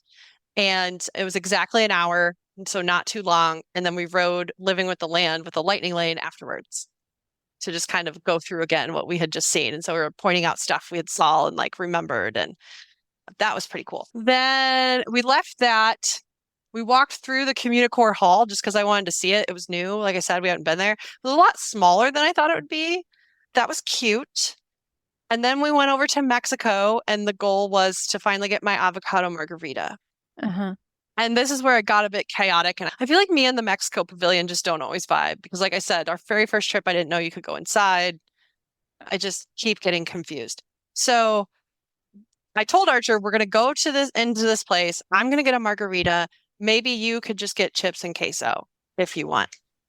But in his mind, I just said, we're definitely getting chips and queso. So we walk in. I didn't realize how tiny it was inside La Cava. And they were like, well, you can wait for a table, but it's going to be a little while, or you could just get to-go drink. And I was like, oh, definitely to-go drink. So I looked at Kyle and I said, I can just get this to go instead of waiting. Would you like to go outside and get us chips and guac? Because I knew they had chips and guac at the stand outside. And he's like, sure. And Archer stays with me while I get my drink. And he says, why is Daddy getting guac? I wanted chips and queso. Then I'm like, okay. We go outside and it's a little, like, it wasn't so busy as the other day, but it was still busy enough that there's no tables outside in like the main area way to like sit and have our chips and drink my drink. So I decide, let's walk into the quick service. And I was like, at first I thought we'd just grab a seat, but then I was like, no, let's buy chips and queso from the quick service and then sit down and have a seat. And Kyle, like in the meantime, I'm texting Kyle. And so we end up from 3 different places grabbing food. And I felt a bit chaotic. And now I know we could have just gotten chips from the one place and just sat down, and I could have gotten my margarita to go. We could have just stayed at the quick service that whole time. But we end up at the quick service with a table. I've got my margarita. We have chips and queso. We have chips and guac. Everybody enjoyed it. I liked my margarita. It was a bit chaotic, but we made it work. We made it work. I don't know if Archer's going to be listening to this, but the chips and queso in the cava is my favorite in the whole wide world. He was satisfied with what we got, so I don't think he'll be missing out. And we're going to get chips and queso tonight at the local place that he will really love, so no worries. He didn't know. He got what he needed. Yes. But if you're ever able to sit down, it's a good one. Yeah. I don't remember what the wait, we overheard the waitress or the hostess telling people what the wait was, and I think it was like 30 minutes. I know he wouldn't have wanted to wait. Suddenly he wouldn't have wanted the chips and queso at that point. Yeah, but I think he thought we could get it to go. And I said, no, the drink was just to go. I was like, did you see how few tables there were? It was just confusing. And it's just a matter of like what the kid heard versus what I said. He got the idea in his head, so that stuck. Yep. So then he did not forget that at this point he wanted to ride the friendship boat still. So we split up. He wanted to go on the friendship boat. So Kyle and Archer went to the other side of the World Showcase to get on the friendship boats in Canada. And we were going to meet up at Remy's. Okay. And Kenley wanted to walk because she wanted to go find the Muppets topiary that she had seen previously and get a picture. She's my Muppet lover. So she and I start walking and I'm like, you know what? I think I could use another drink before we get to Remy's. And there's no line at Joy of Tea. And I've always wanted to, there's another drink I've always wanted to try called Tipsy Ducks in Love. So I stopped and got another drink. That was pretty funny. And turns out by the time we get all the way around, those topiaries of the Muppets were directly by the boat dock in France and Morocco. So we could have just ridden the boat with the boys. But instead we had a walk and got a drink. And we waited for the boys at Remy's. And I have somehow rode Remy's every time slightly tipsy because we're in Epcot. And I don't know. I think it makes the ride better. Just my opinion. Never ridden it sober. Not really sure. Pro tip. Yeah, that's my pro tip. I was like, accidentally, it just kind of happened by chance. I've never been like drunk in Epcot. I've never done drinking around the world, but like just a few drinks. Good time. Do the screens on Remy's bother you? No, they do not. The only thing that bothered us was we got paused in one of the rooms. And it was a heated scene. We kept hearing the same like lines over, and like even the people next to us, because they stuck us with 2 single riders in our little mouse vehicle. That is so awkward. Yeah, but it was fine. It was kind of turned out to be funny. We were making jokes like, "You're gonna be trapped in a rat with a bunch of strangers." Like, you know, we're a friendly family. I promise. We're not always like stuck on a ride together like this. I don't know. It was an awkward moment, but we made it off. I mean, Remy's another one. Like, I like it. Even, drinking or sober, I don't know if I would do standby line for that. So it's nice to have the lightning lane. We left there. We did another PhotoPass by the bridge in France. That's actually one of my favorites. It's beautiful. And there was no line. I think I would still even stop for that one if there was a line, just because it's really pretty.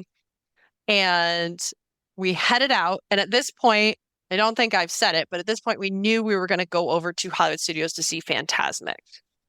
And I had, Skipper was booking lightning lanes for Hollywood Studios, but we didn't have much of a break. But we went back to the room, changed clothes because, you can't wear Epcot shirts at Hollywood Studios. So changed clothes. It was another rainy night. I think Hollywood Studios was cursed with rain for us this trip and very windy. It was like the windiest Skyliner ride we had ever had. It was almost scary. And we're not sure why the Skyliner was still running, but it was. I'm surprised too. Yeah. And we got to our room, did everything, and then we booked it over to the quick service at Centertown Market. We're like, let's just get quick service here real quick. And then we took the internal shuttle bus back to the Skyliner and got on the Skyliner over to Hollywood Studios. Also, I stopped for another Shaken Jamaican at the Skyliner stand because I was really tired at this point and needed a pick-me-up. So it really helped. It kicked in later. So we got to Hollywood Studios. It's sprinkling, but not miserable. It's cold, but not too cold. I figure I'm going to look for the rain jacket. I can't find these sweatshirts. There's a rain jacket I saw that we'll see if they have that. Nope, can't find that, especially while it's raining, can't find a rain jacket anywhere. So we wandered over and Slinky Dog, we had a lightning lane for Slinky Dog and it would have expired, really expired at 7:25. So the actual end time would have been 5:25. And Slinky was down because of the weather. And so we're watching that. We're kind of looking in shops, trying to kill time. We're like, let's just wander over that way. Because after that, we had Midway Mania anyway. So we're like, we'll wander over, see if Slinky comes back up. If not, we'll just get on our Midway Mania lightning lane. Just as we're walking towards Slinky, it comes back up. And we tapped in with 10 minutes to spare and used our lightning lane. Made Archer very happy. So that was fun. Then we went over to Midway Mania right after that. Our lightning lane opened up. And then at this point, we also still had one more lightning lane for Tower of Terror, but it's at 8 o'clock. Or no, well, it already opened. It's close to 8 o'clock. The first show of Fantasmic's at 8:30. So we split up. Kenley and I did a speed walk towards Tower of Terror, and the boys went to Fantasmic. And the thought was they would maybe save us seats. But of course, when they get there, they're like, no saving seats for your party, blah, blah. And I was like, I don't feel comfortable doing that. I'm like, that's fine. I get it. So they just kind of waited at the top of the arena for us to come. And we made it off Tower of Terror just in time and sped walk into the stadium and sat down at 8:25. Now, show said 8:30. It started at 8:25. It started 5 minutes early. So I don't know if they were trying to beat the weather or what. Strange. So that was weird, but we made it. It was rushed, but we made it. And it wasn't raining anymore at this point. It was just windy. Like I said, this was the night I brought my nicer camera in with me and I decided to take pictures during the show. And I'm not a really great photographer. I'm not technically skilled, but it was just fun to zoom in and see Mickey and everything. And I got some just fun shots as a Disney fan. So highly recommend. Wind with the water screen seems like a bad combo. Yeah, they didn't look bad. They didn't look bad. We did, however, have a malfunction with Maleficent. So it all of a sudden stopped when she should have transformed into the dragon. And they said the lights came on and they had an announcement. We're experiencing technical difficulties, but the show will be restarting. Good. And so we had to see the whole thing. No. So we had to wait a few minutes and then it picked back up right when the boat comes out. And so all the characters were on the boat, but they didn't have their scarves, flags. So that was weird. I'm I don't know why you wouldn't have those, but the rest showing off. It was great. And then we just kind of took our time leaving because we weren't in a hurry. And I knew I wanted to stop at the end again. Kyle told me I should buy one of the lounge flies I saw for my birthday. My birthday was this week after we got back.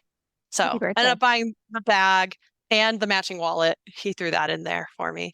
So we just took our time knowing we were going to like shop. We weren't going to like push out with the crowd, and tried to take a few more pictures with my camera and headed out. The line for the Skyliner was like all the way to the buses by the time we got there, but it moved the whole time. So it didn't feel long.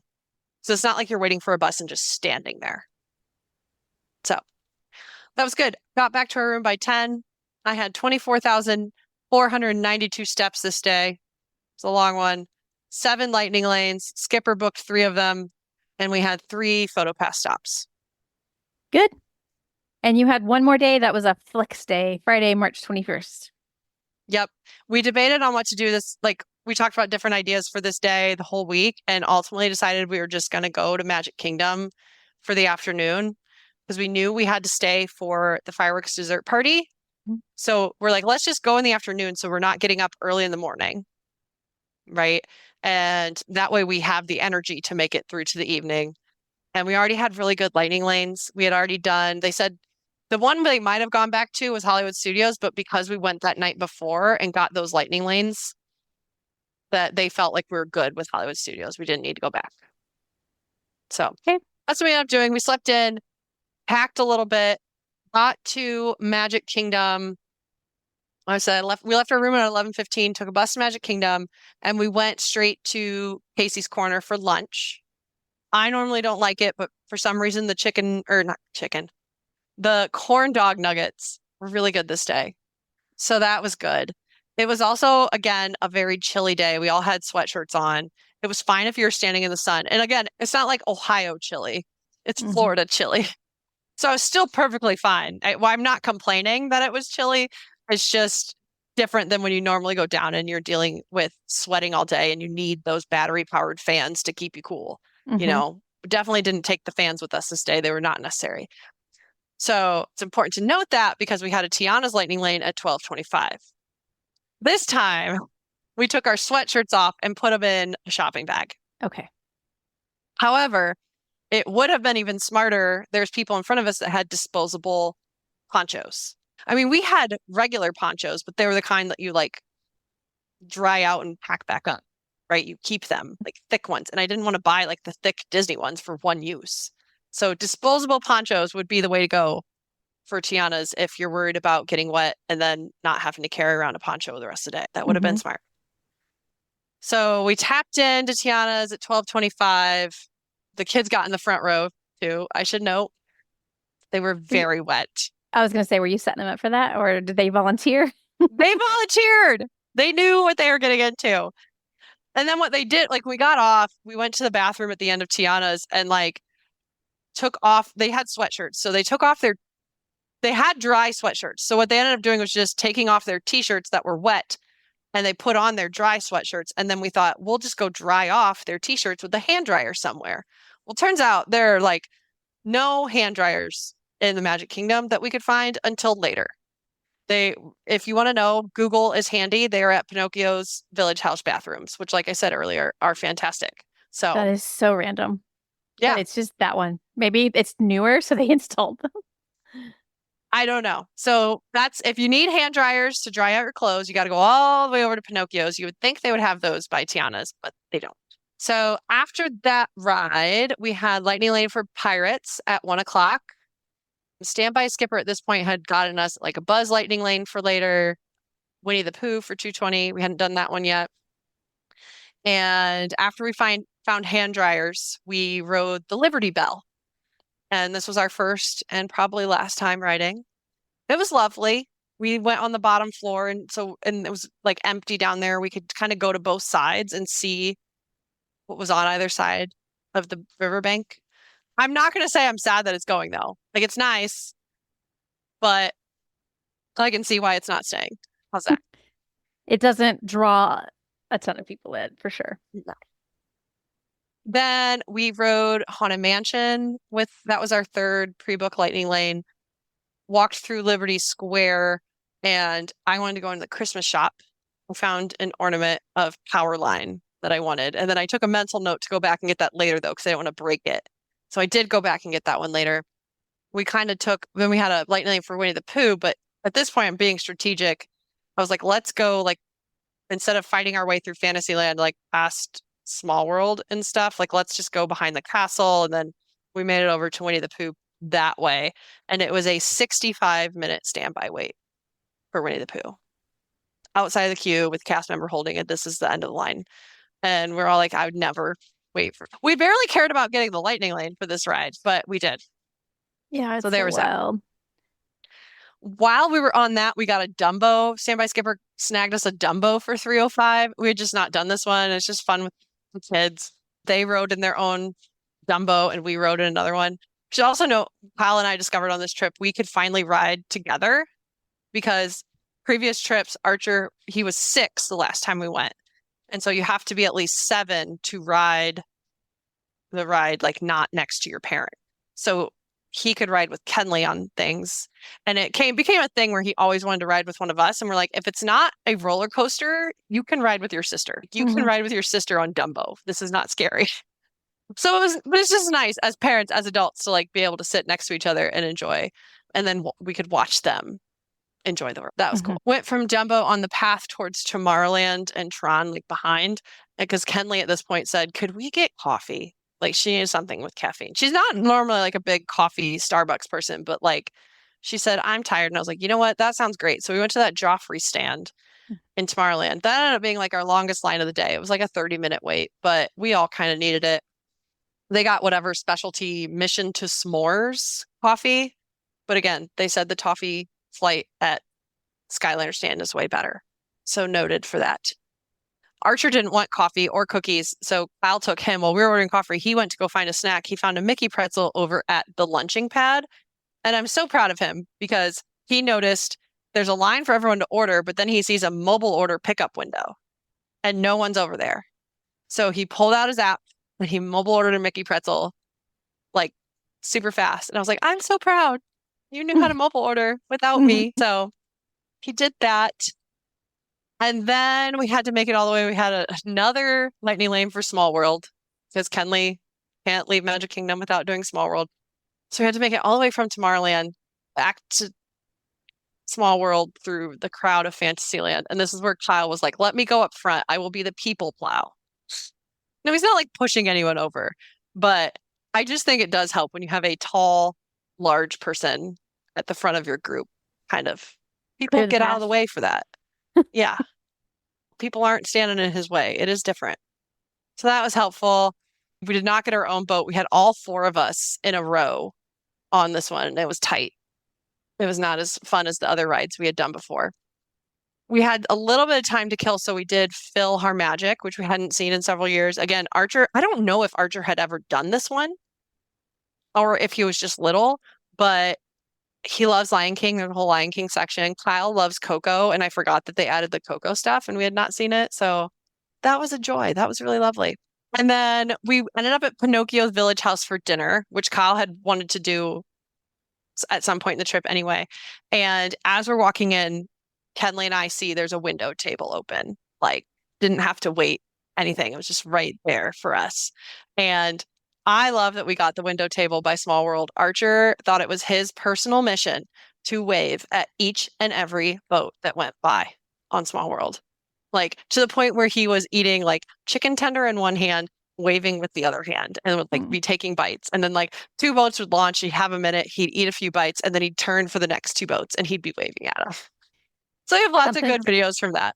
Yeah, something to do. But for your Small World loving daughter, that seems extra fun too. Yes, she loved it as well. I mean, she waved, but not as excessively and, as he did. So that was fun. And thank you to everyone on the boats who waved back at my son because it made his day. So that was pretty good. The food was decent there too. I would eat there again. It wasn't the best, but it was decent. So from here, we had a couple more. We got a lightning lane for Little Mermaid. We tapped into that. And then I wrote down that was also technically expired, but 2-hour rule, we were just fine. And then we had a lightning lane for Tron. So we made our way over there. It was 115-minute standby when we tapped into this one. But again, Makes this me became, sad for the people that are in those lines. yeah, Kyle turned around at this point and I wrote down, quote, "Thank God for lightning lanes." Like to him, it was more than worth it to pay for them. And I agree. So we did that. This is where Archer and Penley rode Tron together on this one. He got brave and rode with her, and Kyle and I got to ride it together. So that was fun. But look And how far he then came during this trip. I know it was huge, the transformation. I But love him. but at the same time, still a little boy waving at small world boats, which is adorable. And wanting to meet Figment and all that. Love it.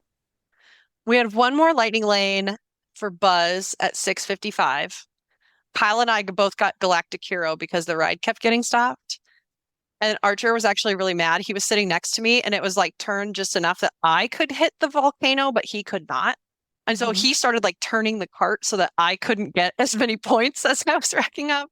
So he was a little bitter, but it was fun to say we got it. And then I was very excited to see the announcement this week about the updates to that ride because it is really hard to hit your targets there. So I'll be very happy to see the updates and hopefully be able to better hit the laser beams where they're going. After this one, we're getting close to our dessert party. So ran back to the Christmas shop to buy the power line ornament that I wanted. Then we checked into the dessert party.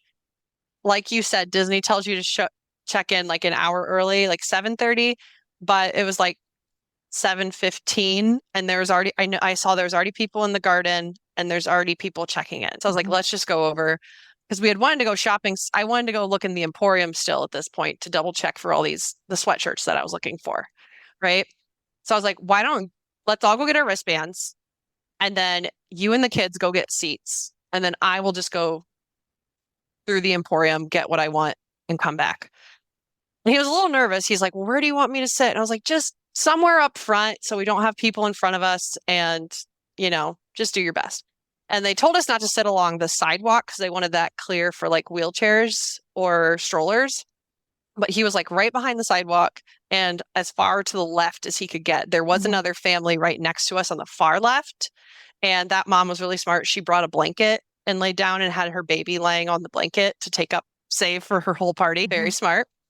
But they saved me a seat right there. So when it was time for fireworks, we were right on the front with the railing in front of us. So no one blocking our view. It was fantastic. But while they were saving our spot, I went to the Emporium.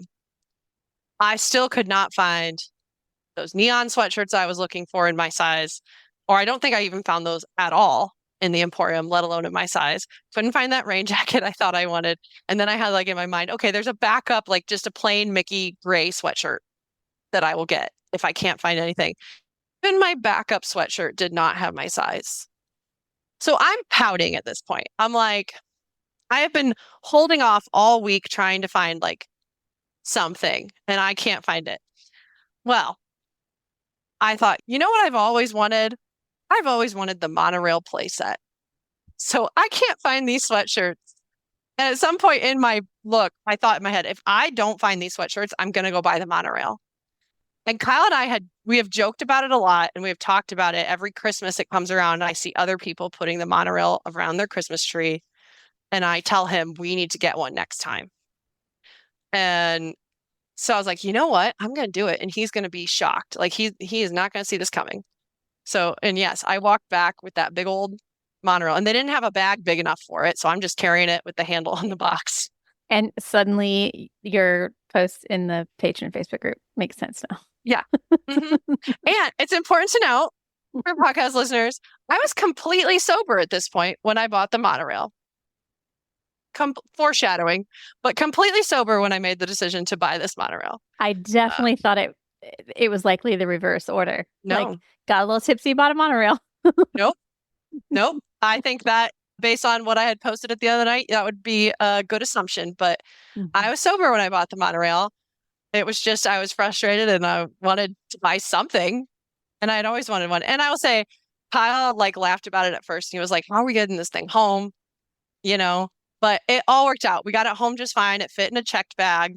We set it up this week to make sure it worked. And he's very excited to have it for Christmas. It's very cute. So all is fine. All is fine. Anyway, I take it back. The people behind us in the garden viewing, by the way, thought it was hilarious. The guy's like, "What are you going to do with that?" And I was like, "It's going around my Christmas tree. That's what, you know, What else would you do with it, sir? you know."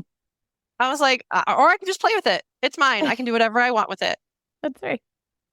We have to look for moments of joy right It now. was all in good fun. Like he was just like, he wasn't being rude or anything. It was all in good fun. It was hilarious. And he told me later, like as he left, he's like, "Enjoy your monorail. Have a good night," But I did have to like, while we're watching the fireworks, I had to like set the monorail up next to me because when it was time, everyone stood up and moved forward towards the railings. And I had to like set it up so it wouldn't get stepped on or trampled by anyone around us. So that was fun. I loved our view. Like I said, it was fantastic. I was along the railing. There was no one in front of me.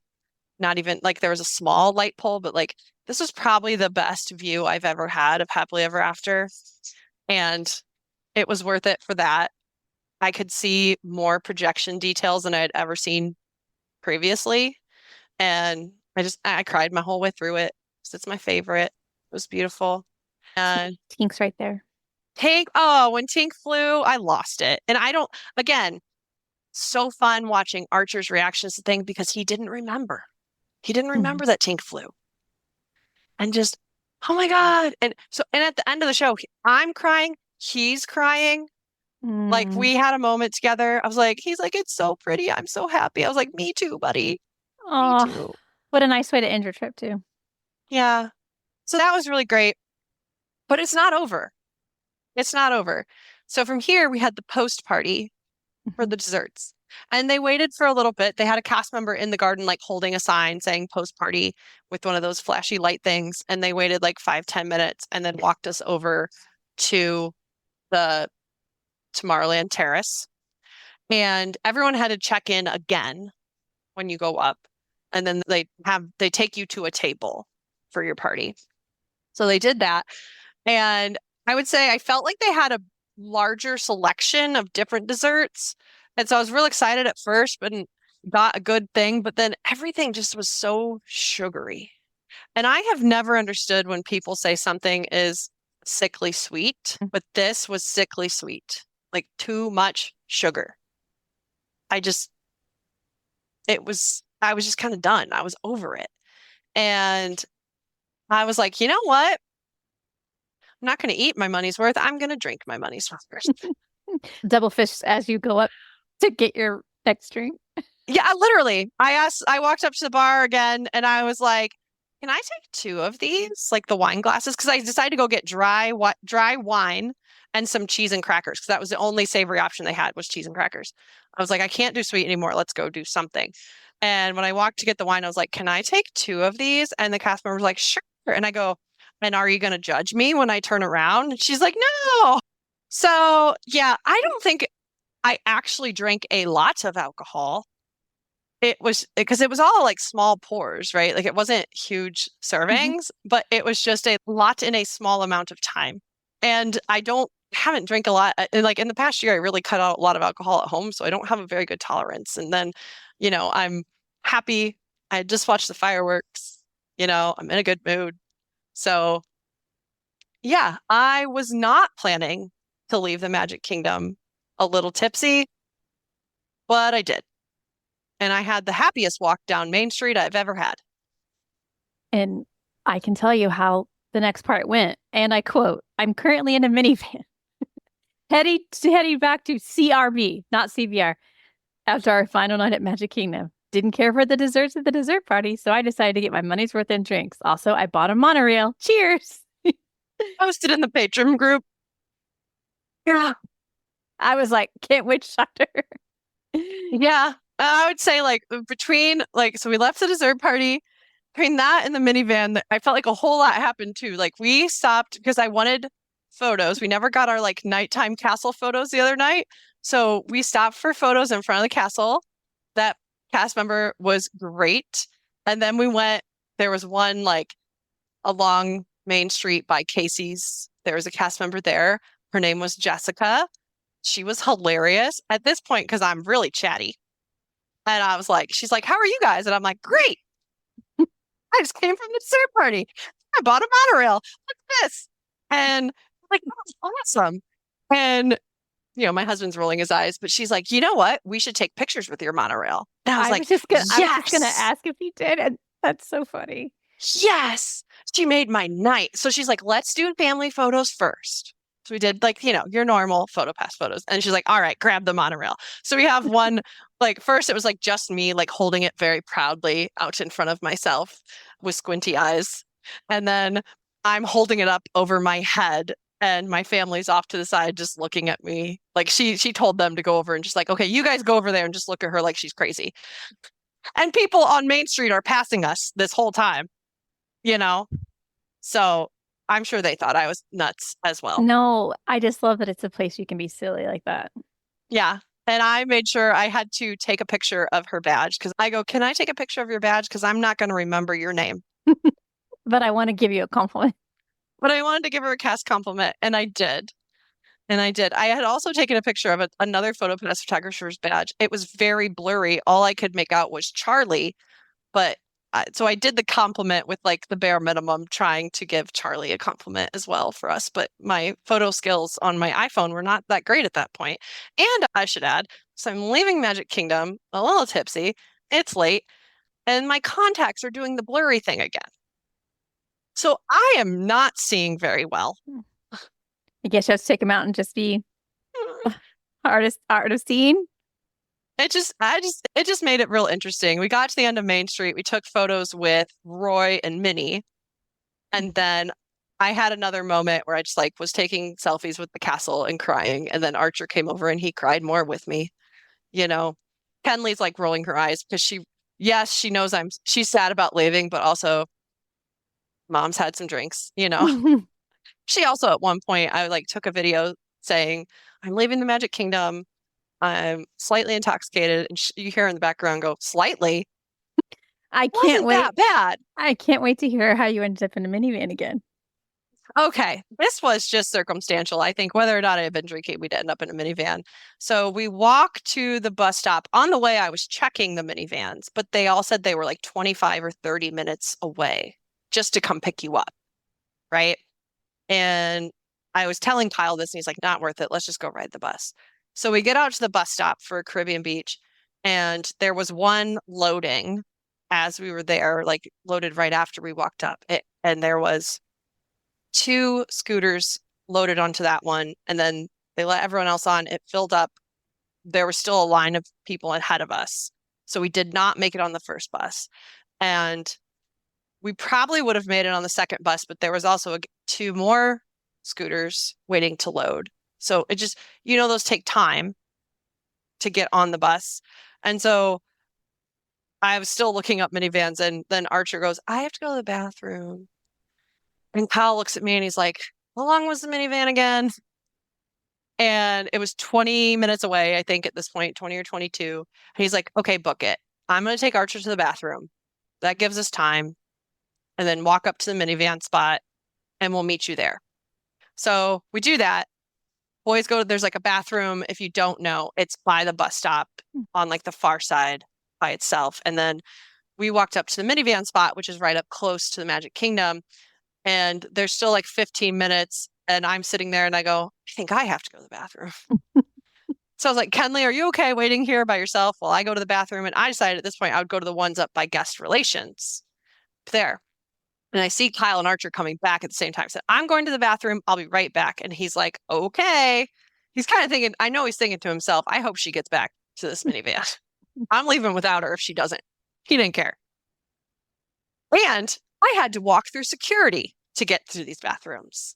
So I walk through smiling at 2 security guards, trying to like do my best I'm just fine impression, and walk through. And I was like, is the bathroom up here? They're like, yep, it's right over there. So I was like, great. So I use the bathroom. I come back out. On my way back out, I think I tell the security guard, he's like, have a good night. And I was, he wasn't asking me anything, but I offered to him, I am having a good night. We went to the dessert party. And do you know the desserts are terrible, but the drinks are good? He's like, thanks. He just laughed at me. I mean, I wasn't doing anything wrong. I wasn't being obnoxious. I wasn't bothering anyone else in the park. I want to reiterate that I'm not I wasn't bothering anyone. I wasn't being disruptive. I was just having a good time. So he got a kick out of it. He chuckled at me and we made it to the minivan and went back to our room. When we got back, they told me that's the first bus that just got there. And I was like, what? And I double checked with them in the morning. I was like, did I hear that right last night? You said we got back before the first bus. It pulled up right after our minivan did. I'm like, yeah, that was the first bus. Because, the different characters on the side, you can remember which one it was. And it was because by the time they went through all the stops in Caribbean Beach, Trinidad, plus they would have unloaded 2 scooters at some point. We beat the first bus back to our room. So it's a good note for anyone. Even though the minivan takes a while, you might still beat the bus. Especially at Caribbean Beach. Yes. Yes. So the good thing I'm happy to buy minivans, or else I don't know if I would like Caribbean Beach as much. So we're the same. We use them a lot. Yeah. Okay. That was a fun into that night. And then the next day was your departure day. Yep. Woke up with a bit of a headache, but I managed. It was nothing. We didn't really have anything planned this day. We were just going to pack up and leave our room. Kyle and Kenley walked over and got Joffrey's at the Skyliner stand, brought me back a shaken Jamaican to help with my headache, which was nice. I posted a Post-it on the door that morning that said, "We are still here. Don't bother knocking," or something like that. Because the housekeeping will start knocking on your room door. And we ended up getting a knock at 10:30, but it was like a very short knock. And then when Kyle opened the door, you could tell she didn't see the Post-it till she had already started knocking. And she's like, I'm so sorry. I'm so sorry. I see it. You're still here. And we're like, it's fine. We were almost packed at that point. He's like, come back in 5 minutes. We will be out of here. So it worked out. We left our room at 10:30. We walked all of our bags over to the main building, which was probably dumb, but we made it. And we decided we needed a few things in the gift shop, like ornaments we wanted to buy, pins. And then we ate at Centertown Market, because the one downside to flying Delta out of MCO is that we don't have great food options over there. There's like Nathan's Hot Dogs and Outback Steakhouse at the airport. So we ate Centertown Market and then we left and smooth sailing home. And now you're back. Now we're back. So now I need to know a ranking of rides by intensity, I guess, from your son's point of view. Okay. Yes, this is his list. At the top, he says Tower of Terror is the most intense. And that he did not ride that one again. He said partially because of the theming, and he didn't like that the drops were random. He didn't know when it was going to drop. So I think that's fair. Then he put Rock and Roller Coaster next because you go upside down, he said. Then Everest. He does not care for the backwards part. I think that's fun. He's not a big fan. Then Space Mountain and Guardians, which I think is fair. I know people argue that Guardians is more intense than Space, but Space is just a different feeling. I have at this point 350,000 views on a reel of people arguing with me about this, because I rank things similar to the way that he did based on my observation of kids. Yeah. And then below Guardians, he has Tron. And then we go down to Dinosaur, Rise, Slinky, Seven Dwarfs, stuff like that. But then if you're talking about his favorite rides, just because he loves them, the favorites were Tron, number 1, Slinky still. He loves Slinky. Space Mountain, Guardians, and Rise of the Resistance. He did them all. Fun. Well, can I throw out just a couple more things for you? There's a couple more stats I added up. Yes. Just a few. I didn't completely break them down because I ran out of time. But we ended up doing, over the course of our trip, 46 lightning lanes. And I think we explained in the pre-trip that it was $1,200. $1,201.44 to be exact. So when I do the math, that's $26 per ride. But we have 4 people. So divided by 4, $6.50 per lightning lane per person when you break it down. Not terrible. If you think you're standing there in line and someone says, do you have $6.50 on you to pay for this ride? I would say yes. To skip the 90-minute wait or whatever it is. Yep. And that's average, because that's, not all of those were long waits, and some of those were single lightning lanes versus multi-pass and all that. And some of them are burners. And then Standby Skipper we had 18 rides that I think Standby Skipper booked for me. It was $45 for the week. And so that comes out to $2.50 per lightning lane that they booked for me that I didn't have to do. And I think a lot of it wasn't just that I didn't have to do it. It was like they got us rides that either looked completely sold out for the day, or they got way better times. Like a lot of them were out to like evening times. I didn't want to wait till the evening. It got me within that 2 hour window, or like within the afternoon, much better times than what looked available. So I would say that's worth it. And then for the week, I don't have a total of PhotoPass photos, but I do know we ended up with 26 PhotoPass stops that were not ride photos. So I'd say that's pretty good. And multiple pictures per stop. Yes, multiple per stop. I love that we just have a variety of photos.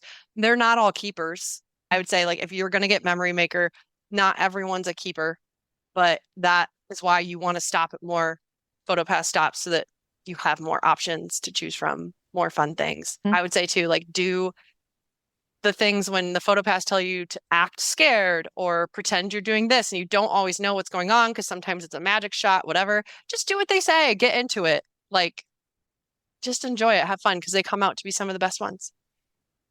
Fun. I love that. And I know you booked your bounce back. That is temporarily for this year, but when do you want to move it to when 2026 dates open up? I want to move it to my 40th birthday in 2026, which would be March 26th next year. And so my goal is that I can be in Disney World on my birthday with the kids' school. Their spring break does not line up with my birthday. It never has. So it might be that I go down a few days early and then Kyle brings the kids down for the weekend. Like they might get Friday off school or something and meet me down there or something. I don't know. That's kind of how I'm planning it in my head. We'll see how it works out. I don't know. That's my goal right now. And then next year, I don't know. It might get moved. We also really want to do Universal for the first time, but want to wait till next year to kind of see how Epic Universe goes and like I want to watch everyone's content. Like, I'll be waiting for you to go experience Epic Universe and tell me how to do it. And I don't know if we are. Full disclosure. Oh, I don't know.